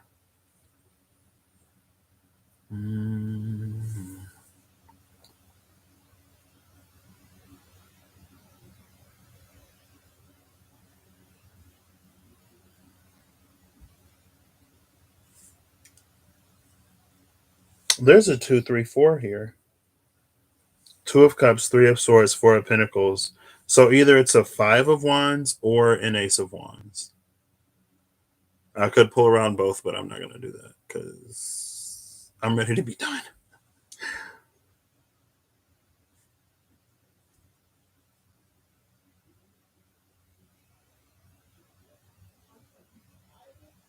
Oh, I didn't even notice that. We got the fish and the Two of Cups on the same side. And then the birds and the Three of Swords are on the same side. So, like, air is out with the air, water is out with the water. In between, this closed book with the lock on it, with the High Priestess. I mean, she's the reason why I went looking for the book. And, like, whatever this star energy is.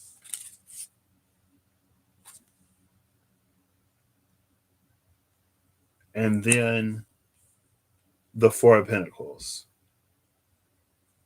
The Four of Pentacles, though, feels like the book opening to you.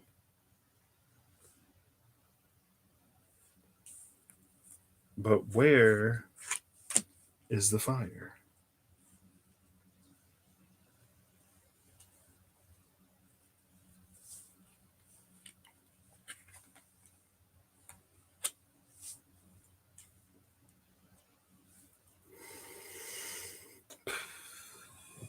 In the bottom of the deck is the Eight of Pentacles, so it means relief. What means relief?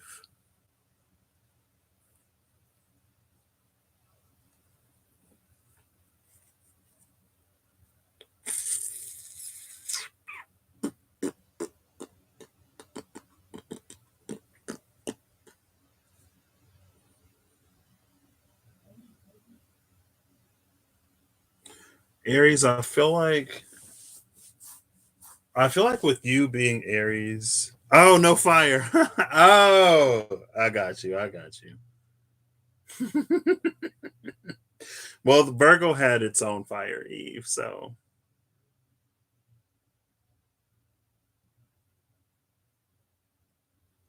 but I don't know if this energy is necessarily volcanic.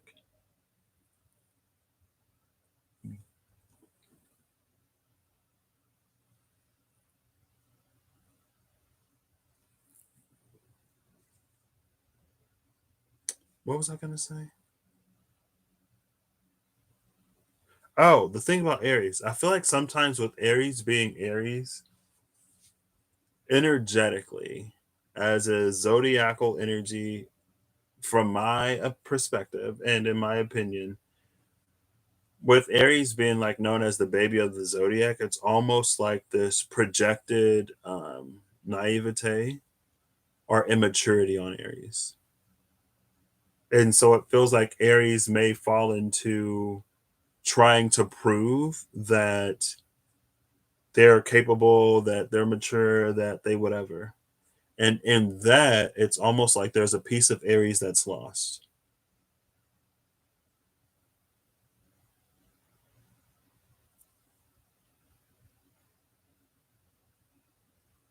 And so by this point, it's like being in a position where you no longer feel like there's something that you have to prove to anybody, where you allow yourself to just be yourself.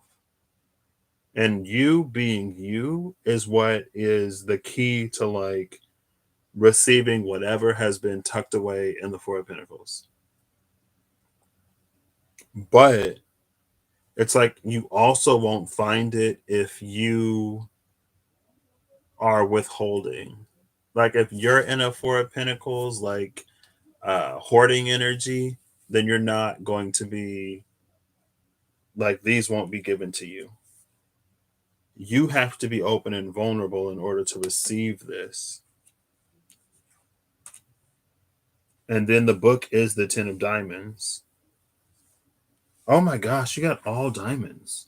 The Seven of Diamonds, the Ten of Diamonds, and the King of Diamonds. So there's all the earth energy. We got all the.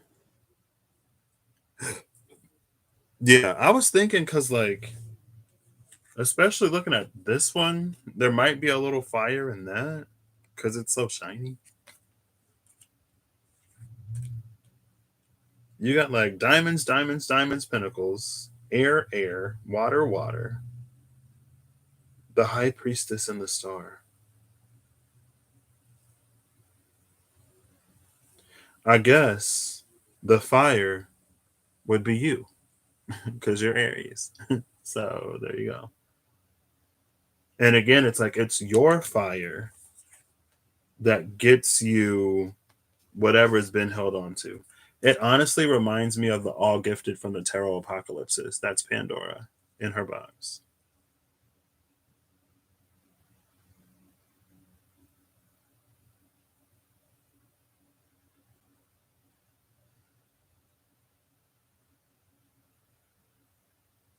I don't know if you usually talk to me or not, Aries.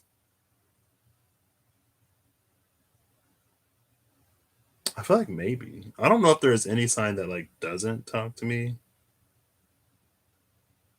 necessarily.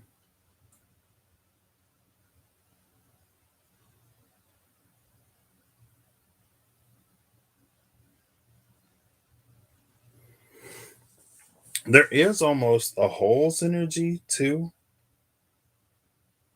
And that is the book that was never able to be opened before.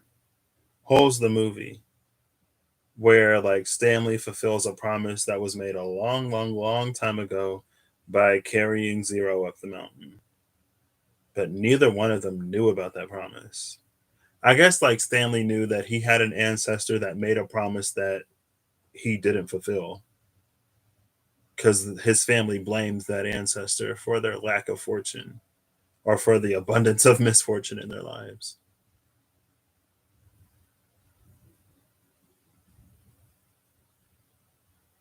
And it's like when that promise is fulfilled, that's when the curse is lifted, and they end up, I think they ended up finding like stocks or bonds or something from a long time ago. And so it's like the treasure was already there, but when it wasn't used, when it was missing, it's been like accumulating more and more value. And it feels like the same is true for the Four of Pentacles. It's almost like it was withheld so that it would accumulate. Now, what this means for you,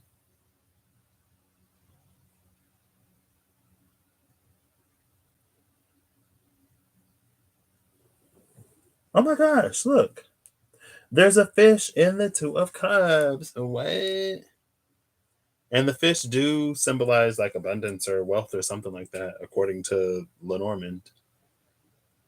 I never knew necessarily why, but I think that's an association that they have. I'm pretty sure it is.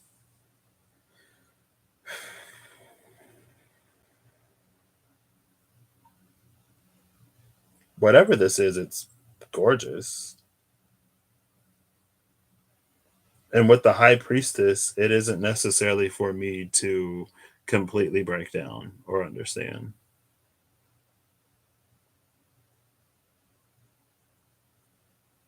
So, if I had to give you advice, Aries, um, keep doing you, go with the flow. Um, if there's something that you know you need to heal, face, or address, like do it. Your transcendent heart. I feel like it's not necessarily about making your heart invincible, because it's not to be unfeeling or uncaring. But a healthy dose of self love will do you a world of good. And also, I feel like in the birds, there's also, even with the fish, there is a focus on community or something like that.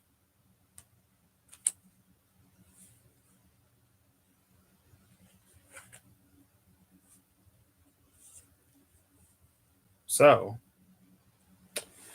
with that, I have finished the zodiac. Goodness. I think I'll get a final message. No problem, Eve. Thank you for sticking around for like 4.5 hours. Oof. Now I gotta shuffle them all away. Shuffle them all away. I might have to. Reem said that her last Virgo reading was collective. I might have to check that out because Virgo is up to something.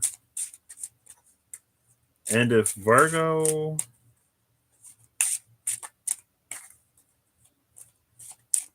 maybe I actually won't. I mean, I'll still check it out, but I just hope I don't find what Virgo was coming out with, because I'm a little less hungry now. But yes, I am still hungry. Okay, final message from the, oh girl, please, like, remain on the table. The writer, but I'm not gonna take it. Oh, today we see a woman. Oh my gosh, girl. Girl, excuse me. Excuse me. We see a woman.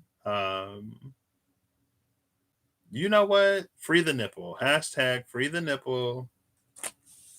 I don't know if a card fell on the floor or if it just feels like it might have. I guess I could count these, but I don't know how many cards are supposed to be in here. It doesn't look like anything fell on the floor, so I'm actually going to see what the 42 is. I mean, it would have to be the compass, but it's the expanded edition, so they have cards that aren't part of the traditional Lenormand system.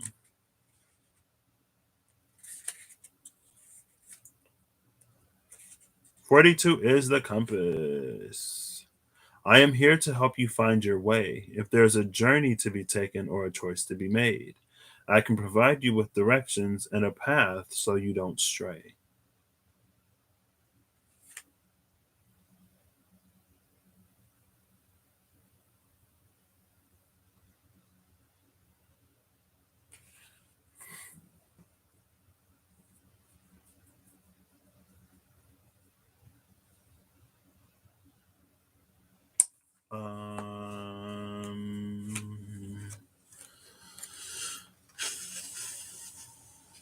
I mean, with North and South, it would be really easy to go to the nodes. With the woman here, Venus is Taurus ruled.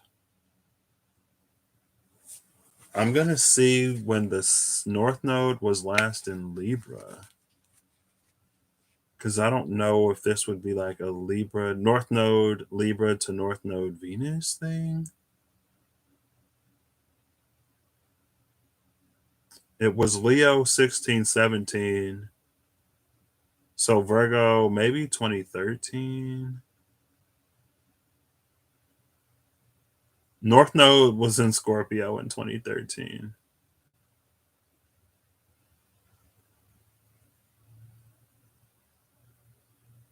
So 2015. The North node entered Libra February 25th, 2014.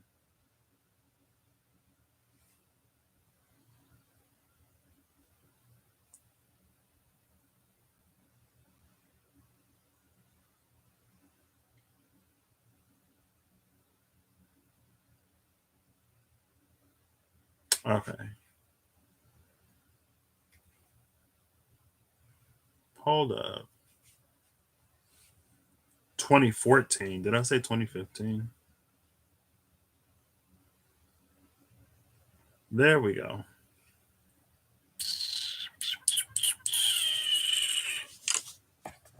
So from like 2014 to 2021 is like 7 years. 7-year cycles, I think it's associated with Saturn. And that would have to be a square in opposition, another square, and then a conjunction. So for like at roughly 28 years, you would get the return.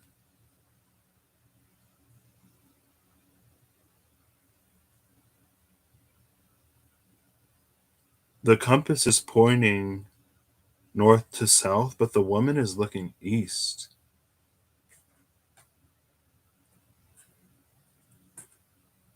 So she's watching for the rising sun.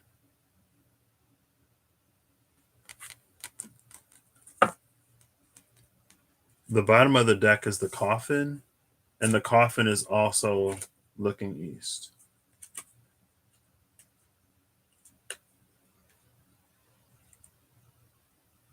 And the coffin, it's Anubis holding the Ankh. The Ankh is traditionally, given to the Empress.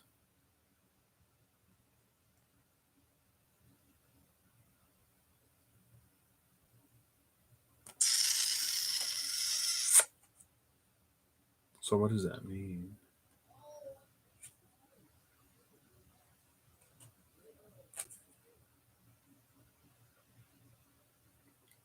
If this is, if we follow the birth chart, if north is Taurus and south is Scorpio, then east would be Aquarius, right? Because it would be Taurus, Aries, Pisces, Taurus, Aries, Pisces. Girl, hold up. I'm looking at this and I'm trying to go back. Because it should be the fixed signs. Leo, duh. So it would be Taurus, and then Aries, Pisces, Taurus, Oh my gosh, this is a struggle. It goes backwards. So it'd be Taurus, Aries, Pisces, Aquarius.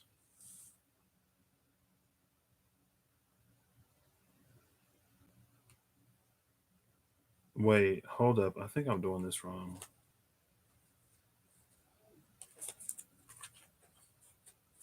Because it goes from Aries to Libra. So it would keep going. So it would be Taurus and then Cancer. Taurus, Gemini, Cancer, Leo, Virgo, Libra, Scorpio. So yeah, it would be Aquarius on the east. So she's looking in the direction of Aquarius. Goodness, that was difficult. I had it right the first time. She's looking in the direction of Aquarius, and she is inviting that frequency. But that's Venus in Aquarius.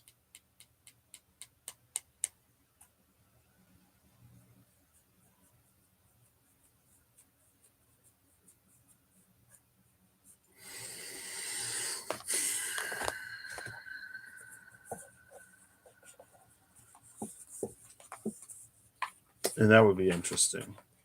But it's fine.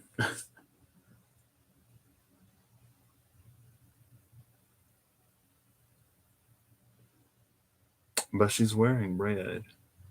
So that's a lot of root energy.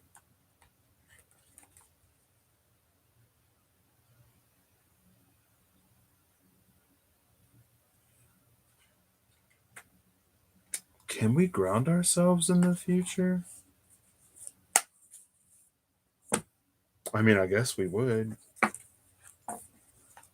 Grounding ourselves in what is yet to be. But if we do that, then that's that energy where it has, like, it's grounded in us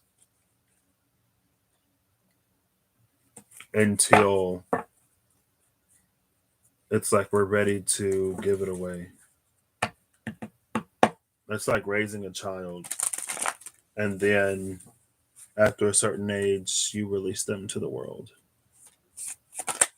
Everything that you instill in them is like, most of it is done up front, but you're always there if they ever need help or guidance or advice. But the relationship dynamic does change. Strength with the Page of Swords at the bottom of the deck.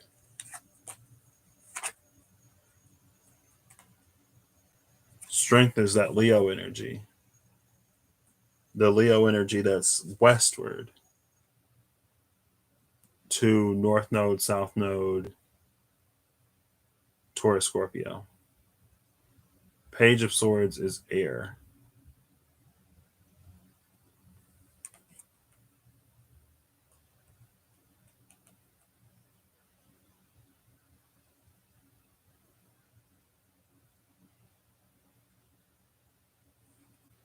This energy, the Page of Swords feels misguided. It feels like the Page of Swords is going to cut the chain that binds the lion. But that's because the Page of Swords misunderstands this dynamic. This lion is not held captive, even though it is on a leash. And so it's almost like more harm than good would come if the page were to free that thing.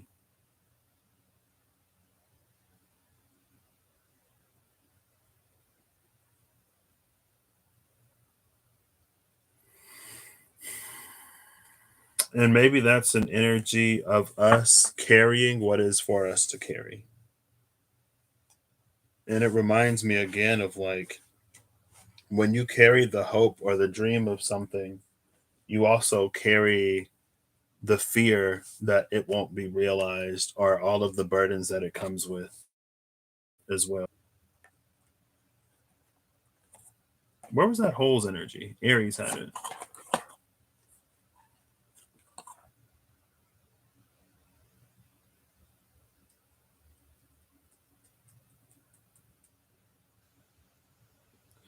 Maybe that's also an energy of like being able to remain composed under pressure. Because maybe it's like, maybe it's like, something happens and then whoever is holding the lion in strength, they're like, oh, I could really let this lion go right now. I could let the lion in me just like tear you to pieces. And it's like, don't do it. Don't do it. That is not the thing to do in this situation. Oh, the Andean cross. Oops.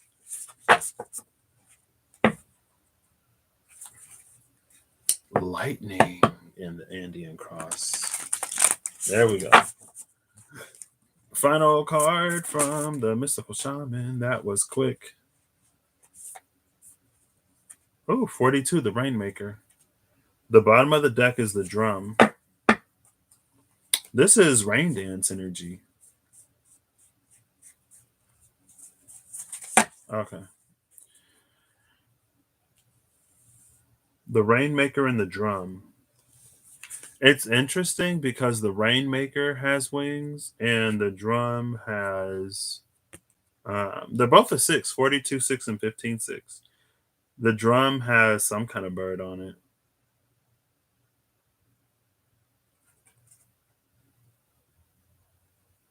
And feathers. So what is the Rainmaker and the drum? Oh. See, they both got this thingy. You see that? This thingy and this thingy? They both have it.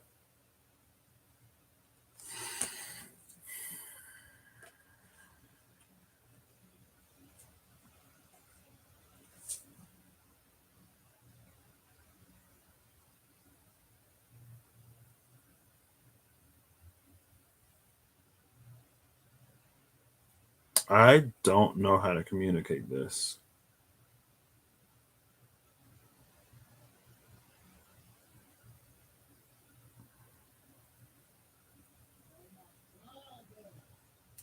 But it's like that thing is related to the shadow or to the dark.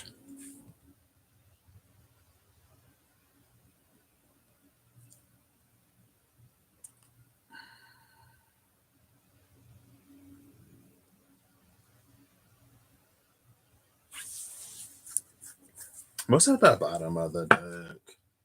The bottom of the deck is the corn. The rain from the Rainmaker nourishes the corn, nourishes the seed that grows into the corn, and it nourishes the corn, right?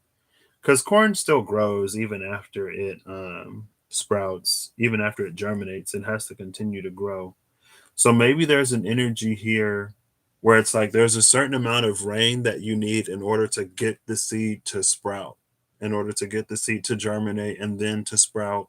And all the while the corn is ripening and maturing and growing, it still needs rain. And so maybe it's a little bit of like, it's almost like sometimes after we go through a dark night of the soul and we find whatever, we expect to be done experiencing hardship or challenge. But it is an energy where it's like, if we're not done growing, we're going to keep experiencing hardship. But we don't have to. It's like with the drum energy, it's like it takes the sting out of it. That's the easiest way to say it. And it's almost like the drum allows the rain to do what the rain needs to do without making things any worse. Right? It's like you could be like, oh, it's raining outside, so now I don't have to water the crops. Instead of being like, oh, it's raining outside, my day is ruined. I can't do anything. I can't go anywhere. I had plans. You know what I mean? It's almost like a perspective energy. But honestly, with the Rainmaker and the drum, it's about making it rain. And that's the part that's hard to describe. It's like making it rain so that the corn is watered.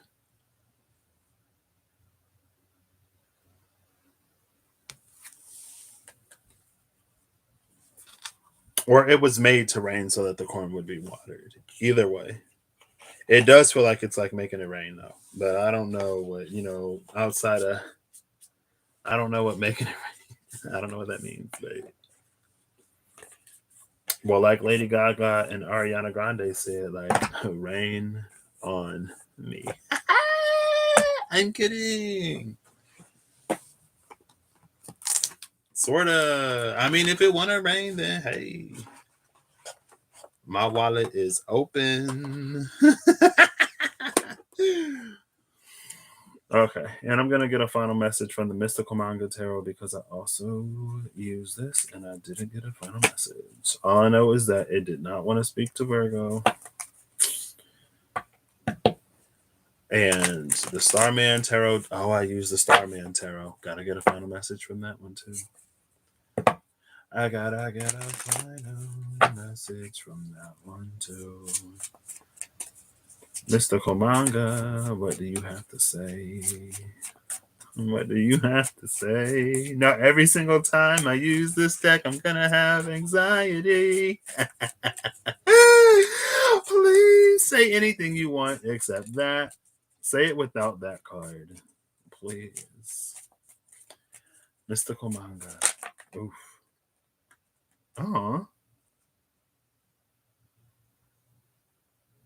Huh. It's funny because this card came out for Pisces. Oh. Ooh. So at the bottom of the deck is the Ten of Swords. And behind the Ten of Swords is Death. Oops. Oh, now it's in reverse. And behind Death is the Three of Swords. So, lots of swords at the bottom of the deck. And the card that came out is the Queen of Coins. So the Queen of Coins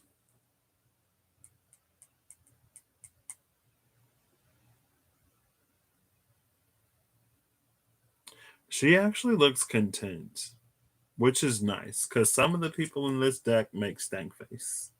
Stank faces, like they really don't want to be there.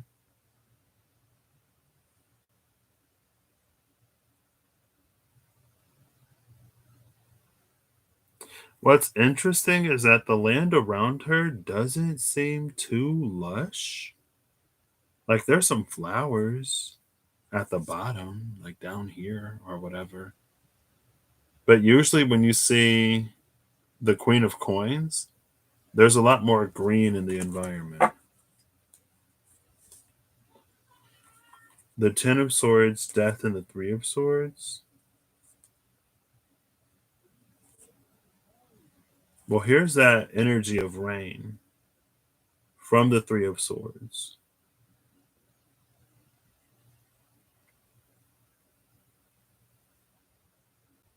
They're tears.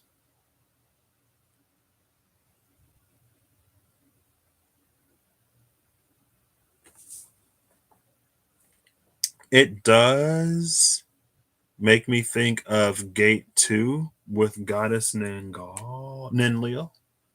With Goddess Ninlil. And how the rain nourishes the seed. And maybe that's what this energy is between the Three of Swords, Death, and the Ten of Swords. The rain nourishes the seeds, the rainmaker, the drum, and corn. And the Queen of Coins is the abundance that the corn leads to. So it is almost an energy of like understanding the role of challenge and difficulty in our lives and understanding why it's necessary and important. Hopefully, it's not to linger on, but it's just to know that there are unfavorable things that we experience. I don't want to say for good reason because then it sounds weird. Um,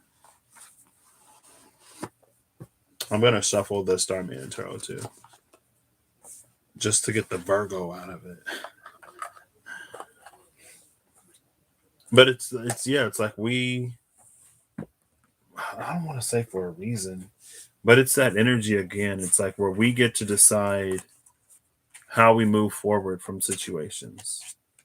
And there are things that can be recovered from tragedy. But it's a choice and a decision we have to make. Oh, that was better.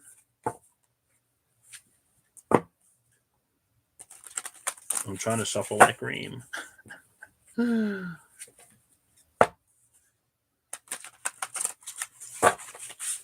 we go. If that Six of Pentacles comes out again.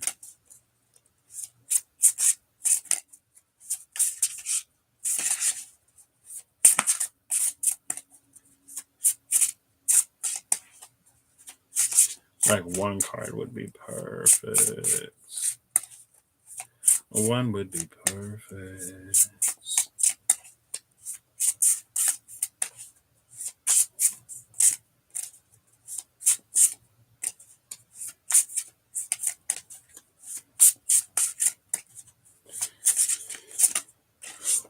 Did a card flip over? No. Okay, now I'm starting to get hungry again. I got the sweats. I don't know what I'm gonna eat though.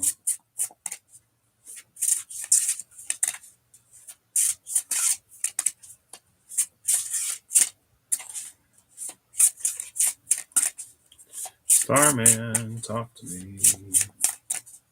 Final message from the Starman, please. I'll even take a Six of Pentacles. This one.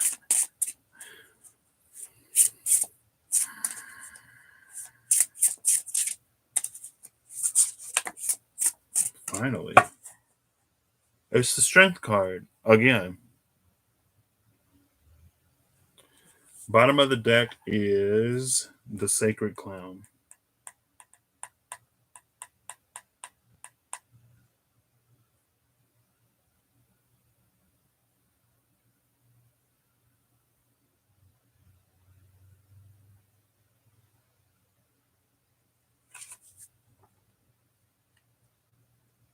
The Sacred Clown at the bottom and Strength.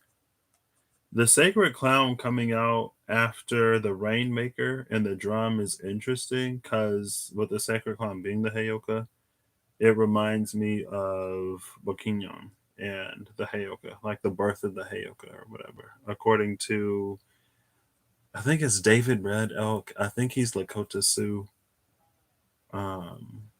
And he told the story of the four brothers and the one that went west. I think they went west first.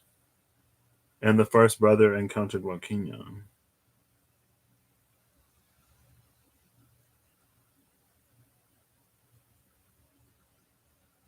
And then, I mean, I guess this would be Joaquin and the Strength card, and then the Sacred Clown would be the Sacred Clown.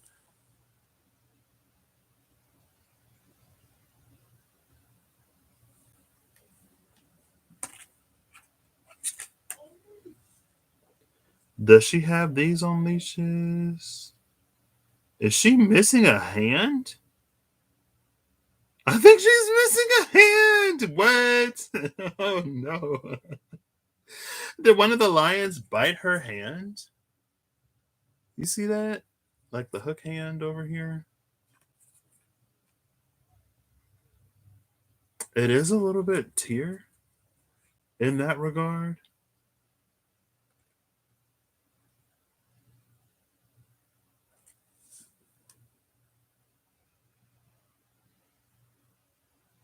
Which is interesting. What happened to Tyr? Did he die in Ragnarok? Or before Ragnarok?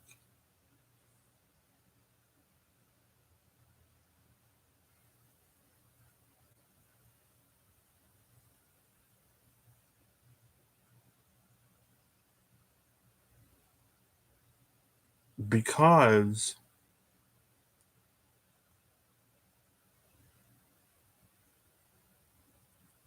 oh, okay.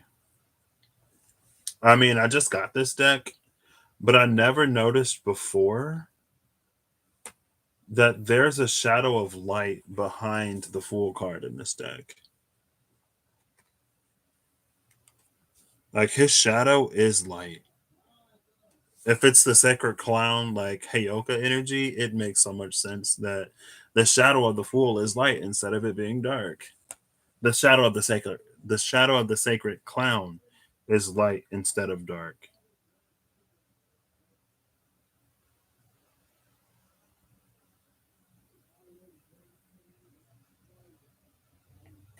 And that is kind of a sun behind it.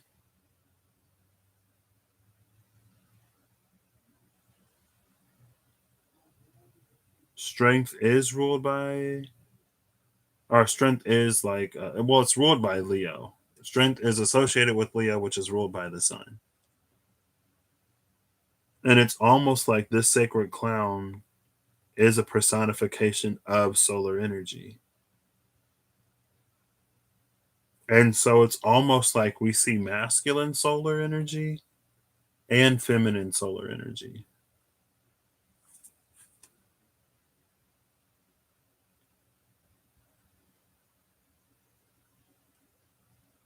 Which would make sense, especially if this is Wakinyon, or if it's taking the place of Wakinyon in this.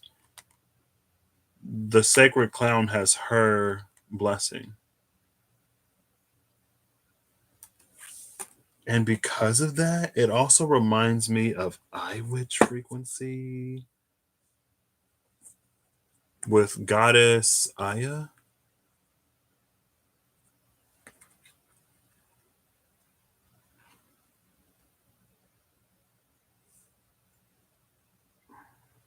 And there is what a Merkaba in the back, like up here. I don't know if you can see it, but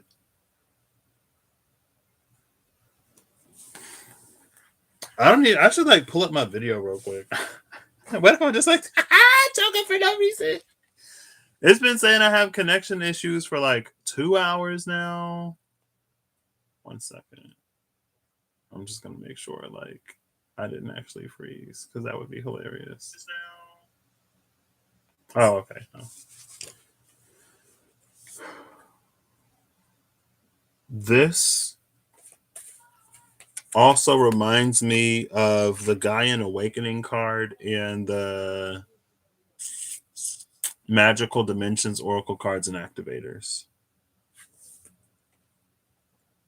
It's a little bit of Gaian Awakening. It's a little bit of Harmonic Resolution. Like these two are feeling like Harmonic Resolution. This is feeling like Gaian Awakening. And there is a gateway that she stands in front of, almost like Flusa.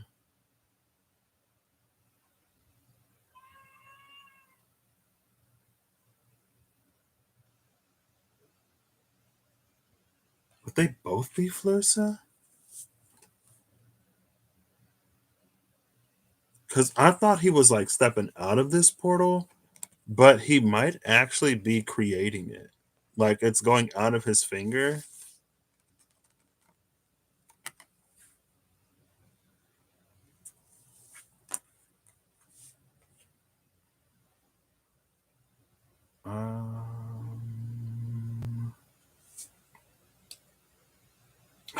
Who uses this deck? I feel like I want to go on YouTube and search like people using the Starman Tarot.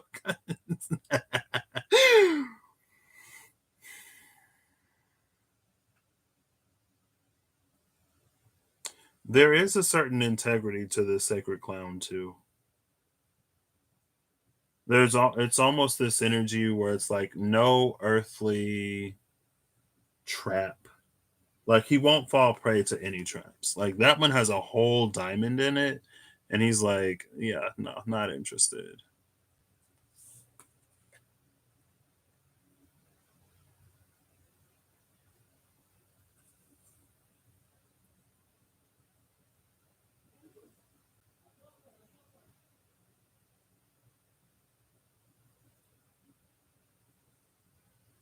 Oh, that's a little vulgar.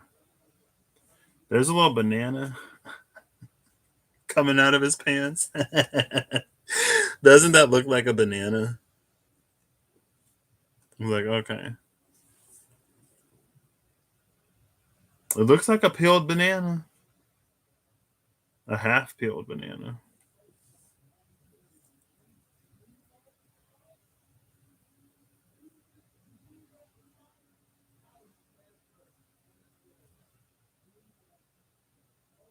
Okay. I mean,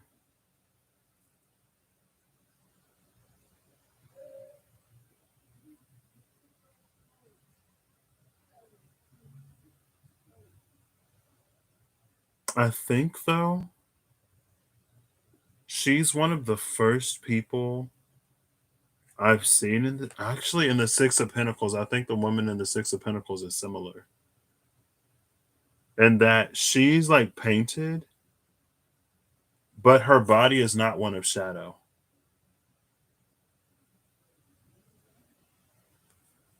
This guy, I can't really tell because of his hands. Like I can't tell if he's a painted shadow or not. I mean, it feels like he has substance though. And his shadow is one of light.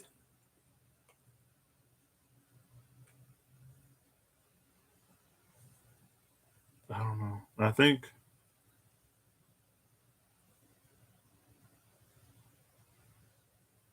I mean, it just feels like a eye witchy. See, but this sacred clown is doing something.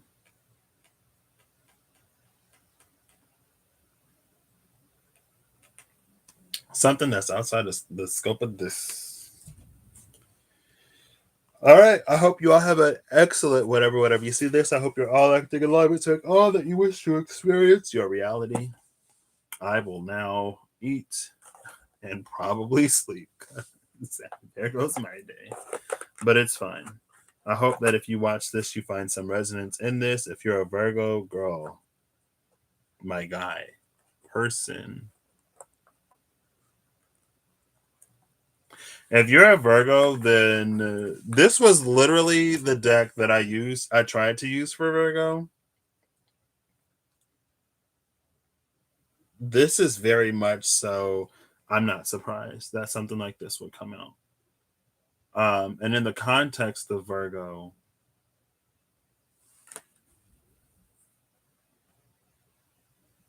but this doesn't feel Virgo.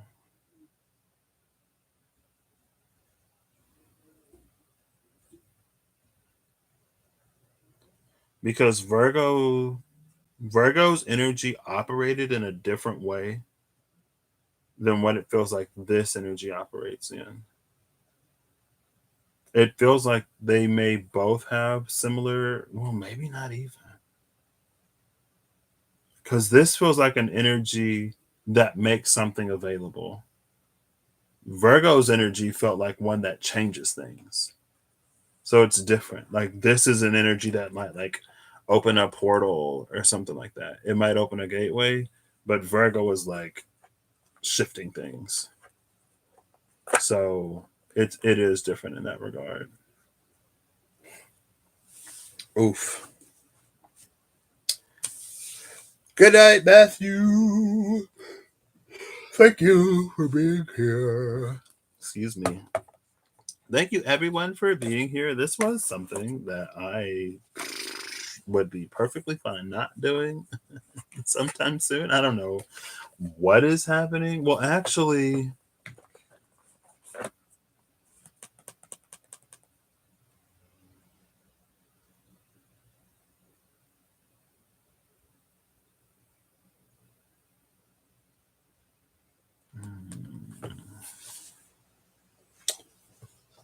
a train is passing by.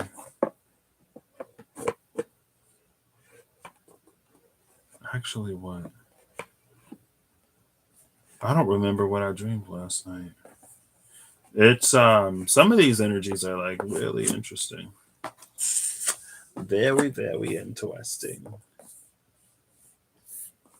I don't know. Anyway, good night. Bye.